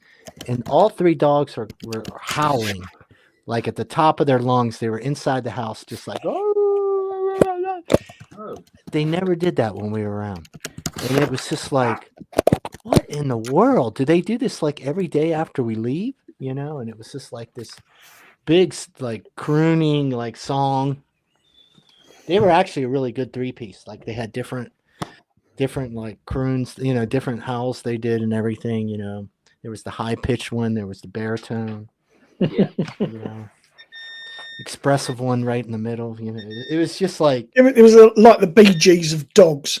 it was so incredible sounding. I was so shocked. I was like, what in the wow? Like dogs being dogs. Oh yeah.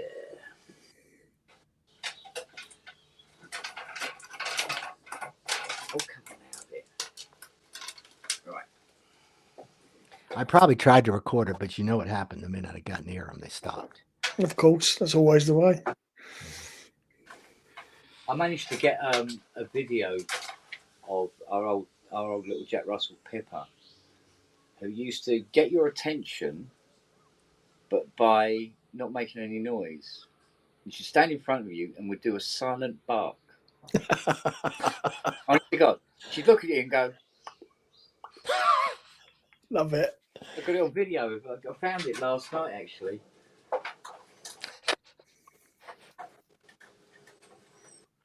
A little sweetheart she was. I don't know why she decided to do things like that, but there you go.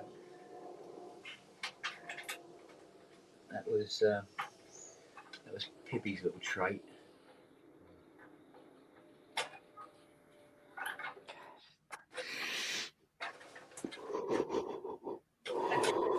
Good girl. Good girl. You go on there. Right then. This shirt I've got on is some band called Legend of the Bat. I went to their show probably 15, 20 years ago, and I think they silkscreened this or whatever. Mm.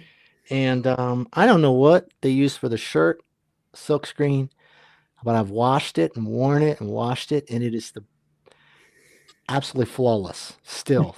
You know how like you get these shirts and they just fall apart? Yeah. Mark Doty, I bought one of those Synth shirts of his. I think within like 2 or 3 wears, the neck was everything just fell apart. In fact, even when I had the picture, I took a picture of it a little bit afterwards. It was like on Instagram, and he like saw it and was like, "Oh man, that's awesome." You know, he saw one of his shirts, but he was like, "Yeah, man, it kind of looks like it's wearing out a little bit." You know, I didn't have the heart to tell him afterwards. Like that thing just fell apart. Like it was just. But this thing, Legend of the Bat, which I'm sure they haven't played a show together on, it looks amazing. Fits great. It's unbelievable. Can't argue with that. Legend of the Bat, should have bought like a whole set of them. I'll take all the Legend of the Bat shirts, please. Do you have any other colors? Yeah. Right.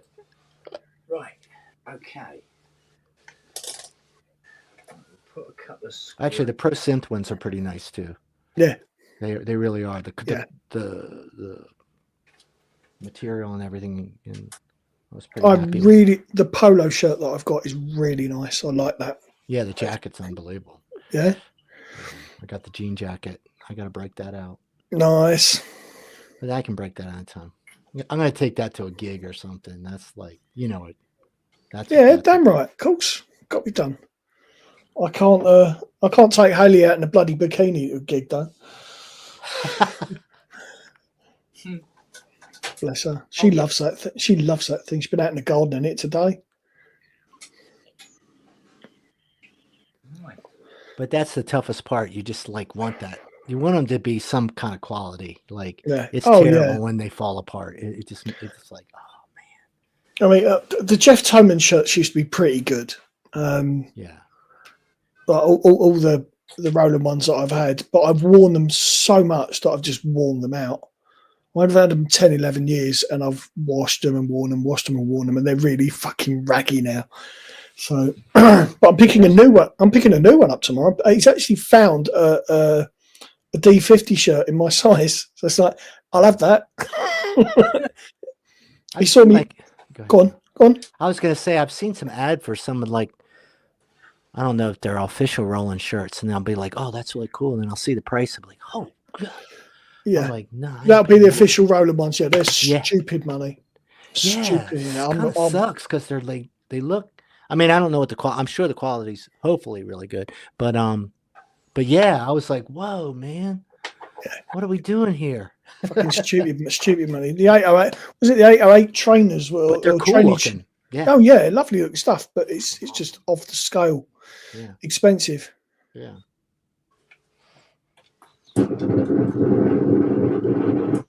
Sounds like me after a curry. Yeah. Better, but it's not great. I'll call you. Try it. Yeah. No. Call you and try it.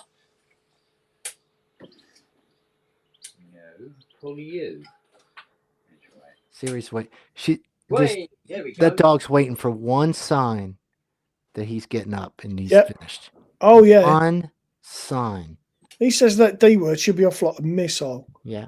I think she's already had it. She had her dinner now. Doesn't matter. Darling? You still got to do the same. She had her dinner now. Look at her. Look at the lip. You gotta love it, man. I think she wants another one. Longhurst said incoming and then nothing. So funny. They're so funny. I can't see from here. Right. And yay! Okay, so it's there he is. Which board's that? That is the power control board. Hello. Hello. Bonsoir. Bloody foreign bonsoir. Honestly, Specky Turkey. Shut up. Fair enough. Hi, David. Hi. You're my favourite. Thank you.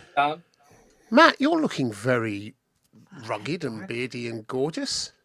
Yeah, he does look.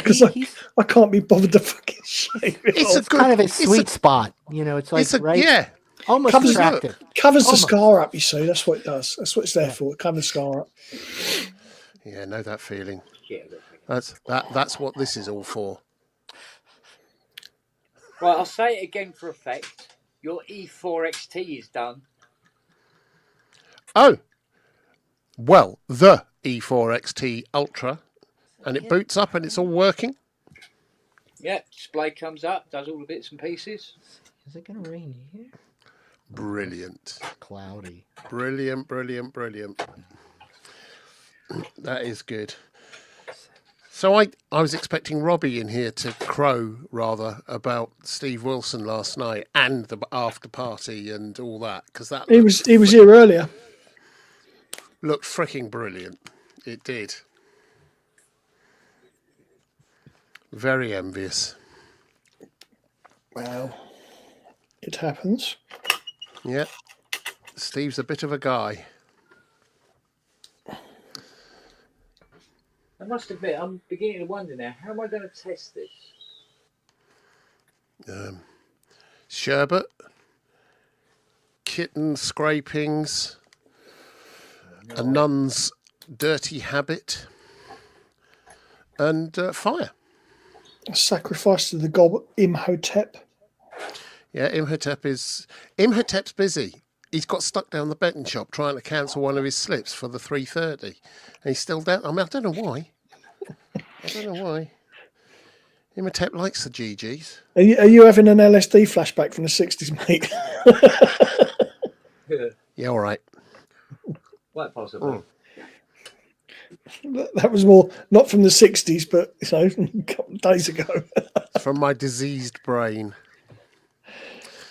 Definitely from my diseased brain. Yeah. So what are you working on today? Let's just have a look. What are you working on?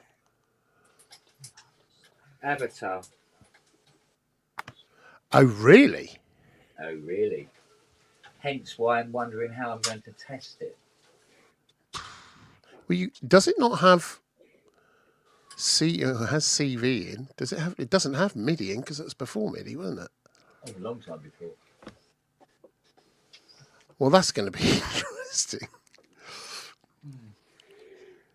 Does it have CV in that addresses each of the voices or not? Pass. Okay. Just researching now.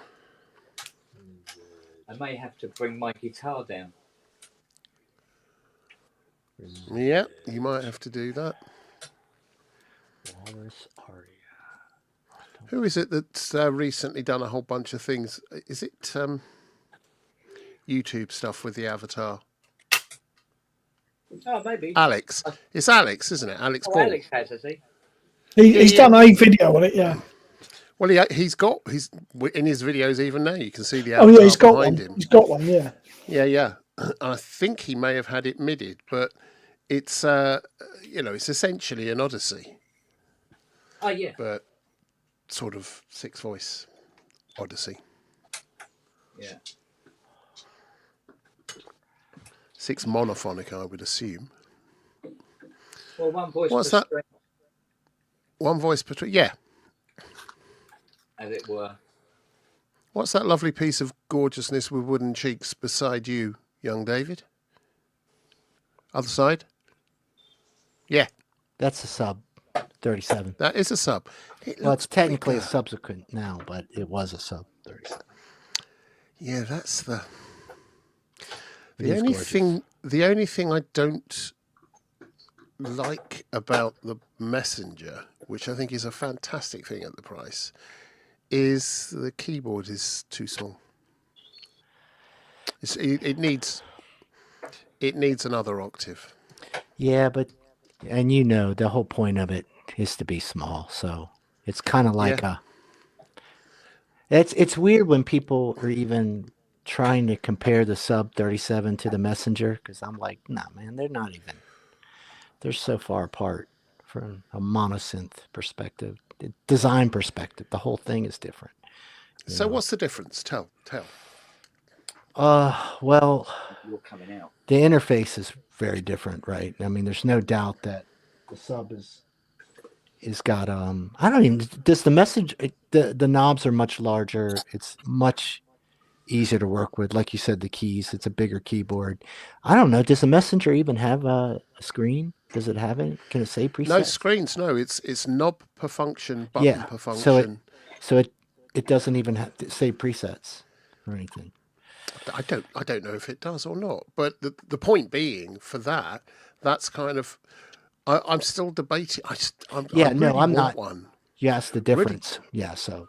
But I this because I'm hankering after a Model D, but I can't afford a Model D at the mo. So the Messenger was the next best thing at that price. It's it's got the sound. But that's for me. The sub has always sounded a little different, just a little grungier. Maybe it's the drive circuit. I guess it's got one on both sides, pre-post filter. It's always had a little different sound to me that I really it does. like. It's not clean. You can make it clean, but it doesn't really want to be clean. Very different than like the Slim Fatty or something. So to me, they're just like, I know they're both Moogs, and I know they got the filter. Actually, the Messenger's got the compensation. Maybe it's got the option. I don't know, on the resonance. On the filter. What, to drive? Yeah, you know how you you can drive. Yeah, you can drive it. Yeah. Yeah, but it loses that. I think it's got the compensation on the filter, so it doesn't lose as you turn it up and you turn the resonant up. It doesn't do the Moog thing. I don't know if that's an option on it. I just think they're really different. But I mean, if I was looking for something to gig with, yeah, the Messenger would be. I think the Messenger looks like it's got a way better sequencer too, so usable. I'm still thinking about getting one and then getting Kent to do his magic on it, adding, making the back tiltable, like the Model D. And Ken, if you had the Messenger, would it have the electronics to enable you to put a bigger keyboard on it? So put it in a bigger case and put a big keyboard on it, wider keyboard. It's possible. It depends what I see it's using as a keyboard controller. But why not just get a Muse then, or whatever? Because it's not the Messenger. Everything I'm doing here is essentially trying to turn it into a mini, but it's not a mini. I gotcha. Okay, this is what's happening. All right, we got it. Sorry? How many note is the Messenger? I think it's 37. I think it's 30. I think it is 37. Is it? Yeah. No, I'm not even sure if it's 3 32. octaves. I think it's 32. 32. They like to do that. Yeah, they did that with Not grandmother. 44. Are they full size? They don't look full size to me, but maybe they are. They look small. Here we go. Yeah. Oh, hello. And it's all big. Hello. Hello. Here we go. I know where I'm going to test first.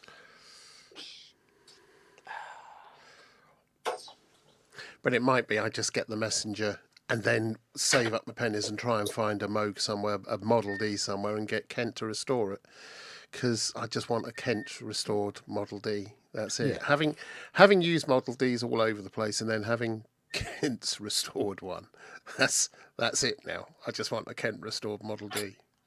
No, I don't even want one straight from the factory, a reissue. I just want a Kent restored one and calibrated one because it was just the best sounding Moog mini I've ever played.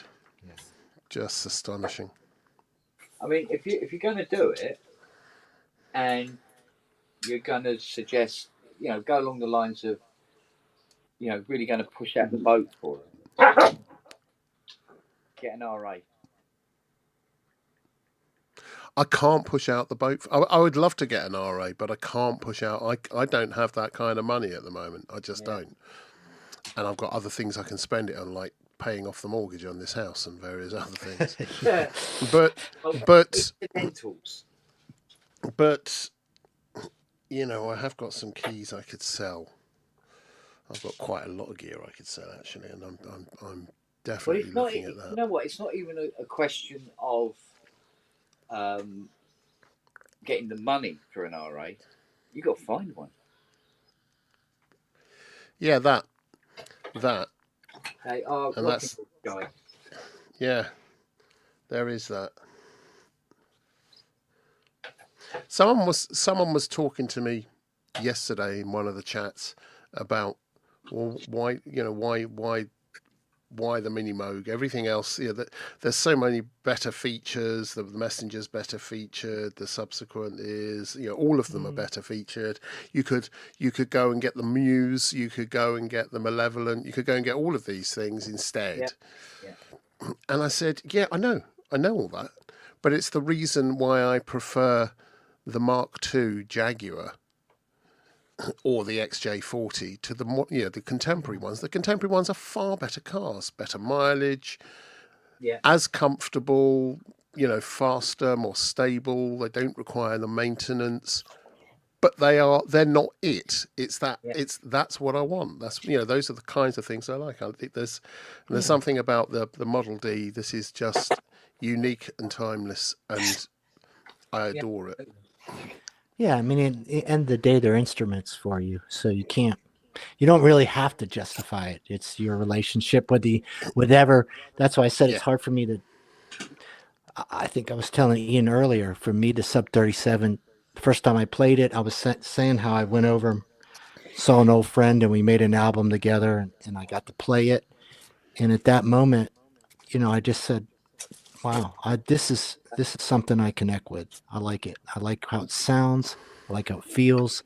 And I'm like, that's a great synth. And I've had some others like that. And that's how I feel about the Prophet. I still want to get a Prophet 5. I mean, or 10, whatever. But I want one in the studio, and yeah. It's massive, and I don't care. And you can brutally feature it. Ass kick it with a feature comparison, but anyways. Yeah, there's nothing like the original. And if it's an instrument it's an instrument. I learned to play monophonically. I didn't learn to play. I started off with monophonic synths, so it's always got that attraction. How was Steve Wilson, young Robbie? Oh yeah, that's right, Steve. He was fine. Fine as fuck. I bet it was. And you got a box. It's a bit personal. Yeah, I know. Doing Oh, anything yeah. tonight, Robbie? Sorry? You doing anything tonight, darling? Am I? Yeah. I'm likely to be writing something and trying to respond to the ever-increasing amount of emails from people I met at Superbooth that said, when can I come on the show? Other than that, why? Well, if you've got a box, I'm interested.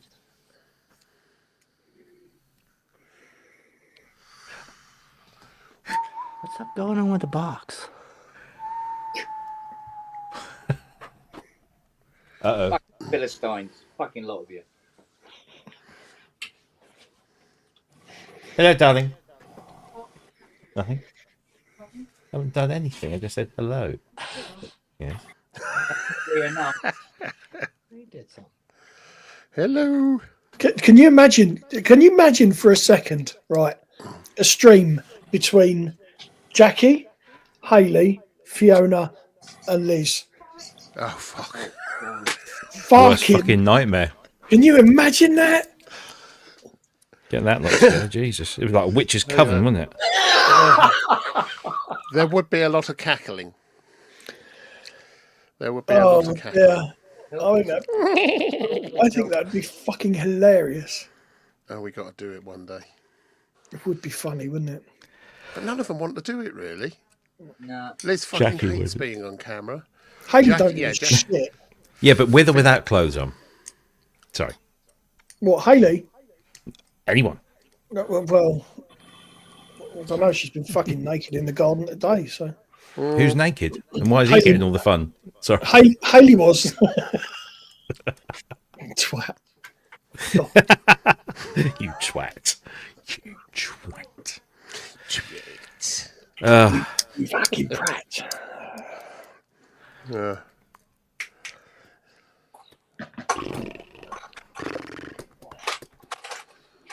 We were just talking about the messenger. Oh yes. Did you shoot him? Sorry, I no, I don't know why I'm being like that. It's lovely. It's really, I'm having one. I keep on thinking, yes, I will, no, I won't, yes, I will, no, I won't. The only reason I know I won't is because I'm getting it primarily because it's Moog. And what I really want is a Model D. And I was talking to Kent about a Model D. No. What? You said a word, I didn't recognise it. I'm sorry. You said Moog, not Moog. Do you want to know something? We're on. all sat around two big tables at this Chinese buffet restaurant. You know, there's big round things with massive, great lazy Susans in the middle, and there's like a whole crowd of us. And Michelle was just over the other side there, and we were just talking about something, and I said Moog, and she just flashed me these daggers, and I'm like, oh! I just wanted the ground to vote. I just completely out of nowhere. I think it's because Bedford next to me, old Carl, had said something Moog. And it just stuck in my head, and I was mortified. One time you don't do it, and you did it. I know, right? I know. Well, about 50% of the time now, I do say Moog. But when I'm saying it, I'm thinking, am I saying that wrong? Should it be You know that thing when people say, "Oh, well, Bob said in the film that some people say Moog, other people say Moog, and he doesn't care." Michelle, this came up in conversation. I think it was me, her, and Spears, and we just came up, and she said, "Yeah, he said that in the film, but in real life, it's Moog," and that was that. And I'm thinking, well, there's only one person who knows that we can talk to, so she the boss. Yeah, she is. Yeah. Ruby. Well, I'm glad I'm the only person that can say to her she pronounces her name wrong. And survive. Yeah. Well, she does so two things, Mr. Spong. She does want to be your apprentice and learn about synthesizers. And secondly, she has been sending you messages and you haven't responded. Messages? I don't know where. I can't remember where she sent them, but she has been trying to communicate. Wasn't it Skype, was it? I don't know. Morse. It was Morse. Fucking Maybe the pigeon got shot on its way over the Atlantic. Because we used to talk on Skype quite a lot, sometimes into the early hours of the morning. Well, early hours of the morning for me. I'll check again. Check again. But she's not ignoring you. Kent's psychic powers are failing him. I know. The smoke signals just get mixed up with his fags, you see. They just... Yeah. Or the sense that he's repairing. Yeah. Every time a bad cat blows. Yeah. Yeah, well, that's a lot. Now, Messenger it's really nice. I thought when I saw the pictures, yeah, it's mostly plastic. When I actually picked one up, it's got weight to it. When I played it, the keyboard is lovely. The knobs are nice. They're not premium stuff, but they are nice, and they're traditionally Moog in design. And it's $699. Yeah, and there's that, and like the switches and the buttons, they're the only thing that I felt maybe didn't quite live up to the image of a Moog. They're not awful. They're not rubbish, but they're not what you would find maybe on the Muse. But yeah, as Vicky says, it's a metal top panel.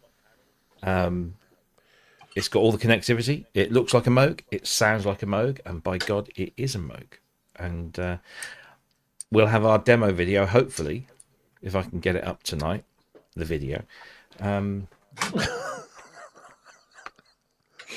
That's Jackie. That's very appropriate. That's very appropriate. Yeah. Jackie walked in. She complained about she complained about the Prudential, or to the Prudential, about their haphazard dealings with her former pension, and they've given her £100 as compensation. Fair enough. Is it MTS? Oh, micro tuning. Is that what you're talking about? Inhibited? Is that micro tuning MTS? I don't know. Microtonal scales. Microtone, yes, same difference, different words, I suppose. I don't know. Or timing. What? Oh, I don't know. Just a fucking synthesizer. Meaty I think tuna the timing scrotums. was Jackie walking in as you'd said what you said. MIDI tuning standard? What? What? I don't know. I think they're playing with you now, Rob. Probably, yeah. No, it's very nice, and everyone should have one. And that's the thing. When I said, I always forget his name. Most of the guys from my trivial shit. Most of the guys that work for Moog are tall with big beards, so I always get their names mixed up. So I won't try. But there was this guy from Moog who I met last year, and he was there, and I just said, "It's a Moog for the masses, isn't it?" And he said, "That's exactly it. It's exactly what we're going for. It's a Moog for everyone." Which is what I said to you the other night. They're going to ship fucking millions of them. Yeah, they're going to ship a lot. They're going to ship. So the conversation I was having with Kent, which I've been having over the last few days, is if I get one, which of course I'm going to fucking get one. If I get one, can you do something with the case so it can tip like the Model D? Yeah. And I just asked him this afternoon. I said, "So what about the keyboard? Can you extend it by an octave so I've got like, you know?" And it occurs to me, all I'm asking for really is a Model D. It's a Model D, and all I really want is a Model D. But I've got to say, the Messenger has the additional wave folding and everything else. It's a lovely, the extra filters. And the sub oscillator plus the LFOs. That means it does everything pretty much that the Mini did. Yeah, you don't lose the VCO if you want to do that. Yeah, exactly. Yeah, yeah, it is, and it's $699, and it's much smaller and much more portable. Yeah, are the keys mini keys? No, they're proper size keys. It's just 32. Full size keys. Full size key is just 32. But they had the Geddy Lee Mini Moog there as well, which in the flesh is even nicer than it looks in the pictures. That red is just very. Can you see the wood grain through the red, or is it lacquer? No. Is it, or is it lacquer. paint? It's So, okay. I don't know if it's lacquer or paint, but it's certainly not. It's not translucent. No. It's very smooth and shiny, and it does look. Yeah, Like yourself. Nice. Smooth and shiny. Like, and that's it, yeah. Like Robbie Percelli. No, it's nothing smooth and shiny. I don't know what that voice was. Don't know where that voice came from. Yeah. It's like the geezer that won the Mini Moog on that last auction. Raffle, rather. And somebody was saying, one of the customers here the other day was saying about, lucky, it's lucky bugger, he's won that Mini Moog and it's signed by Peter Gabriel. And I said, yeah, but the fact is it's actually restored by Ken Spong. That's far more valuable. Ken Wright. And I tell you what, it is. It was so restored. I don't think I've restored anything as much as I did that one. But what was interesting about it was nothing against Tara, but God, it was a fucking dog.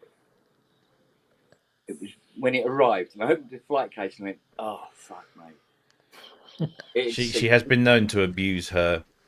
It's seen some bleeding tools of her trade. It had but keys like pointing at the ceiling, some pointing at the floor, and stuff like that. Like, oh, here we go. Fucking hell. She did a gig last night, came out of it with a busted lip that she'd given herself. What? She's mental, but in a great way. I'll have to get them back on soon. I've just had an email from Christian at Modal confirming that they'll definitely come on the show. Oh, that's fucking brilliant. We've been waiting to hear from him and hear what's happened and all that stuff. Do you know what? I've never seen someone's demeanour be so different. Like last year, it was almost like he'd been through the mill. We had been through the mill and back. He had been walking through treacle and doing all that kind of stuff. And this year, he was like, they had a little sofa next to their stand. He was just sat there all nice and casual. He was relaxed. He was smiling. There's a man, who's, got it sorted. He was only just like he wasn't even a top dog at Modal when he kind of started there. And he's just taken it on as a passion project, really. And it was good to see Barry, old Bazza, the test engineer, who's part of the furniture. Good bloke. Bingo. And Bob Coover was, I don't know what Bob Coover takes in the morning, but I want some of it. Just always on. Annoyingly positive and brilliant and wonderful. I mean, he gave me and Peter a demo of the new Third Wave 8M, which is a lovely thing, by the way. I still want the big one, but if you can get away with 8 voices and 2 parts rather than 24 and 4, then beautiful. And I'm thinking about that.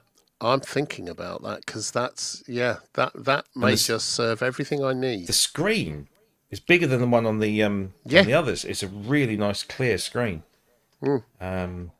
So great for old puffins like you with bad eyesight. So pardon? Something? What? What was that, Noah? What? Invented the light bulb. Oh, wait, no, he didn't. Yeah, so that's a lovely, lovely thing. So he's coming on. Christian's coming on the show. That's Christian's great. coming on. And you said you've got lots of others. We'll talk about that, no doubt, in due course. Yes, well, so we've got the guys from Super Critical with the Redshift 6. Fucking brilliant. They've already emailed me today and said, when can we come? We want to come on. Which is very nice to hear. Who else? Great. Adam Holtzman, of course. We've convinced. Well, he didn't take much convincing. He said himself, "I love talking about this shit." So yeah, he's coming. Oh, we've got. I was saying earlier on, we've got the guys from Gravity Rigs coming on. They build the live rigs for bands such as Chemical Brothers, Orbital, Hans Zimmer, who's some German guy I've never heard of. Yeah, exactly. That's what he's in the frame. Apparently, he's in the frame for it. I don't know. They've done Pet Shop Boys, Joe Goddard, Disclosure. Some of these are bands I've never heard of. Floating Have they worked with Points. anyone famous though? I know, right? But they do all these.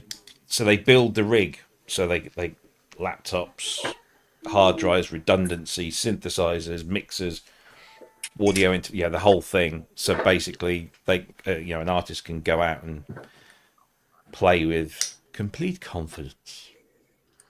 That's a really cool thing to do. Yeah. So I thought that would be a good one to get on. Yeah. Bless you. I wonder if I can hit them up, because I've got this naval dining table that I've got my computer and all this other shit on at the moment, rather than a keyboard stand. So I've been looking at a workstation stand something, and one, because I know the one you've got. I want something that will fit this and a few other. It's a bits lovely and pieces. desk. There was around the balcony, around the main hall, towards the rear, they have all the kind of the pro audio, so the outboard stuff. And there was a company there with desks, and they got this lovely desk. It's kind of like a half of a hexagon, and I think they had something in the region of 4, 6, 8. Yeah, it's about 8 U's of rack space on the left, but at a very low rake. Same on the right hand side, and then places for the big. You could put a big monitor on there, and it was just beautiful. And then they had cabinets like 10 to 12 U's each side for more rack stuff. I mean, Wagyu would probably just jizz all over the whole thing. But the only thing it didn't have, it was the second thing that put me off. The first thing that put me off was how much, because they aren't cheap. But it didn't have a keyboard tray of any description. I think you can have one as an option, but they only went to 61. So for those of us with big 88s, it was no good, but it was a lovely desk. It really was. Azia Head says, well, someday we'll have Martin Gore on. Yeah, have you seen the next comment he put up? If anyone wants to, sure, come on the show. I need to talk about him. No, if it was Martin Gore, I will. Yeah, I'm not fussy. I'll say I'll love modular. There was a guy. I've already got a clip of you saying that as well. There was a guy walking around Super Booth, and we're sat there looking at him, and we were all going, "Yeah, pound shop Martin Gore." He had black leather this, black leather that, big long black leather coat, bleached blonde curly hair in a very Martin Gore style. Turns out it's the guy that owns Dreadbox. So, yeah. Pound shop Martin Gore, and it's the guy. But he did look like Pound shop Martin Gore. Or for our American friends, a thrift store. I don't know, whatever. Dollar store. Brilliant. Yes. Brilliant. But that's the best thing about. I did get invited to the YouTuber gathering. Oh, really? Bo Beats. We got talking, and he said, "Oh, you should come over." And I was like, "Oh yeah. Oh, that's interesting. Yeah." And I didn't, because it was entirely cringe. But, as the kids say, not my thing. No. I loved your message to oh fuck's sakes, my brain. Sonic State. Oh gosh, yeah, that, yeah. All those messages were good. I liked yours. Florian's was the best. It was good. It really was. The place literally erupted, and apparently he was just sat there going. It was great.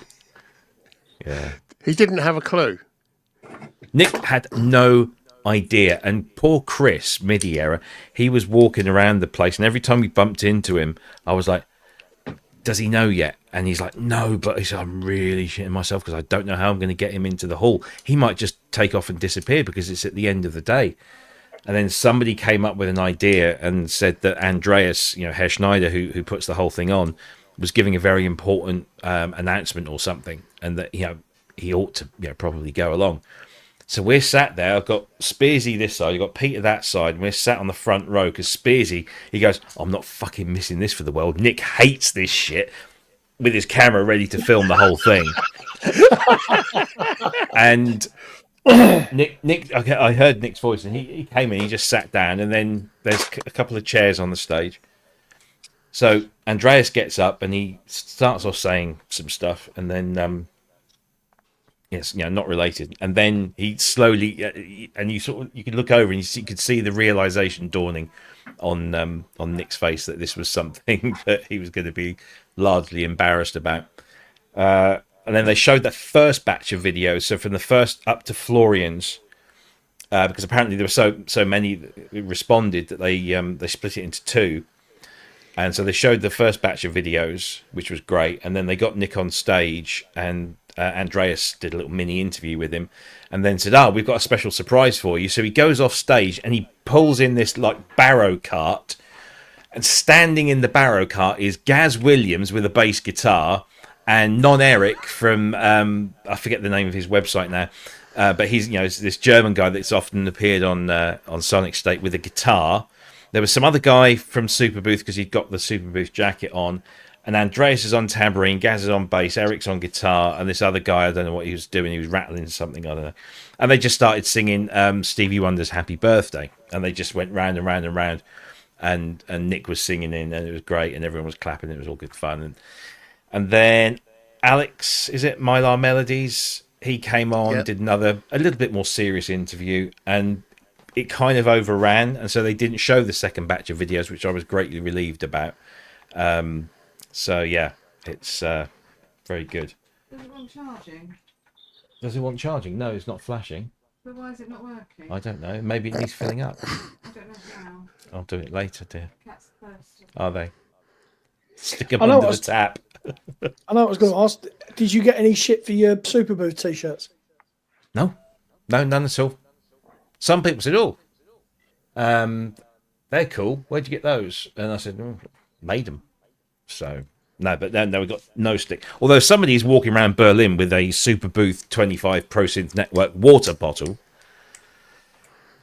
Never mind. That's my own stupid fault. Yeah, that was funny. No, it wasn't. I was thirsty. No, it's very funny. It's fucking hilarious. Literally, the first time I go to my brand new water bottle, which was full of water and ice, and I get off the train,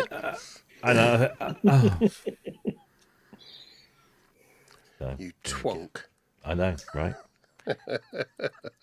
But say Arturia made up for it. They gave me a new one, not quite as sturdy, but not quite as posh. It's nice. Well, they haven't got the budgets you have, you see. No. That's what it is. I got some other swag. Go on. Got a lovely.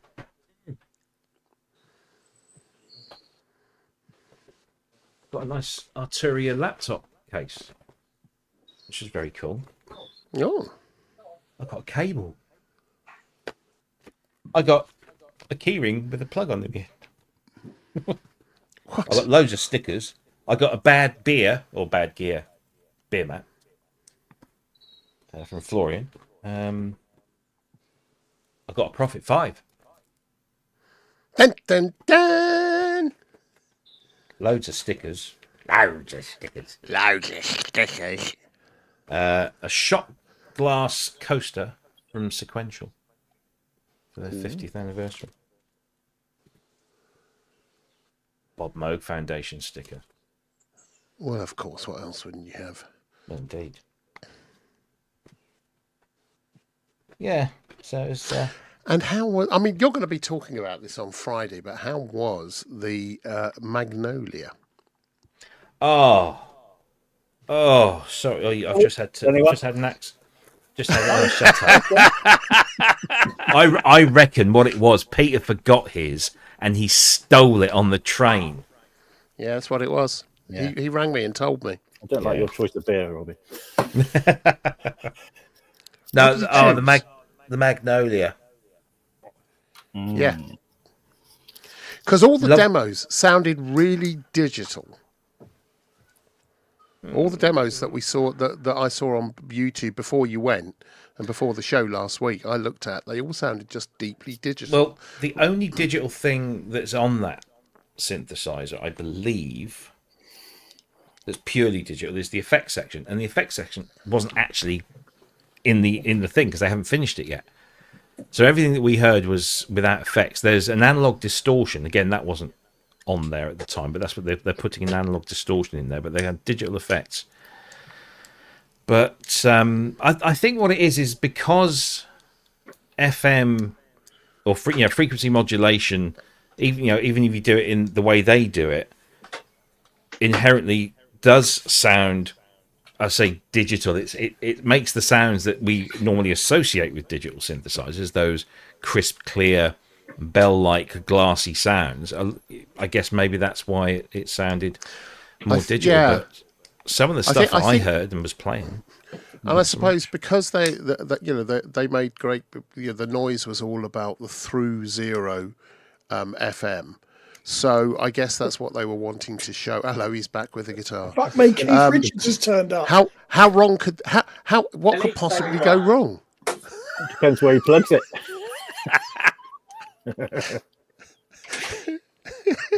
How many caps are going to blow now? You'll get smoke signals from Michelle, Kent. Yes, this should reach her in some capacity. He's going to do But that interface, interface is gorgeous. The knobs are lovely. Good. Oh yeah, they're lovely metal knobs, very buttery. The faders are very lovely. They're very ARP-esque in their design, anyway. Yeah. And it's very clever system, because they deliberately only put a 4-character LED in there and not a nice little OLED or something.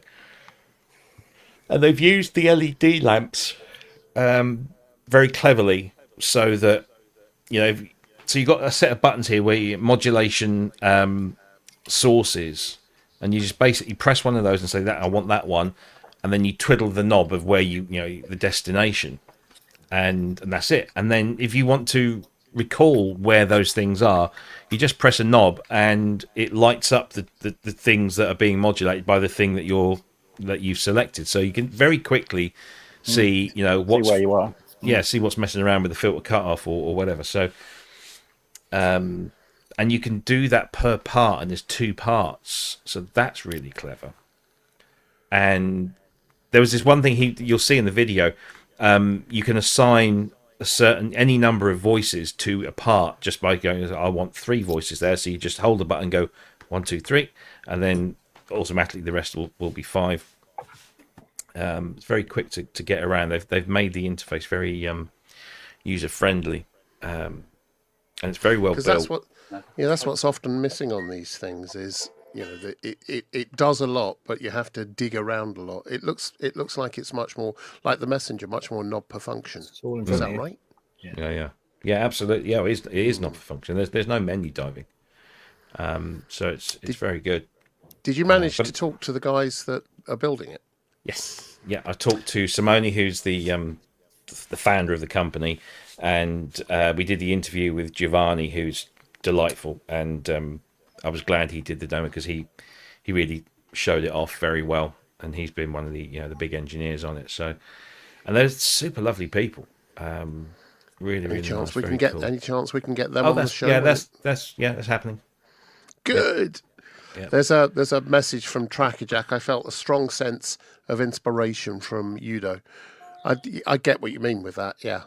See, I thought it looked like the Elise Ion, to be fair. Like the Elise Ion. Oh, what the Magnolia? It's got a lot of. It has that about it.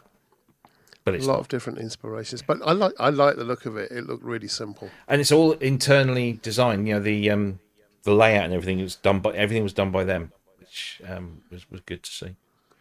No, I didn't get much from Udo, really. I mean, we walked in there and he had the Super 8, didn't he, with the the added With the- ribbon controller. Ribbon controller, yeah. He had a Gemini there, but he didn't really seem to have anything. You know, this year, I think overall this year was a quieter year in terms of new stuff, interesting stuff. It wasn't as like last year. We had, you know, Polybrute 12. We had Muse, although it wasn't there, but it was still being a big thing. This year seemed to be more of a consolidation year. Let's just work with what we've got.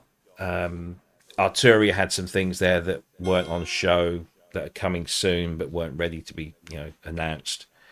Some of them are very cool and very interesting. They're not massively groundbreaking, but they're good nonetheless.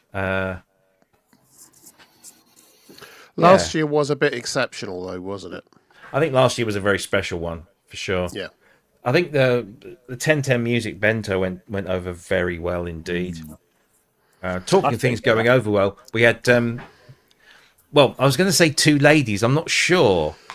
At the airport, do you remember when we were sitting, coming home, waiting to board, and we'd gone through the gate? This very couple, flexible lady. Yeah, this couple. One of them started sort of doing some stretches, which was a little bit odd, and then they both started doing it, and then they both simultaneously, essentially, bent over and touched their toes, and then stayed there for about 5 minutes. And literally, me and Peter sat here, arse. That's all it was. Arse with head underneath it. It's quite quite, yeah.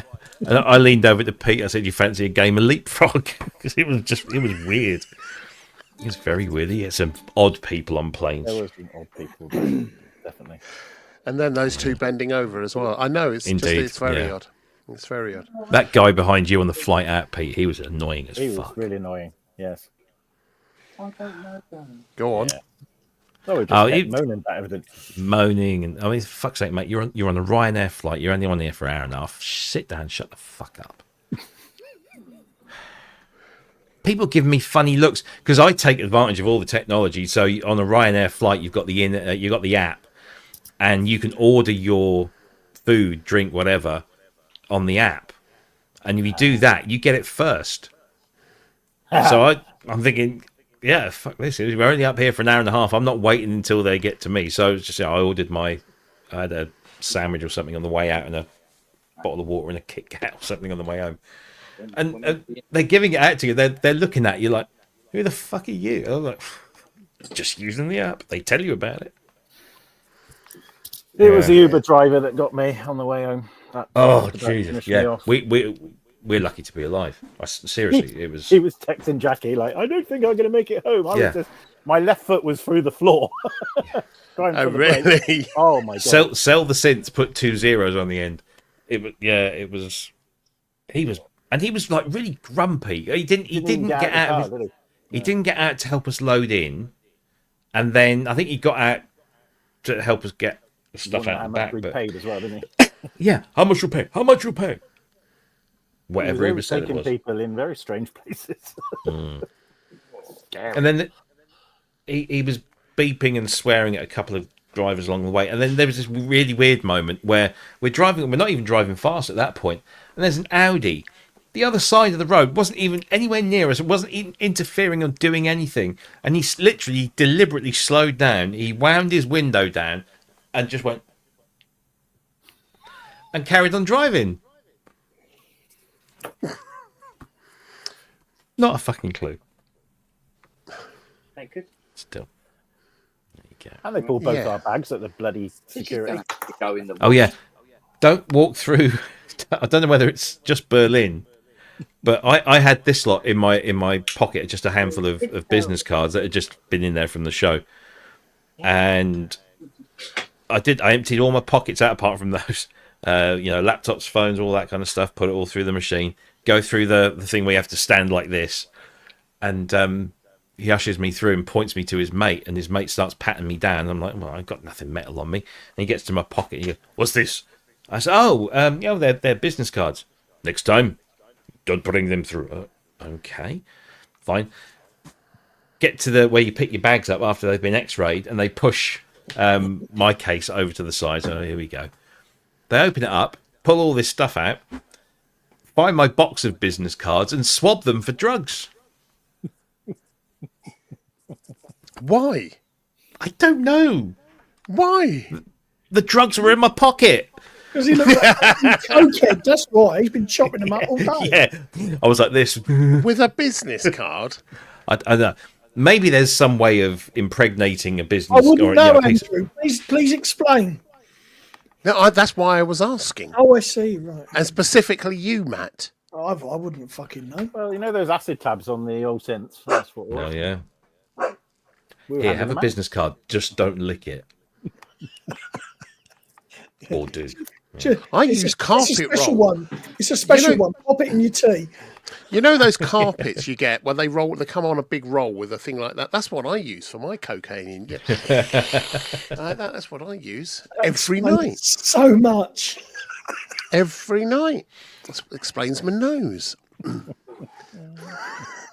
other things besides. And Pierre, young Yes. Pierre, are you going to be on the show this week? I am. Good. If we let him on. Rah. Oh, I'll get in somewhere. Backstage pass and all that. Oh yeah, I didn't get one of those, did I? Hey, you know. What can I say? What can I say? Let me just do a Dan Goldstein here. They feel love. It's almost like they're made out of fabric. They're very nice. I deliberately didn't stick them on because I knew if I did that, they just all went. So I sort of just went. I'll have those framed. Adam says, "Oh, you can stick them on the fridge." I'm like, no way, not doing that. Yeah, so we have lots to talk about, no doubt. Indeed. Good. Indeed. Good. Essence good. FM new firmware dropped today as well. Yeah, what's the deal with that? What's it giving that's wonderful and new and gorgeous? Extra LFO, free running envelopes, 16 track sequencer. There's a whole bunch of stuff. Actually, I've got the list here somewhere. Yeah, 2 LFOs. The UI has been improved a little bit. Each operator now shows the volume levels visually rather than just numerically. You can now set which bank and patch you have at startup because it would always default to sort of bank A, patch 1. Improved MIDI player. Effects presets. You can now store and load your favorite effects settings. So there's 128 slots and you can just save your favorites. 16 track 128 step sequencer stored in each performance. Wow. Free running envelopes. MPE is supported and better supported on the performance page. So it allows you to clone parts across a range of parts. I don't understand how that works. I'm sure Steve Elbows will have a look into that. So lots of really cool things. I mean, the fact that they're still supporting a synth that's effectively 5-6 years old, maybe a bit more, and it's still adding new stuff. It's all good in the hood. And I had to apologise to Tracker Jack once again because he came up to me and Pete when we were there, and he said, "Hi, Rob," and I said, "Hi, you," and he says, "It's Tom." Oh God, so embarrassing. Yeah. So I've stored your face in my memory banks, so hopefully next time. So he's got something when he's rubbing one out. Yeah, that's one. Absolutely, yeah, absolutely. Ben and Carl were legends. I have to shout them out as well. They do so well Absolutely. with the organisation, don't they? Yeah. That Thursday night once we got to the restaurant, that was funny. Yeah. Thanks, Tom. It was live and learn. Inhibited said, anyone heard of a Red Sound Dark Star? I notice you do. Do you have one? I did. Yes, I sold mine. I've got the Federation X, Oh, really? Which was the BPM thing. It was the other half of Novation, wasn't it? The man, well, I forget his name now. Well, sort of. Ian. Before, one went to Novation and he sort of kicked off his own stuff. Yeah. And the thing about that is, it would examine. So it was built for DJs, so it had lots of. It had an input, stereo input, and then you had 4 or 5 different effects, which you could then chop and change things with, and it was all synced to BPM. The really cool thing was it would extrapolate the MIDI clock from the incoming audio. It would work out what the clocking was, and you could set the downbeat and put in patterns of your own. So you could set the downbeat, which meant that what I used to use it for was I'd stick it onto the drummer at a gig, so the drummer would be controlling the tempo. The drummer would be controlling the tempo with his playing. So then once he got going and he pressed the button, all the sequencing, so if you've got, arpeggios or sequences running, would be following the drummer, which was freaking brilliant. Yeah. Everything, so the drummer could slow down, speed up, do whatever he want, which meant you got that real dynamic in live playing. So it's a secret weapon. I've still got it. It's a brilliant, brilliant box. Absolutely brilliant box. Brilliant. I'll shut up now. No, I don't know what happened to Ian. He'd had a few little jobbies and then he sort of disappeared, didn't he?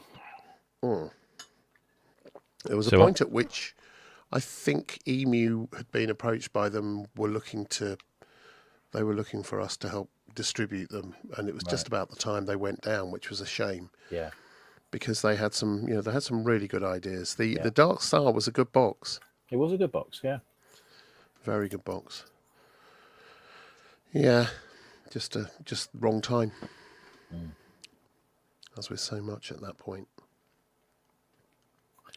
Yep.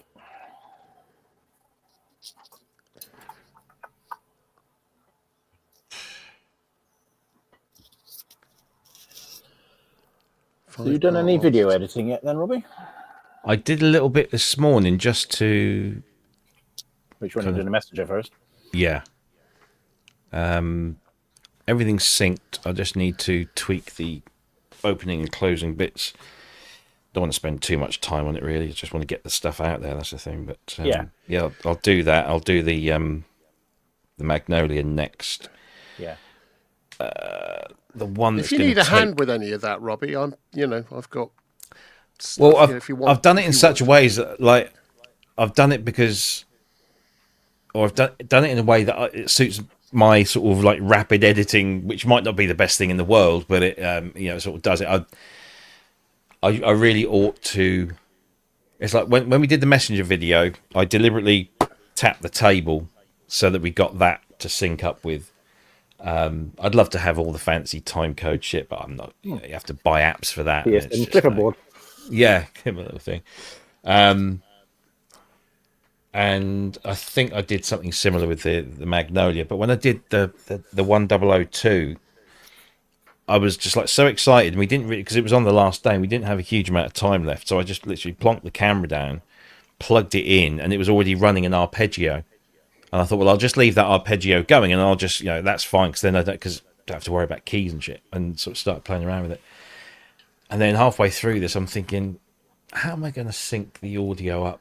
Because the synth's audio is only going through into the digital recorder. There's no speakers, so the camera can pick it up, so I can sync those two things easily. So if I come across anything that's a little bit difficult, I'll let you know. If you want to, if that proves a problem, send it over. I'll sort it. But and we've got some video of the of those Montage M programmers. Yes. Not a huge amount, but yeah, they are. Yeah, they're lovely. They really are lovely. Yeah. Yes. Excuse me. You're welcome. Bless you. Then the last one that I will do is the walkabout video, which we've probably got, I don't know, maybe an hour's worth of content there, but yeah, I did at least 30 minutes. Yeah, I'll stitch that all together and then there's a bit of talking with Marco halfway through mine. Yeah, I'll highlight, take out the bits that need to be taken out, and then highlight the bits we want to go standard speed on, and then everything else in between. It'll be double speed as you and find some music to go on top of it that isn't shite. And oh, and I've got some video of me playing. You got some video of me playing the sub hard chord, and I got some video of somebody else playing the sub hard chord. Yeah, that's right. Which mental. 1962, East Germany. Built like a tank, literally. Literally looks like it's just looked like the front Built of from a end tank. of a train. Yeah, but it was quite an emotional thing. What with it, being like the last sort of big project that Steve did, to actually play the one that he. I don't think it was the one he used, but to play that machine is it's pretty cool. So yeah, it does. Yeah. Yeah. Why is Kent on the her? We've all got You're on the to her. Look at you like this because you're pissed. Yeah, you're all the wrong way. Yeah, you're 90 degrees the wrong way round. Why the hell is it doing that? Oh. I have no idea why it's doing that.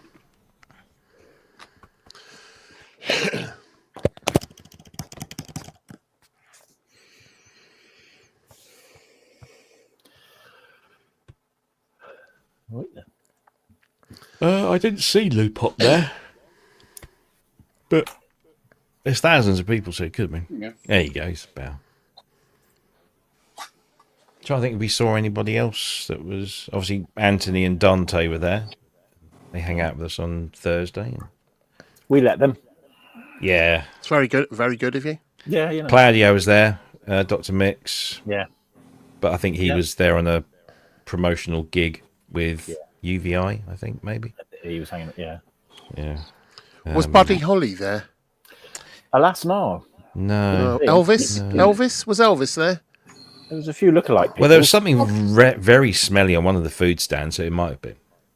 Buddy Holly was meant to be there, but he crashed early. Yeah. Oh.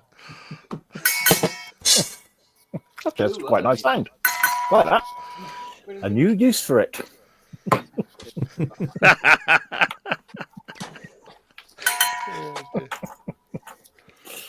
I wonder who's drinking out of that now.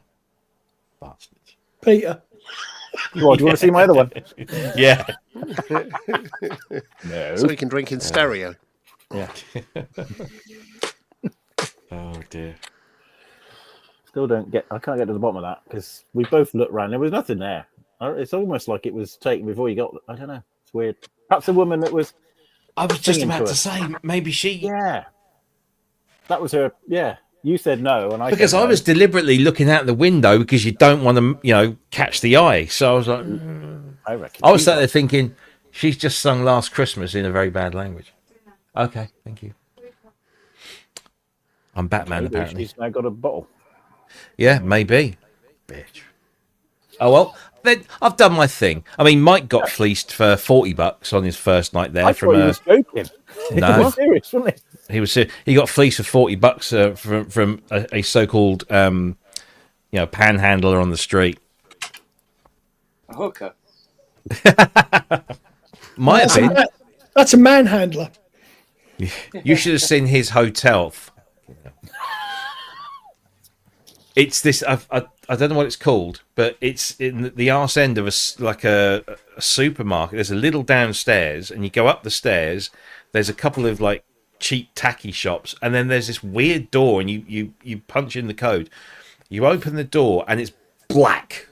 I mean, it's black, proper black, with some purple lighting and pink sort of day glow lighting and stuff. And then there are large rooms, and in each of these rooms are these white, futuristic-looking pods, and each one of those pods is a bed, and they stand about 3 foot tall, and you can have singles and doubles. All they've got in them are a couple of white, strip lights, a mirror, some USB sockets, because you're not allowed to have power sockets in there, so you have to share. These power sockets hang down from the ceiling. You have to share them. And they're these little, and the door just slides open, and you get in, and you slide the door, and that's it. That's your room. And then they stack them 2 or 3 high, and there's these little steps, with just about enough for a foot, you know, to get on these little steps to take you up.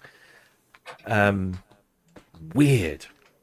And when he told us the price, it was about £100 less than what we paid for a hotel each. Wow. I've got to go, guys. I've got Yeah, a me call too. from my son. Go, so apparently I'm Batman because my wife keeps going dinner. So I don't get that. I don't. What? No. Okay. Anyway, That's next to this then. See you all later. See you later. God bless. Bye. Ta-da. Right. Right. DZ. See, they've all fucked off now. Yeah. Oh, look at that camera angle. You've almost married the two camera angles up, look. Yeah. Almost. Doesn't like that at all either. Fucking hell, man.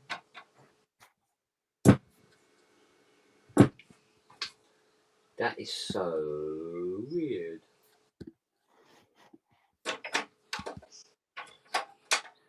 Try that one there.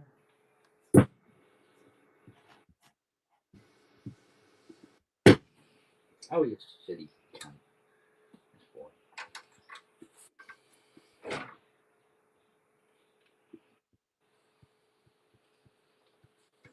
Try that. See ya.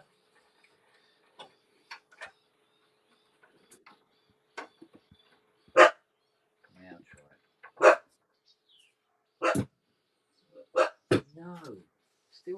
Still being pulled down.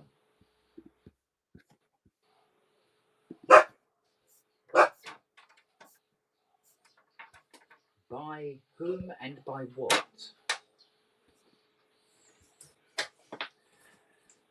Oh, come on. I'm going to get this fucker sorted. Then I won't feel so bad about working on the Muzzy tomorrow.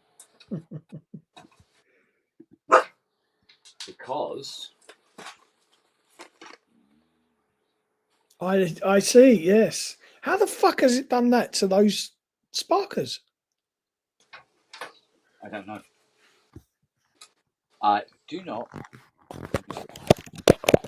Oh, wait a minute. There's a couple on here, isn't there? Ah. That is a different kettle of fish, no?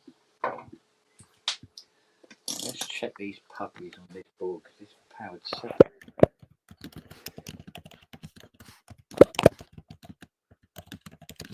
No, it's not you. Not you. Not you. It's not you.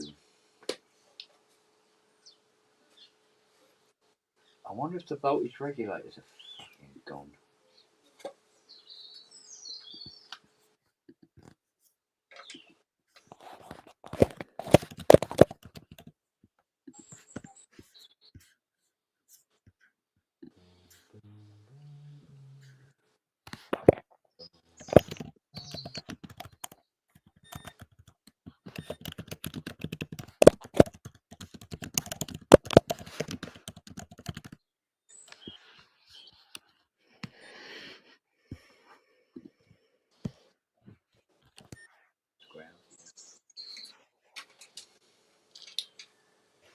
Okay, minus 15.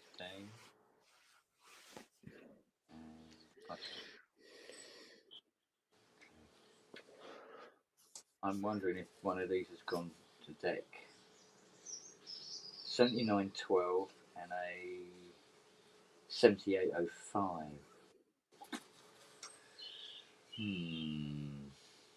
Possible.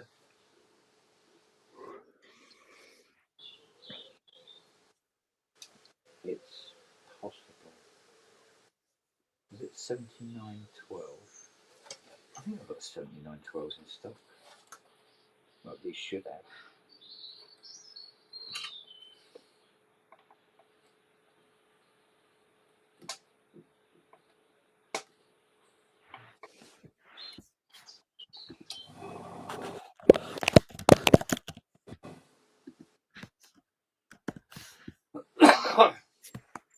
I say.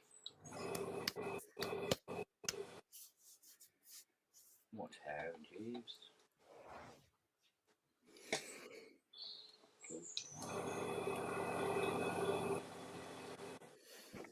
Yeah. I'm gonna come out too, isn't it?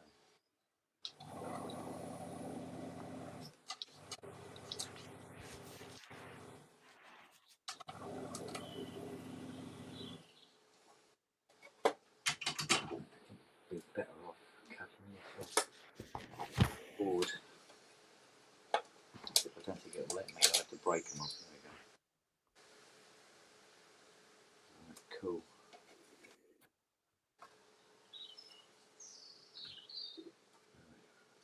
Pull them out.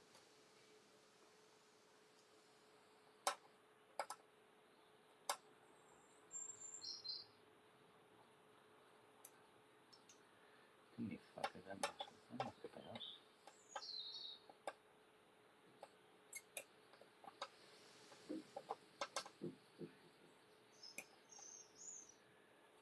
Ask monkey. So what else has been going on in the world of high finance? I wouldn't know, mate. No. Yeah, no, there's fuck all going on down Yeah. here. Quiet day. Like I said earlier, I'm in a lot of pain. Well, quite a bit of pain today. Yeah. Yeah, my knuckles are all fucking swollen up and hurting. So, No, what's caused that then? well, I've got rheumatoid, haven't I? Oh, for fuck's sake. Yeah.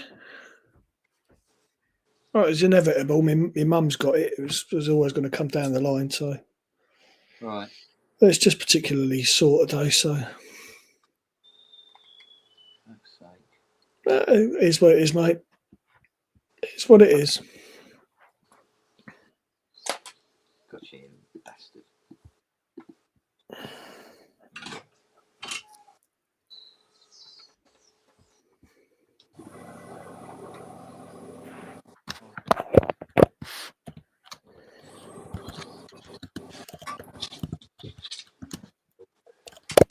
Right, now Oh, we have the big guy. Big guy, for fuck's sake. hello, Shorty. As in reputation, I wouldn't be as rude as to speak about you any other way. Oh, that's good. That's what I like. Hang on a second. How are you? doing, dear? I'm all right, thank you. How are you both? How's the cold? Right. Oh, it's all right. I'm just a bit. Yeah. Bleh.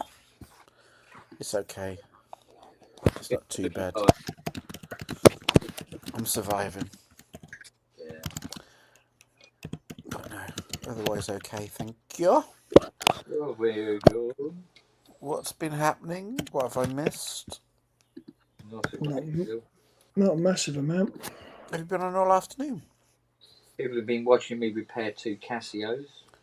Oh, great. What Casios? There was a, what is it? An SA20. That's a little sampler, wasn't it? No, I don't think so. And a bigger one. Wow, that well-known model of the bigger one. Sorry, it wasn't a Casio. Yeah, I repaired it and tested it and put it back over there and didn't know it was a Yamaha. I don't know. And how are you, Matt? I'm all right, mate. I'm not doing too bad, thank you. Good. How's things with you now? It's all settled down. Good. I just haven't stopped. It's all very much first world problems, but yeah, just still doing. As I said before, it's the bits of paper around the around everywhere, just trying to plan shit, and I'm bored of it now. It's now been fucking weeks. And just as I kind of think there's progress, I kind of think, oh great, if I do that and I do that and do that, you know, you kind of suddenly have a breakthrough, and it's like, yes, I've done it, and then you suddenly go, fuck, but now I can't reach that, and that won't work, and yeah, So it's just like that. But I'm really bored to the fucking back teeth of it. But it's fine. It'll be sorted soon. I had a bit of a breakthrough in that. Yeah, I've managed to figure out a way of getting the V piano back in there because obviously that's a huge lump. And at one stage that was just going to have to go, but I figured out a way of doing it. But it means that there's a couple of, well, three other synths that can't make it in. That have got to go to the synth heaven stroke storage unit. Yeah. But it's fine. Yeah, and the biggest problem is, as we all know this, I mean, everybody can relate to this, is the fact that you get it all planned and sorted and whatever. But that's also presuming that I'm never going to buy another synth again. Which, let's be honest, well, it's possible. in terms of... No, it's not. No. I've got two arriving tomorrow, so... Really? What have you got coming? There's a multi-poly and a steam pipe arriving. Nice. Steam pipe. Oh God, Kent, I didn't tell you. You remember the steam pipe I bought from Bax? Yes.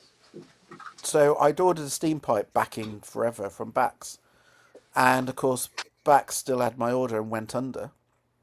Yeah. And it was just like, fuck. Okay, that's it. That's the end of it. I was led to believe if companies go under, that's your lot. But I raised it with PayPal, expecting absolutely nothing, and they got back to me about 2 months afterwards and said, "Yeah, we're giving you your money back." Result. So honestly, if you're going to buy anything, I know honestly, just use PayPal. Always They've do. been absolutely amazing. They've been fantastic. Yeah. There was no argument. There was no shit. It was just. It was so easy. I had to fill in 2 forms, basically telling what had happened, and I got the money back. So so that's finally arriving tomorrow. And then, as I said to you yesterday, Kent, or whenever it was, I've got a multi-poly arriving. Yes. So yeah. So that's so. But yeah, of course. And are those two on the list of things that have got to find homes? No, they are not. They're not. So, no, they're not. So they've got to some. I don't. Yeah, I don't. So they've got to. I don't. Yeah, they've got to squeeze in somewhere. Okay, so your task just got a little worse. Yeah. Right. But it's yeah. Steve Elbow says, "Did you see anything in the Super Booth coverage that's caught your eye?" That Magnolia looked quite nice. I mean, I have to say I'm not losing my shit about it, but it looked quite nice.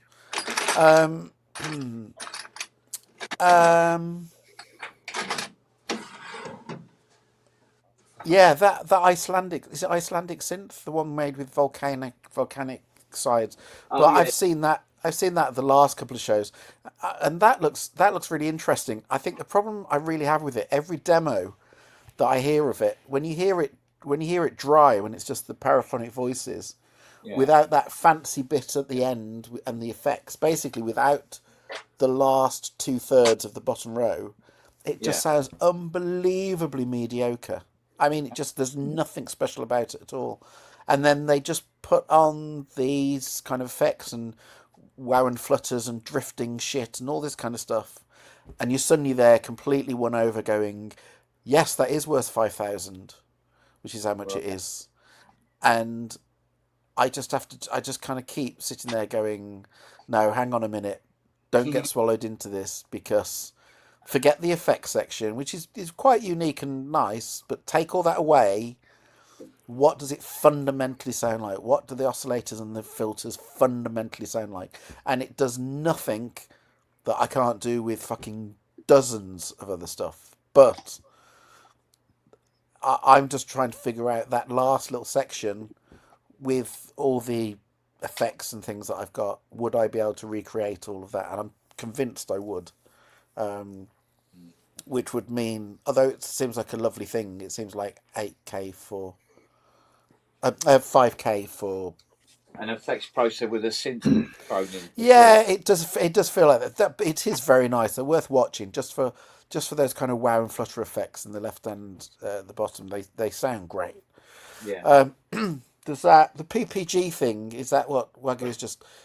Yeah, no. I don't. All I'm going to say is, for some people, if some people get it and well want it, I get that. All the wankers turning around and going, "Well, a load of crap. Who's going to spend that much money on a monosynth and blah blah blah." Fuck off, basically. I mean, if it's not for you, that's absolutely fine. If it's don't tell other people what they should or shouldn't want or what they should or shouldn't like. Yeah. It's great. It's got a market. It absolutely has a market. My argument would be, for me, you know, I don't need another monosynth, as lovely as a monosynth as it is, and it's not like I've ever had an urge for one of the originals. So the combination of those two is it's not for me. I won't be even looking at it. But I said to Kent yesterday, I'm not even looking at the Messenger because it looks like it'll be great. I'm sure it'll be great, but I just the last thing I need, really, is monosynths. I do not need another monosynth. You've got a 55, haven't you? Yeah. Well, you're covered. That's one way of covering it, yeah. I mean, Moog-wise, I've got 55. I've got an RME. Yeah. I've got a Voyager XL. What else have I got? Obviously, I've got Moog 1, but that doesn't really count as a monosynth.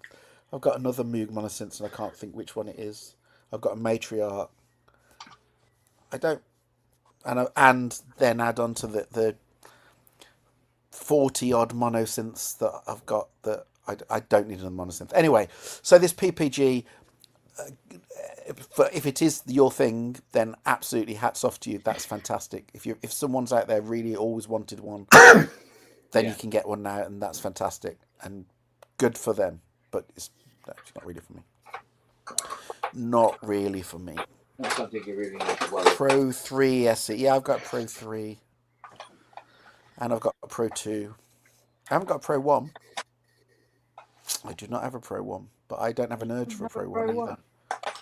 No, I've never. I played with one years ago, and I came away just kind of going, yeah, it's a lovely monosynth, but there's nothing about it that really made me.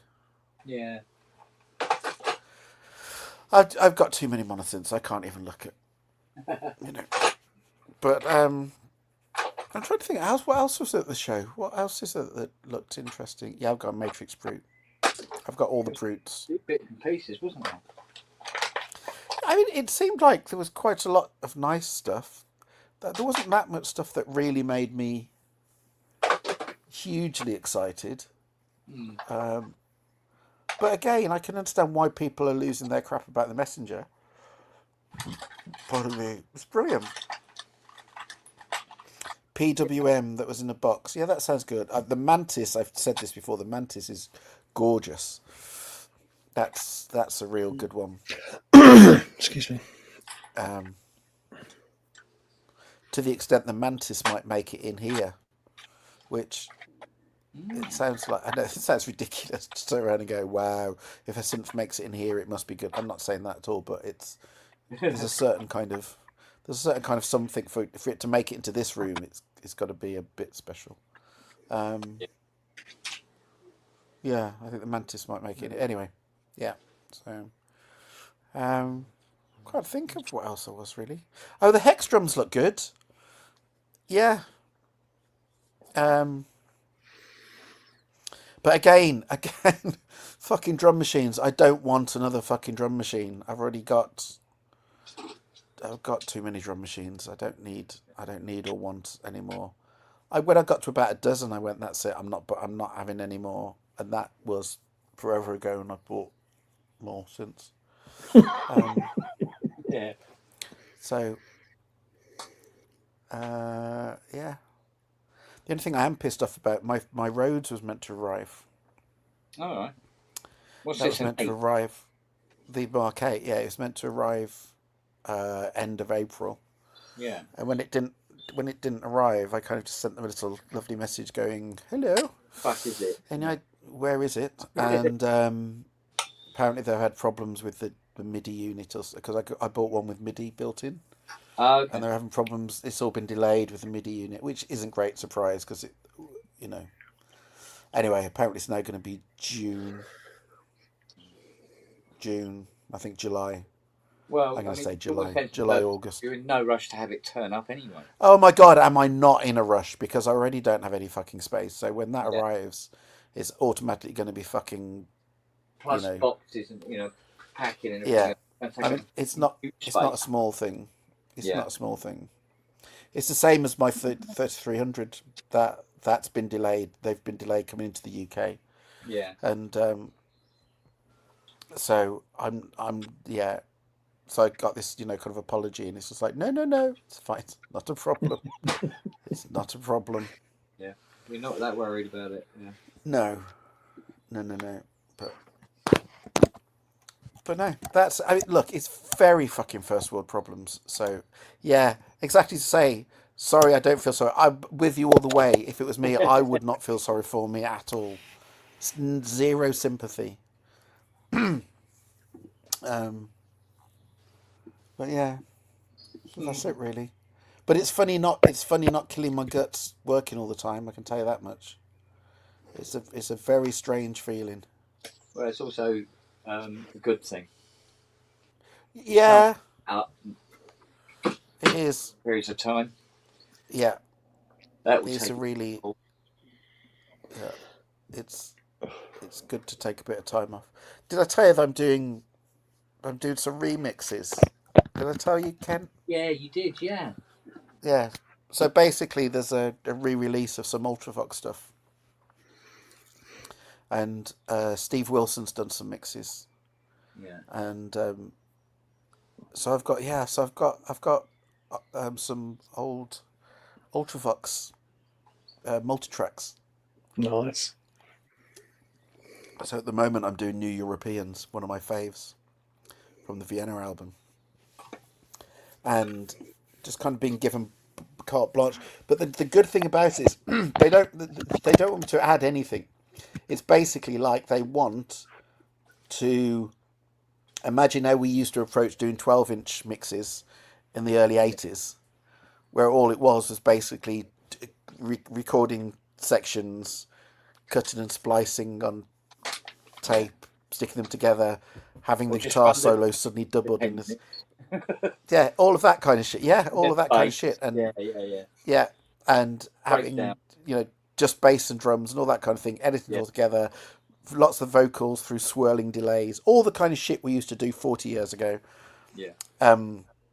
They want that kind of stuff done with tracks that was never done with, basically. So so I'm literally currently doing so I'm doing New Europeans at the moment. I think I've got Reap the Wild Wind arriving at some point. Are you remixing Vienna again? No, fuck Vienna. I'm not doing Vienna again. I think Stephen Wilson's done Vienna. Yeah, okay. So I don't want to fucking look at Vienna. You've got as close as you need to get to Vienna already. Yeah, exactly. I don't want to go there again. So no, it's I've also got respect, mate, because one of those a track like that, an iconic track like that, and you're approaching it and you go, right, we're going to have an orchestra do this. Mm-hmm. You did approach it from a way that made it work. Do you know what I mean? The reason was, but that's very simple. The reason is that when we looked at all the different tracks and we spent weeks going through each track, it got down to lists of tracks that I was just going to go completely wide of the mark and do what the fuck I wanted. Yeah. Tracks that I was just going to be a smart ass, just kind of clever and take the original concept, but just really just fuck around with it in my head. And then the third category, which was to take a track that was tracks that were more or less perfect as they were and basically just enhance them. That's all. And there were three very different groups. And you can actually strip the album. If you look at the album, you can actually tell exactly which camp each of those three camps it falls into, and Vienna was one of them. That initially I went for the okay, I'm going to be a clever cunt here, and I'm going to be, taking it really left field and really wild of the mark and all this kind of thing. And it didn't take, honestly, it only took 2 or 3 days for me to get into it and kind of go, nah, this is fucking sacrilege. This really is sacrilege. And there were others like dancing, for example, that I went and did my merry little thing, and it was just obvious it was going to work from day one. Taking that completely other route was really working, and it was great. And yeah, Vienna was one that I only spent a couple of days. It was like, no, I am fucking ruining this. And bearing in mind, obviously, what it is, it's like the iconic one for them. And so I just thought, just play safe, don't be a twat, basically. So all I tried to do is just make it bigger. Do you know, people you don't realise how much bigger it is, though, until you listen to them side by side. If you actually just go and listen to the original version and then listen to the one I did next to one another, the one I did sounds fucking huge. Yeah. And the original that we think sounds huge and epic, and it doesn't actually sound that big at all. It actually sounds quite, kind of small and very 1980. But it did for what it did then. For what it was at the time, it was amazing. Yeah. It's still amazing. They're still, it's still a fucking amazing song. End of. Because I think it's at the beginning, because I put the CD on, and this was the first time I was going to hear it, and it was in here as well. And I went first track Vienna. Don't envy him that one. Put it in, and off we go, right? And I must admit, and this is no disrespect to you, but it was this as it starts up, and I'm going. Using a horn to replace the sort of like a mid-range horn to replace the high-end string synth. Yeah. I'm going, but then when you start to do the rest of it, go, oh no, it makes sense now. It all worked. It was all done for a reason. Very first time and not know what's coming. You're going, really? Well. If you're only going to listen to it once, then who gives a fuck what I fuck around with, to be fair. I think I'm the first person to wear out a CD.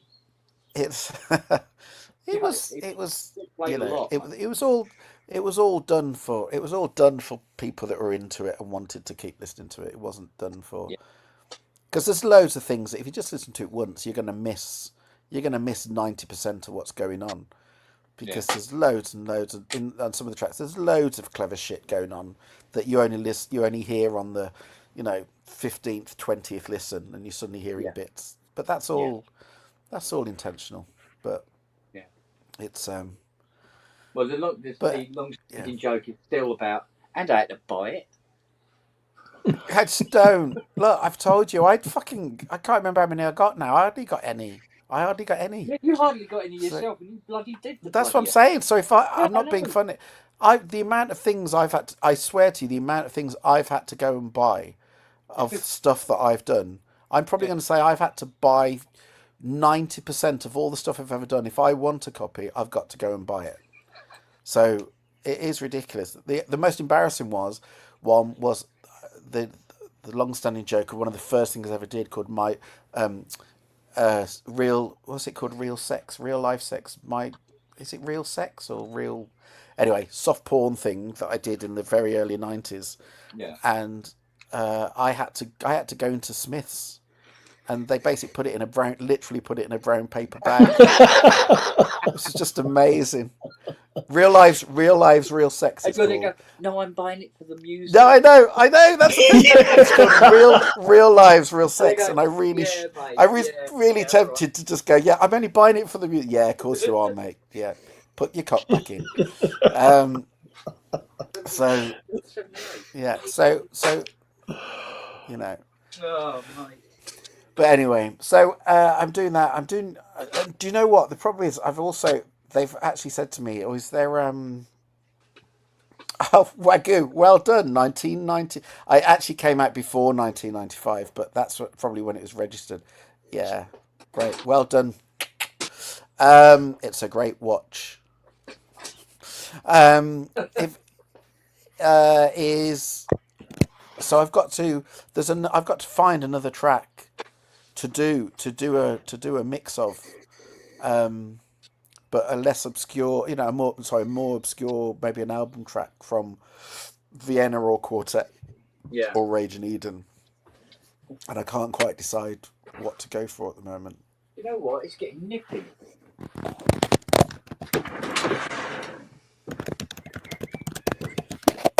It's lovely and sunny here for a change, actually. It's beautiful down here as well. Really nice. I mean, it's glorious sunshine everywhere, except in the garden, because it's overshadowed by buildings and trees and everything now. When's your bum, baby girl? Right, so where's the complain in the height of summer? 79 12s. I'm supposed to have a 79 series. This is only 79. Oh. Got to work out when I'm going to come up and see you, Mr. Spong. Oh, yeah? Yeah. What are you bringing with you? Nothing. I come to see you. I don't bring synths to have them fixed. I come to see you and Fiona. You're coming to see me and you're not bringing any synthesizers with you? No, I never have. Take notes. Was that a subtle... I was going to say, was No, that a not- subtle dig, Mr. Spung? Not from me. Well, no. No, from Mr. Spung. Because Mr. Spung knows that I'm taking a fucking van full of stuff, dumping them on him and staying there for a week, saying... Well, he did say Come you were on. going up. Maybe I should time it that week to come up for the day and say hello. That'd be awesome. Absolutely. Let me know when it's happening and I'll be there. Well, it's like I will. said before. I mean, one of the reasons I want to get all this long-term shit sorted out as well is because of this lot coming down. There's a lot of stuff, Ken. Honestly, every day. Based on what you were saying on the phone yesterday, it sounds like it's going to be more than one van load. Do you know what? Joking aside, I think you could be right. Yeah. There's a lot of stuff. Matt's leaving room to bring back as many Jupiter 8 spares as he could carry. I don't own a Jupiter 8, for fuck's sake. Well, okay, I'll bring mine down at the same time, and you can come up and have a... Oh, God.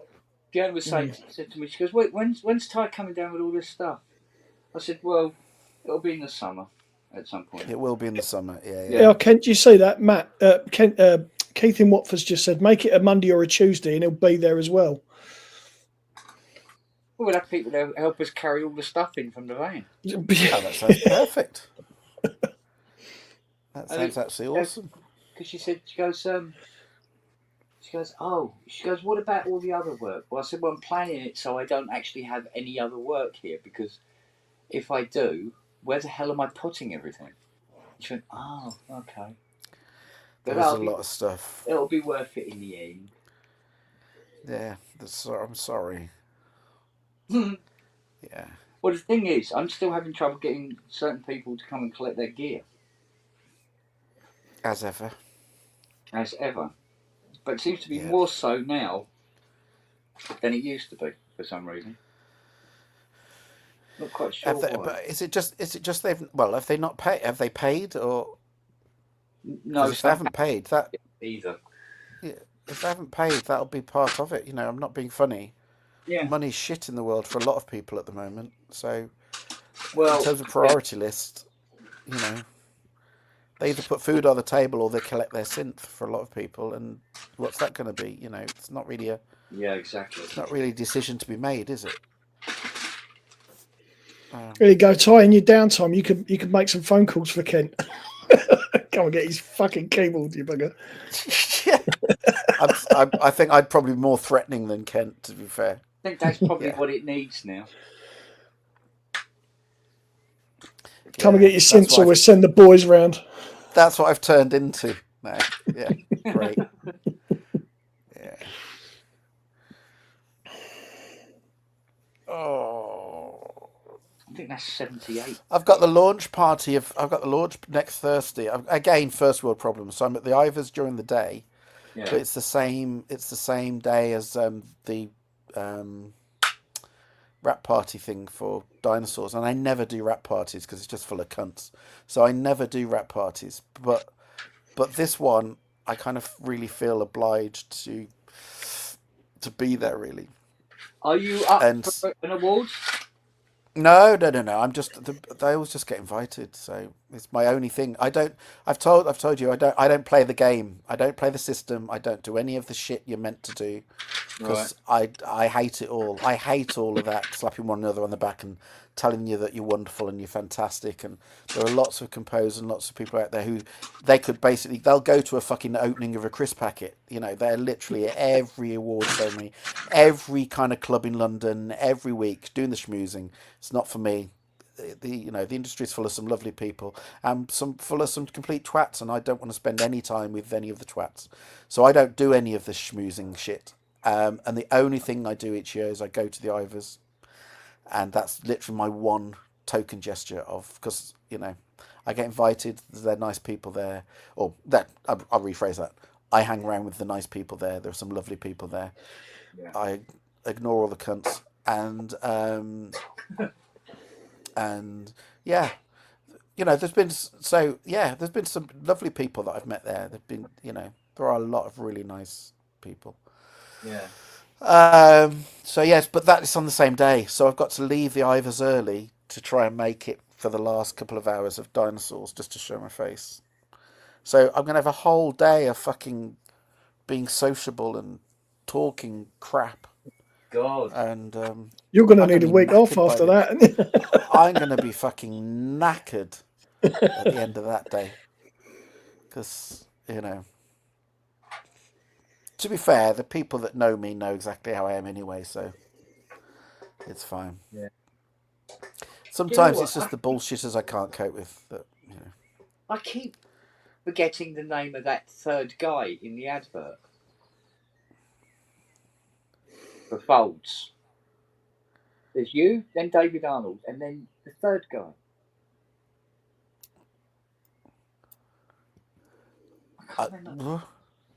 I can tell you, I don't think I've ever even watched it, so I don't. Oh, I've got it. I know it seems like the entire world has it emblazoned on their eyeballs, because you can't fucking look at anything without seeing my fucking ugly mug. But I said to Fiona, I said, yeah, talk about target. She opened her laptop, goes to her Facebook, and there's you, like this. Well, talking about Folds. I know, I can't. Look, they came up for one afternoon, and I just said what I thought. That was it. There's no more. I had no input apart from they played it to me for the first time. This is the other thing. For the first time, you need to understand this. This wasn't rehearsed. This wasn't anything. It was literally put on the system. Play with it. We'll film you playing with it for the first time. That's it. I hadn't seen it before. I hadn't seen any of it before. I hadn't heard anything from it before. It was just 2 hours of me just fucking around with it, and we're going to film it. And it's a great library. Still think it's a great library. The new one as well is fucking amazing. Yeah, it's nice. It's absolutely really lovely library. They make really good ones. Though them and Slate and Ash. Slate and Ash are another one that make fantastic libraries. Yeah. And Sonic Couture. There's honestly, we're kind of spoilt for choice now. There's some amazing. Yeah, there is a lot, isn't it?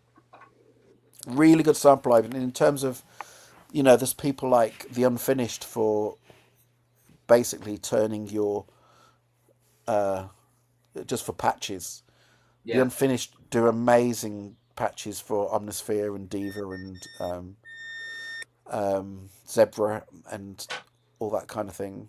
Yeah. And who's the other one? American company String Audio. Fucking hell, their patches are amazing as well, especially for Omnisphere. I mean, it's amazing compared to where it used to be. You know. And the nice thing about it is they're not just your bog standard patches. It's not just like you've got another string pad, another another lead sound, another Moog bass. It's not like that. These actually turn your instruments into completely new instruments. I mean, completely new instruments. Yeah. So, yeah. Anyway. Fuck me, the middle board's gone now. What's this? What you're working on at the moment? Avatar. Oh, okay. Cool. Good luck. Yeah, I'm just chasing faults now. Has anyone else actually seen the headphone case for AirPod Pros? No. Have you seen what it looks like? No. It's like a bra.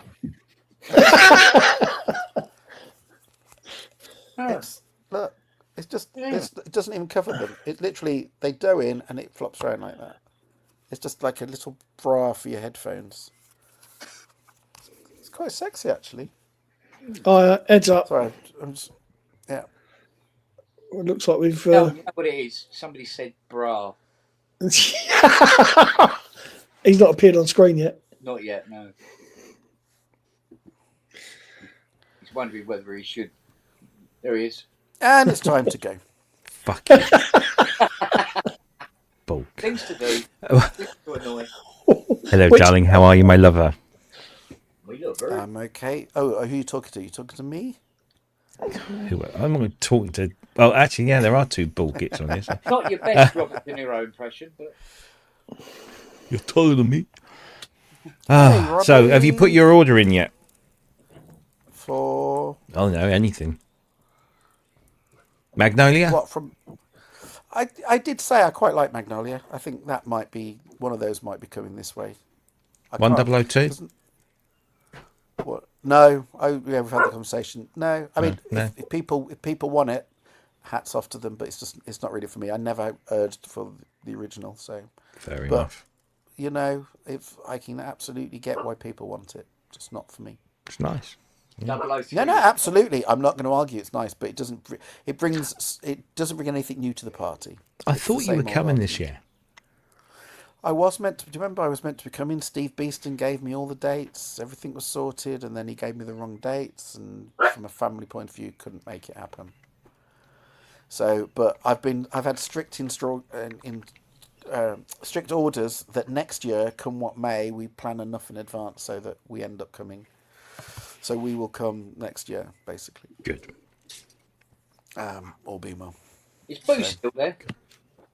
Yeah, Boo's still here at the moment. Oh, good. Yeah, so that's good. Yeah. Was it good, Robbie? Yeah, it was. I mean, it was. It looked great. It looked great.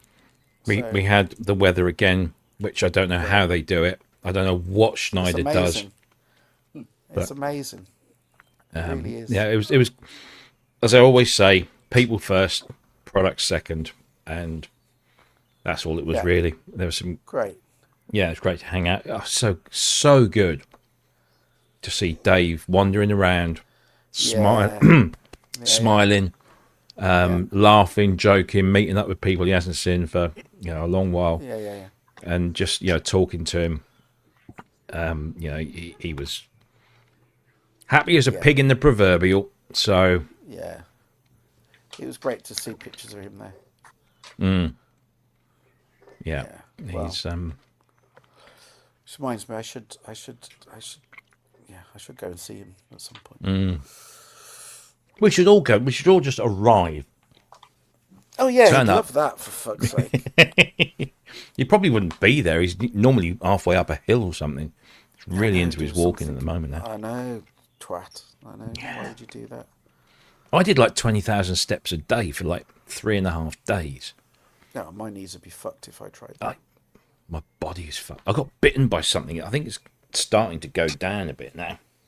There's a dirty great old thing on the back of my leg. Oh really? But all right. Well, it looked great. It looked like there was some good stuff there. I said earlier, it wasn't one of the best years in terms of product. Amazing things, but there were enough good things.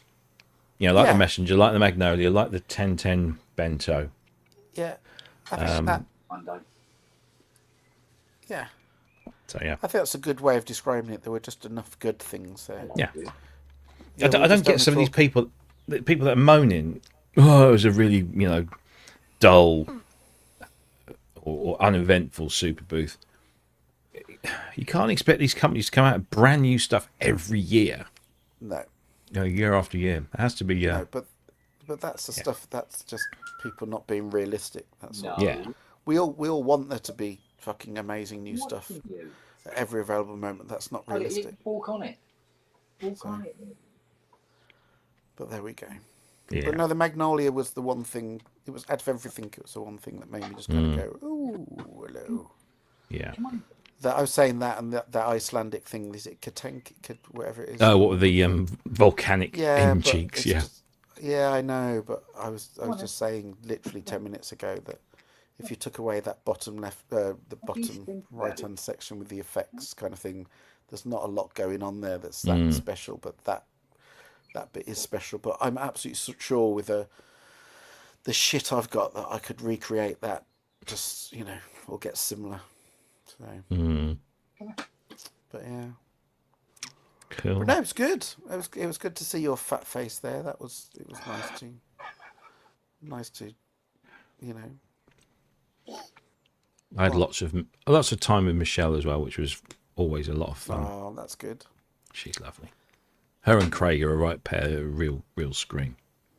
Oh, excellent. And even Metley was quite amusing this year.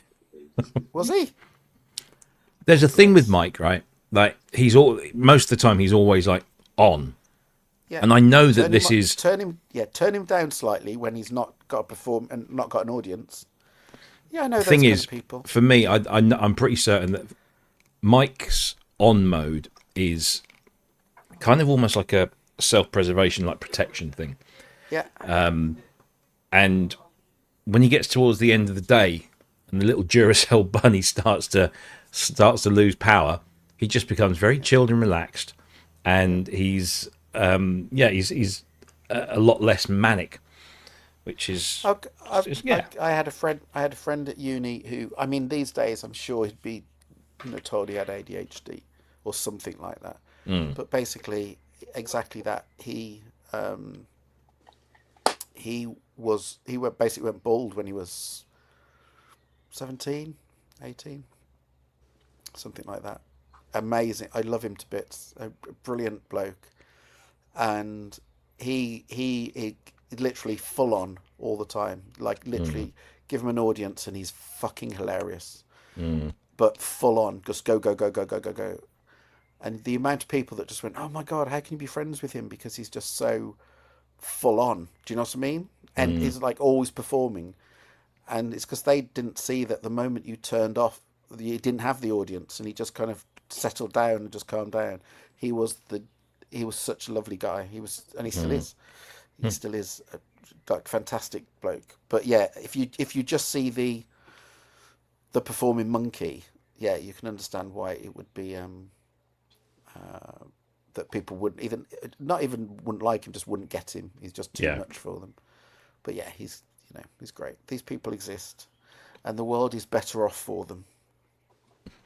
So, can't believe I said that about Mike, but it's true to some extent. He's lovely. Yeah, I don't. He bought me dinner finally. Well, fuck. In which case, we love him. No. We went to the Neumann party, the pre-Super Booth party. I took him along with me. Wasn't as nice as it was last year because I actually held it at the Neumann head office, which is in this really odd building where everything is like really narrow and compact, and they invited all these people and it was heaving. I got to see my mate Mark for about 30 seconds and then he disappeared into the night. You couldn't, just even went up on the rooftop bar and that was just packed as well. So we just we bailed after. That's not my thing. No, see, so, I'd be like you, not my thing either. No, I do this shit for a few minutes and then I'm out of there. That's it. Yeah, we didn't got backstage at Stephen Wilson last night, and we didn't hang around long because they got very odd policy there at the because it was at the Palladium, but they had a capacity policy. So once you got to a certain number of people in that room, they were not letting anybody else in. Yeah. And Craig Blundell, bless him, full of lurgy, stood on the inside of the stage door area, waiting for people to leave so that he could get his friends in, who were outside waiting. So, No, it is. I've been there when exactly the same's happened. So. But good show, by the way, Stephen Wilson. Very good show. I was. To be fair, it was my own fault because I completely forgot the date, and I got in touch with Nick about a week ago, and just said, "Don't suppose there's any chance you could get me on the guest list?" And he just turned because it's never normally an issue, and he just turned around and went, "I wish." He said the guest list shut down months ago, basically, because obviously it's a London show. Yeah. So basically, the guest list was packed and signed off months ago. But so he said no can do, which is absolutely totally get it. Oh yeah, absolutely, 100% get it. So but that was my complete fuck up because I completely forgot the date. I tell you who I did. I've told you before about Thomas Finer. Yeah. And Exit North with Steve Jansen, his band with Steve Jansen, and we went to see him. Oh God, when was it? About 2 weeks ago, and he was playing down at Union Chapel. You know, Union Chapel's like fucking amazing venue. So went to see him in London in Union Chapel. I met up with Thomas because I mean, literally huge fanboy of him, but I've never met him. I've emailed him a few times, but. Do you know his stuff? Do you know his voice? Vaguely. I think you mentioned him once before, and I checked it out. Yeah, he's got the most amazing. I mean, literally, and I think I've said the Opiates, an album he did in 2001. It's the best album of the last 25 years. I will fucking go to my grave saying it. The best album of the last 25 years is the Opiates by Thomas Finer, and so anyway, so I met him for 5 minutes before, and he got me a backstage. He gave me a access all areas, and at the very end, there were all these people. Like Rusty Egan was there, and Rusty Egan was queuing to go and see him, and there was some other guys. They're all quite famous guys, but they didn't have the access all areas, so they were waiting to queue, and they ended up going, "No, there's too many people that wanted to see him afterwards." Yeah. So.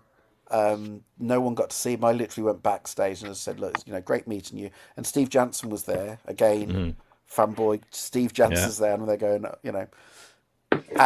all good. The gig was amazing, absolutely fantastic. Anyway, the next morning, all I did was just message Thomas, just to go, "Look, great gig, absolutely amazing." And he basically just turned around and went, "Oh, I was actually thinking I might just come and get a coffee with you in the Cotswolds if you want." I went, "Oh, how long in the country for?" He went, "Oh, another couple of days. What are you doing tomorrow morning?" So I went, "Nothing." So at the moment, he came nothing. up for the day. No. Yeah, he came up for the day, and he's the nicest guy. He is the nicest guy. Cool. So good. Anyway, so who knows what will happen with that? Something may well happen with that. But he's got the most, the most amazing voice. If you've never heard of him, Thomas Finer, knock yourself out. He's incredible. Cool. Or Exit North is the band he's in with Steve Jansen. I think that's probably what I've heard more than him on his own. Yeah. If anyone doesn't know who fucking Steve Jansen is, oh my God, please kneel down in front of me and I'll knee you in the. No. Ooh, there's an invitation. No, knee you. Yeah. Anyway, it was great. Really good. Coolio. I'm going to go, and this sounds like the worst, but I've got to go because Boo and I are going to eat a lot of ice cream, a lot of popcorn, and we're going to watch the first semi-finals of the Eurovision Song Contest. Oh, she's doing that. Not even Boo is not meant to be here on Saturday, and has caused a whole load of shit, the rumpus, because she's there going, no, I want to come and watch the Eurovision Song Contest with you, because we do silly charts and we do marks, but we don't just mark the songs, we mark the outfits, we mark the dance routines, we mark in terms of how ridiculous it is, and then we mark the song. and it's the most fucking important. brilliant. I tell you, it's absolutely fucking amazing. That is fucking fatherhood right there, man. I swear to you, Fuck swear to you, it's the highlight of every single year. We get it, and she draws all the flags in, and even she's Love 14 now. She's still drawing all the flags in, and we take lucky dips as to what country we're going to get behind. I normally get fucking Albania or some shit. One year. It honestly, it's brilliant, and she wasn't meant to be here. He wasn't meant to be here tonight, but it's all kind of changed, so she's here. And I was literally talking about something. Oh, you know what we're going to do tonight? And she literally came running down the stairs, turning around and going, "It's the semi-finals on. We can watch it all over again." And of course, there's that bit of me going, "Oh, for fuck's sake!" So, guess what we had playing this afternoon? The Eurovision Song Contest 2025 CDs. Listening to the songs. Deep joy. I've heard them. Yeah. They are some of the. Don't get me wrong, there's one or two gems, but I have What to do you say think of our 100%. one this year? It's not. I kind of liked Yeah, it it's a when bit I heard shit. it. I mean, it's a bit shit. If I'm honest, it's a bit shit. Well, they're all a bit shit, but it's less shit than some of the others, isn't it? I was about to say exactly that. You listen to it in isolation, you go, this is really not great at all. Even Boo, 14, turned around and said, is this the best that we've got in the entire country? A 14-year-old can see it for what it is. And of course it's not. But you then listen to some of them and it's not as bad as... I mean, some of them are fucking embarrassing. But the most shocking one that you'll see, if you've not heard it yet, is Sweden. If you know anything about the Eurovision Song Contest, Sweden normally come up with some real classics. If there's one country that always do well because they always get it just right, it's Sweden. And there's been uproar. Apparently, I've only heard this secondhand, but the one that got chosen is the one that was the least one expected to win. It's kind of it's all sung in Swedish, and it's a folk tune. Oh, and God. It's literally gone completely against where Sweden's been going for the last few years. And I think it'll do really well, but it's fucking shite. I mean, it is absolutely shite. But I have a feeling it will do quite well. But anyway, so I'm going to go and spend the next few hours doing that. And Enjoy. And Thursday night and Saturday night with my daughter. And... it's exactly as you said, Matt. It's the absolute highlight of my year, so I'm gonna be wallowing in it. Bloody good for you, man. Good for you. Waiting for another ABBA to come along. Oh, believe me, there's not a fucking other ABBA in this lot. I can assure you of that. Look, I hope you all have a great evening, and I'll speak to you all soon. And what was that? You were spiky static. That would be amazing. Oh, do it. Yeah. Oh, do you know what? I'm not just having it. You lot should get on a pub. You should do a pub on Saturday night. And you should maybe get Fee to do something. If she's going to be watching on Saturday, have a Eurovision pub. Oh, fuck. What can be better than having a Eurovision pub? Listening to the utter crap and commenting on it. Chewing on the barrel of a Magnum 44. You could be your own Terry Wogans. You could be your own Graham Nortons. Well, if we do a Eurovision pub, somebody has to be designated the person that ticks how many times the word fuck and cunt are used when describing the tracks. As your head, it's going to get banned within 20 seconds. Yeah. I think he's right. Look, I think if you don't do a Eurovision pub, you're missing an opportunity. Obviously, I can't join in because of the language, because I've got a 14-year-old daughter that still wants to do flags. So yeah, she can't be responsible for corrupting a young mind. She can't be part of it. I don't want her in a crying mess at midnight, turning around and going, "What have they done to me? Yeah, they go, I used to love Eurovision. I hate it now." So many words. Okay, I'm fucking off, especially because Ian's just come and I fucking hate him. Oh shit! Yeah, fuck. I thought you'd left already. I'm literally heading off, Ian. But It's good to see you, man. It's great to see you. I hope you're okay. I hope you're I'm well. good. Yeah, you? Yeah, good. Thank you. So, but I've got to go. So, okay, I love and leave. Be good. Enjoy, everyone. mate. See you later. Cheers, Have mate. a good time. Cheers. Bye-bye. Bye. Take care. Oh, I've just eaten chocolate eclairs. So has this pub been running for about 10 hours? 6 1/4. Yeah. Yeah.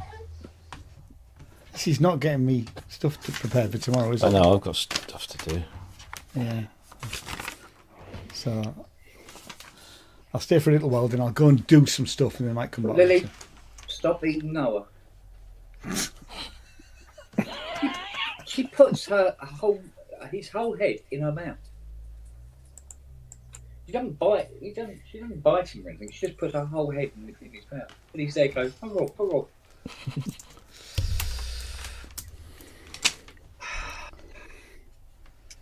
Right, so I have to order some 7912 CTs. I have to do that tonight. They're not going to turn up tomorrow, which means Muzzy Day. Muzzy Day. Having fun trying to get spark plugs past the fucking headers on your car. Did you have a Muzzy Day on Monday? Yeah, well, good. Well done. I found, what was it, two broken spark plugs and one coked to death. It was almost one piece spark plug. So I bought new spark plugs, and I must admit, my mind must have been somewhere else. I bought the spark plugs and I thought, Jesus Christ, 48 quid. How much? 48 quid. For a set of spark plugs. And I went, oh, hang on, no, it's 2 sets of spark plugs, isn't it? Yeah. Yeah, but then the recommended one for the Muzzy, these ones, they're platinum core. They'd have to be the special short reach one. What? You're just barking just indiscriminately at items in the kitchen. Yeah. Hop, hop, hop, hop. even when he's standing still, he hops. Where he is. And yeah.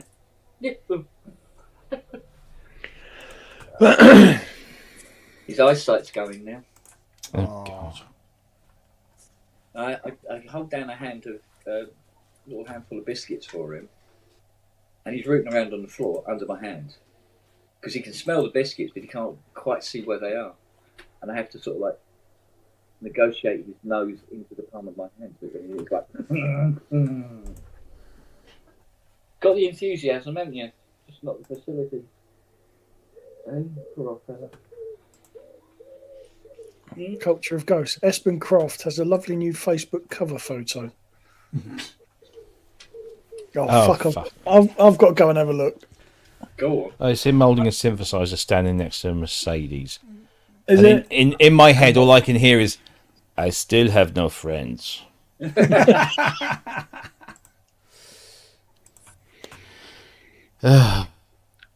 am. I think I'm going to do a set of T-shirts. I'm not Espen Craft, thank fuck.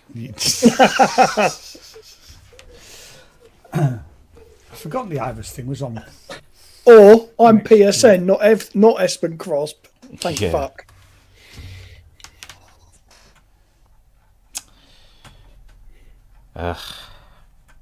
Oh, we did get a compliment today, Rob. So, the guy dropped off the Alps. He said, I love your show. Ah. I said, yeah, this show? Adore me. This show? I think he was trying to just get me to do them cheaper. Yeah. No, I had a few people come up to me, people that introduced themselves and then told me what their name was. Craftberg. That is very appropriate. Do you know what? I don't think I've ever come across this, Espen. Don't. You It gets don't very wanna, messy. I looked at his channel because when it all kicked off about, was it the Synth Mafia thing? Was it that? He started making rage bait videos. That's yeah. And I did go and look at his channel. I didn't know who the hell he was until that point, and I looked at the channel once and thought, nah, not interested in this.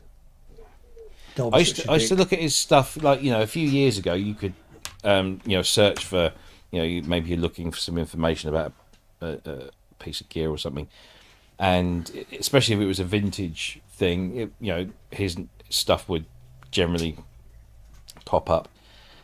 And I wasn't a fan of him so much, but the information was there, and it was interesting to see some of this stuff and hear it. Musically, he's I'll use that phrase again. He's a pound shop, pet shop boy. He desperately wants to be like the Pet Shop Boys. Why would you do that? I mean, I don't know. I find that really, ridiculous. That from a creative point of view, why would you want to be like somebody else? I know. I mean, we all should be striving to do our own thing. Now, if absolutely. You can have them as heroes. But why should you then go and do something that somebody else has done? Yeah. But the trouble is, there's quite a few people out there that I always found there was something about him that it just didn't quite sit right. It was almost. I often thought, oh, do you know what, Rob? You're being a bit of a twat. It's because English isn't his native language, and so you're thinking, well, maybe it's just the delivery, in a second language. Like, I couldn't do that.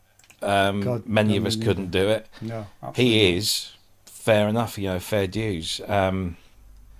Yeah, he does. And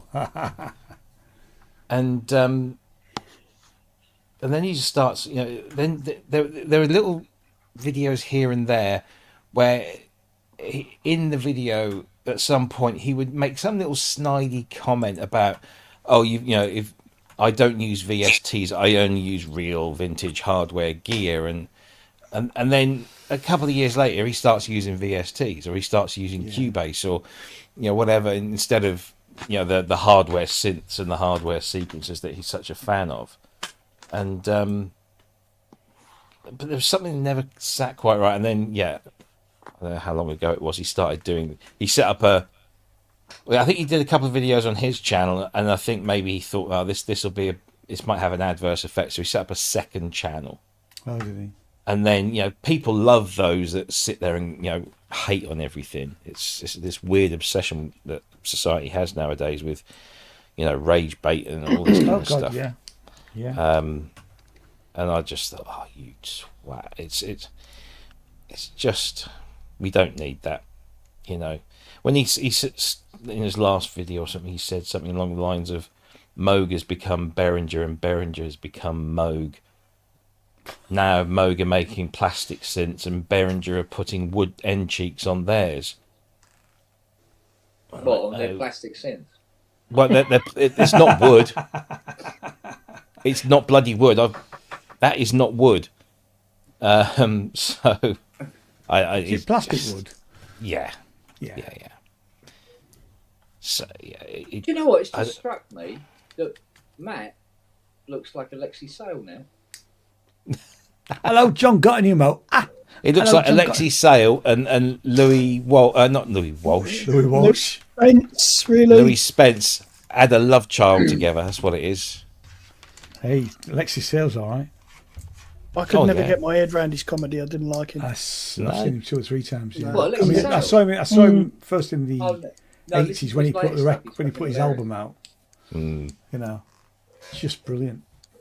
Then not my thing. Mad early stuff was a bit out there, but his later radio shows and stuff like that are really good. He's really good in stand-up still, because I saw him probably about 3 or 4 years ago, just before the pandemic. He was really good. He's obviously calmed down a lot. He's not as because he was really manic. He's old. He's old, yeah. But he was really he was some of the humour was quite gentle, but he was a really good night actually. In a very small Church Really Hall. good radio show of his is Lexi Sales' Imaginary Sandwich Bar, All right. which is really funny. Yeah. It is really funny. I was trying to get Attila the stockbroker to come and play John Peel Centre again. Mm. Yeah, you know who Attila the Stock? Have you heard of Attila the Yeah, stockbroker? Yeah, I know. he's Brighton-based. He was like one of the first sort of British punk poets, I guess. And I think and he's a musician as well. He's a really good musician. He has it's a Barnstormer. It's like a folk punk band. It's really good. But he was looking for gigs in this area, and I pinged a message in his in his Facebook thing, and I said, "John Peel sent it. Fucking love you there, you know." And he's got a history of Peel as well. So he came to our high school, did Attila the Stockbroker, and that's how I first found about him. He was like 14 years old, and he's doing his anarcho-communist poetry. And it just like really resonated. I was like, yes, this is great. Loved it. Have you heard of a band called Broken Peach? No. Don't think so, no. Well, they do covers. I think it was Fiona found them. She really got into it. But the costumes and makeup and stuff like that is absolutely unreal. They're really good though. Yeah, have a look for them. What are they called? They're all over YouTube. Broken Peach. Broken Peach. Yeah. But they like doing all these sort of like 80s electro covers. Oh, but they right, okay. rock them up a bit.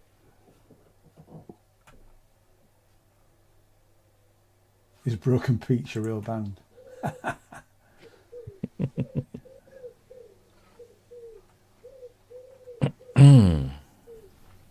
Rock and soul band formed in 2009. Yeah, Fiona got into them quite a lot actually. Oh dear me.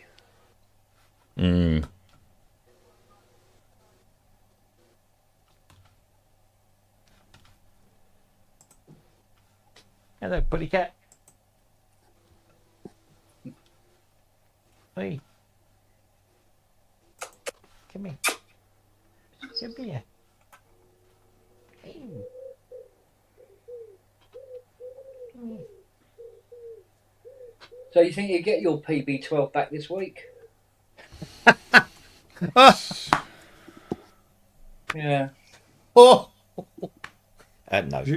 It's not coming back, is it? It's in Stansted. I almost seriously thought, had it not been a Sunday, that I would go and knock on their doors because, having just landed, come on, give it to me, give it. But so I got the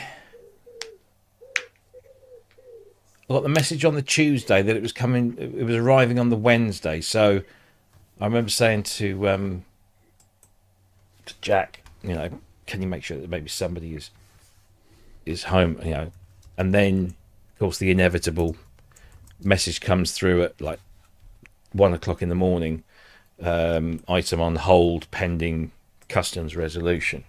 Yeah. I get a text message that asks me to go to this link, and you sign into this special page, and it's got your shipment on there, and you click on it, and it tells you what they're missing, what they need. Except none of it's in English. I mean, it is in English, but it's not in understandable. Yeah. I want this form and this form, and you need to fill out one of these. And they give you templates for some, and they don't give you templates for others. And I have no idea. I don't import or export stuff. Yeah. There's a T-shirt. Yeah. Free the PB12. I should do that. I should threaten them, with a campaign. So I was obviously flying out to Germany, and so I think it was Thursday night. Wednesday was quite a busy day. Thursday was a massive long day because we got to the site about 9:30. We didn't leave until 7:30 that evening, and then we went straight to the restaurant for the meal, so we didn't get home until quite late. So Friday, got back to my room on Friday. Thought I'll have a look on the laptop because I'd been looking on it. I looked on the laptop and I thought, okay, I think I might have some stuff from the last time I had some issues with them. And luckily, I put everything into iCloud. So I had all my documents. So I went in there and I started. I thought, oh, yeah, that's that. So I need to put my EORI number in here and do and all this stuff. And so I ticked all, so it says, upload this, tick the box. I ticked all the boxes. It says, you have successfully uploaded all the documentation. Press submit. Thank you for this. Yeah, we'll get on to processing it. And then nothing. I thought, oh, maybe it's the weekend, so nobody's going to look at it over the weekend. That's okay. I'll get back on Sunday. Hopefully somebody will look at it first thing on Monday morning. And they did. They looked at it on first thing on Monday morning and said, we're still needing additional documentation. We need an SAD3, also known as a C88. It's an 8-part document, but we only need parts 2 and 3. Blah, blah, blah. And I'm like, I have no idea. So I Googled the document thing. The first result that comes up is HMRC. I thought, well, that's going to be, that'll be what I need. HMRC, it's customs. Click on it. It's a massive web page with all of these links going off to all these different places, but none of them refer to an SAD3 or a C88. I have no fucking clue what ones. I Googled it. I said, what does a C88 look like? And I've got images of all sorts of different things. So I'm none the fucking wiser. So I emailed Arturia again. And I said, look, is this something you have to send? And the guy says, oh, we've seen this happen before. No shit. It's usually to me. Send them this invoice, which is the customs document that they're looking for. And I said, well, that's the invoice I sent them with all the customs information, values, codes, all of this kind of stuff, all there. I already sent it to them. And actually, they asked for the original export. So when I sent it back to France, they wanted that document. So I sent them all of that. I sent them the ones for it coming back in. I sent them my declaration where I gave them permission to act on my behalf and here's my numbers and all this kind of stuff. And yet, so the guy at Arturia, I said, look, is there anyone else I can talk to, who's dealing with the shipping? He said, no, I do it all myself, he said. So this should be all you need. So whether it's just UPS being a dick, whether it's HMRC being a dick, or whether Arturia haven't supplied them with the right stuff, I just don't. All I know is I'm getting a feeling that there's a customs agent playing a PB12 at home. Don't, because it's probably true. I should, I should have put an Apple tag in it, shouldn't I? What I should have done. Yes. Do me a favour, Rob. Don't fucking break it again, will you? No. I mean, seriously, it makes me think now, if I've got to send anything back to the EU or get any... The thing is, the stupid thing is, I had this... Though. Well, no, but you say this. So I had initially with... When they first started sending me stuff, I had these issues. And then I got the EORI number. I got that. We need a poo's not involved, is he? I know. He might as bloody well be. Yeah. No, it's ER. Yeah. So ER. I going round and round. I got all my numbers. And then all of a sudden, every shipment came through. No problems, no questions. Literally, every other shipment since then from Arturia has shipped on day 1 and arrived on day 2. I've had no but trouble with France customs. I mean, because they make. Oh no, it's not French customs. It's always British. It's a British end. Well, it's always I had British. Trouble with. It might have been Britain actually, but I sent a microphone to a guy in France. He bought a vintage mic off me, and it just came back. He never got there. So he said, "Do I send it to the other studio in Switzerland?" Went, yeah, that's it. I remember. But that ambient zero sent to Le Mans, it came back here. Absolutely no explanation as to why. Oh, there's no explanation. It just came back. Yeah. Oh, Ian, I complained to Bayer about my headphone things. Yes, you did. And they said they were going to send me a free set. And they said they couldn't send it to the UK, so they'd send it to somewhere in the EU if I could get it, sent on. So I said, send it to my hotel in Berlin, the same fucking country where, you are. Yeah. I said, I'm there for 5 days. Did they send it? Oh, they sent it. It arrived today. So, of course, the hotel the hotel rejected it. So, they can't take it on, can they? They can't take it if the guest isn't there anymore. No, of course not.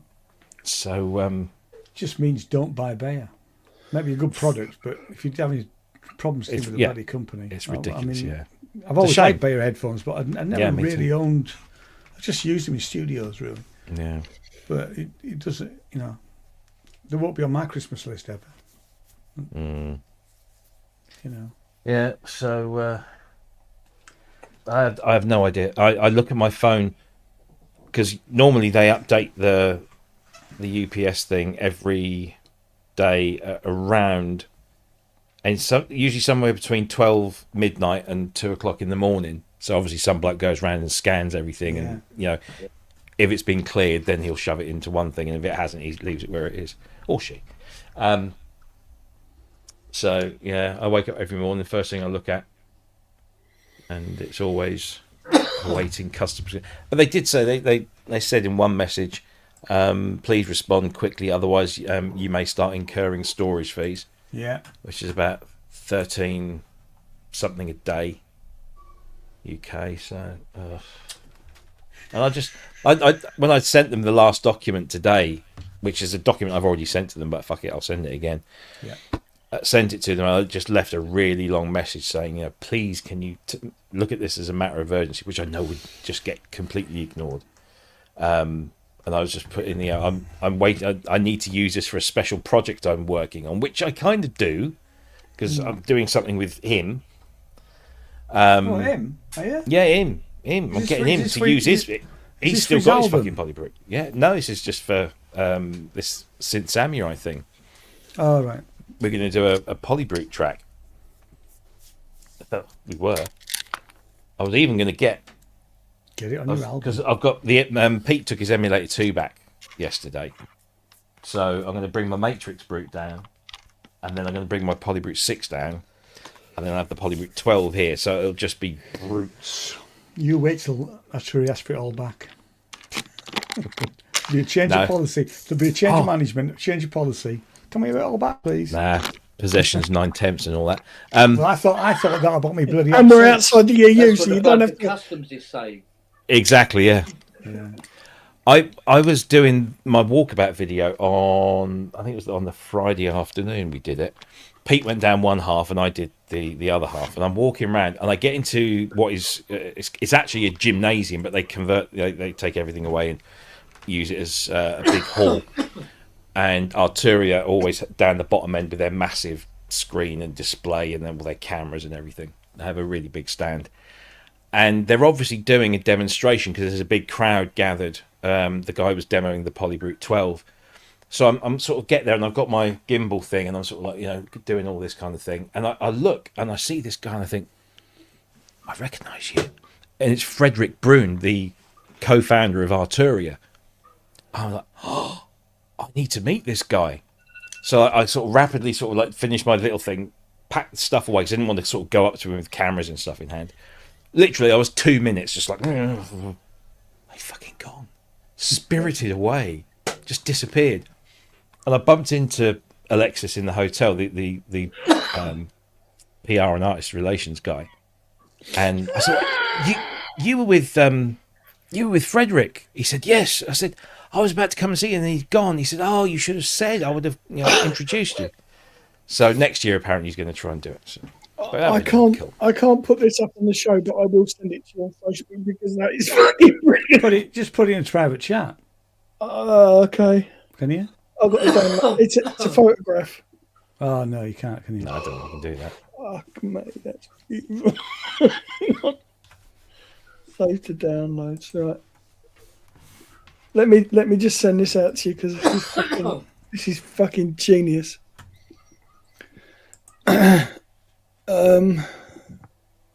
Robbie Puricelli. Where's Ian Cole? I must be in your band list, down there.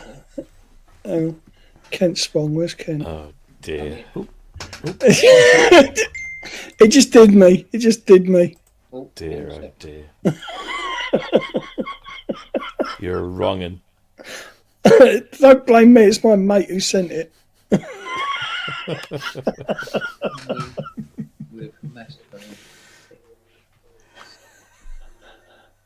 I'm sorry, it just caught me off guard. I've got to send that to Hayley. She'd love that. That reminds me of what's his name? Delaney. Gary, yeah. He's fucking brilliant live. Yeah. He's really good live. Have you seen this guy? I keep getting him in my Facebook reels. He's a stand-up comic. He plays a piano. And he wears the oddest clothes. He's openly gay and really, uses that as part of his act. But he makes up songs on the spot based on speaking to members of the audience. He's not the American guy, is he? No, he's an English guy. Yeah. He's hilarious. I can't even remember his name. He's the one that was going on about. He says somebody. There was two people that got up and were walking out in disgust, and threw a piece of paper up on his keyboard. Oh yes. To go back himself, and he walked walk off, and he goes, "Oh, 752 is that?" But, and then he says, "I've already got a boyfriend." He says, "I have a Muslim boyfriend." He's what was it? Inside your bummer, or something like that. And he goes, and he says, "What can I say? I like brown cock." He said, "Well, let's face it, every gay person ends up with a brown cock." And he goes, or red if you push in a little too hard. Oh! And he's brilliant. He does everything. He's playing the piano. He plays it really well, and he comes up with everything. Yeah, it's very good. Yeah, absolutely. And it's done in quite a deadpan way. Yeah. Which makes it funnier. He was doing something that he spoke to this guy in the front. And he said, and because he sings everything is sung. So he says, "And what job do you work in?" And the bloke goes, "Finance." And he goes, "Cunt." So good. Right. I need to write something, and I can't do that. Yeah, guys. So, fuck off. Go, fuck off. I've got to go because I haven't eaten yet, and I've got to eat. Bloody hell, mate! It's 8 o'clock. Well, I've had 2 eclairs, but I think I need more. And we wonder why he's ill. His diet is atrocious. What? I had cauliflower and toad in the hole yesterday. Yesterday? Well, you got toad in the hole. That must have hurt. Well, let's say I had most of the toad in the hole, Better than a but fist. I was harassed quite virulently by Charlie. You need to eat your greens. Are you on heat again? Charlie was doing his fucking bit. You got sausage, mate. You got sausage. You got sausage. Give us a bit of sausage. Give us a bit of sausage. And he prancing, dancing around and howling. He's all right. But no, you're not having it. And he's like nudging me. And it's like, no. And then there's Jackie came in earlier. Good. Jackie came in earlier. We got one of these cat watering bowls that self-activates and it moves the water through filters and stuff. Yeah. And she comes in and she says, Is the battery on that? And I looked at the lights. She said, no. She goes, well, it's not working. I said, well, it's fucking empty then. She said, yeah, the cats were like stood there looking at it going, just need new water. We got one. Lily ate it. And there was just, the chrome metal pipe. Little tap. That's all that was left on the lawn. Jesus. It was just bits of plastic everywhere. Went, oh, okay. She drank all the water out of it first. Well, at least you did that. Yeah. We bought this because my cat Milo likes to jump up on the kitchen work surface, and he'll look at the tap, and then he'll look at you, and he'll look at the tap, and then he'll look at you, and you have to turn the tap on, just a little dribble. And he loves it, absolutely loves it. So I said, well, look, let's get him one of these watering dishes that has a tap on it, and it activates when he gets near to it. Does he drink from the tap? Does he? Fuck. So. Right, gentlemen. Yeah, me too. Gotta go. We'll catch up with you later. Well, it's nearly a 7-hour pub again. Isn't it? Oh, get in there, ain't you, mate? We're calling it a night, then, are we? Yeah. Right. Oh, that's Kent creaking, not his chair, by the way. Yes, he's back. Yeah. It's his knees getting back into. I need to get some WD-40 on my knees. Right, gents. All right. Take care. All right, gentlemen. See you later. Bye, Be good. guys. Be well. Bye Be bye. safe and be happy. Yeah. See you later. In that order. Bye. Ta-da. Bye.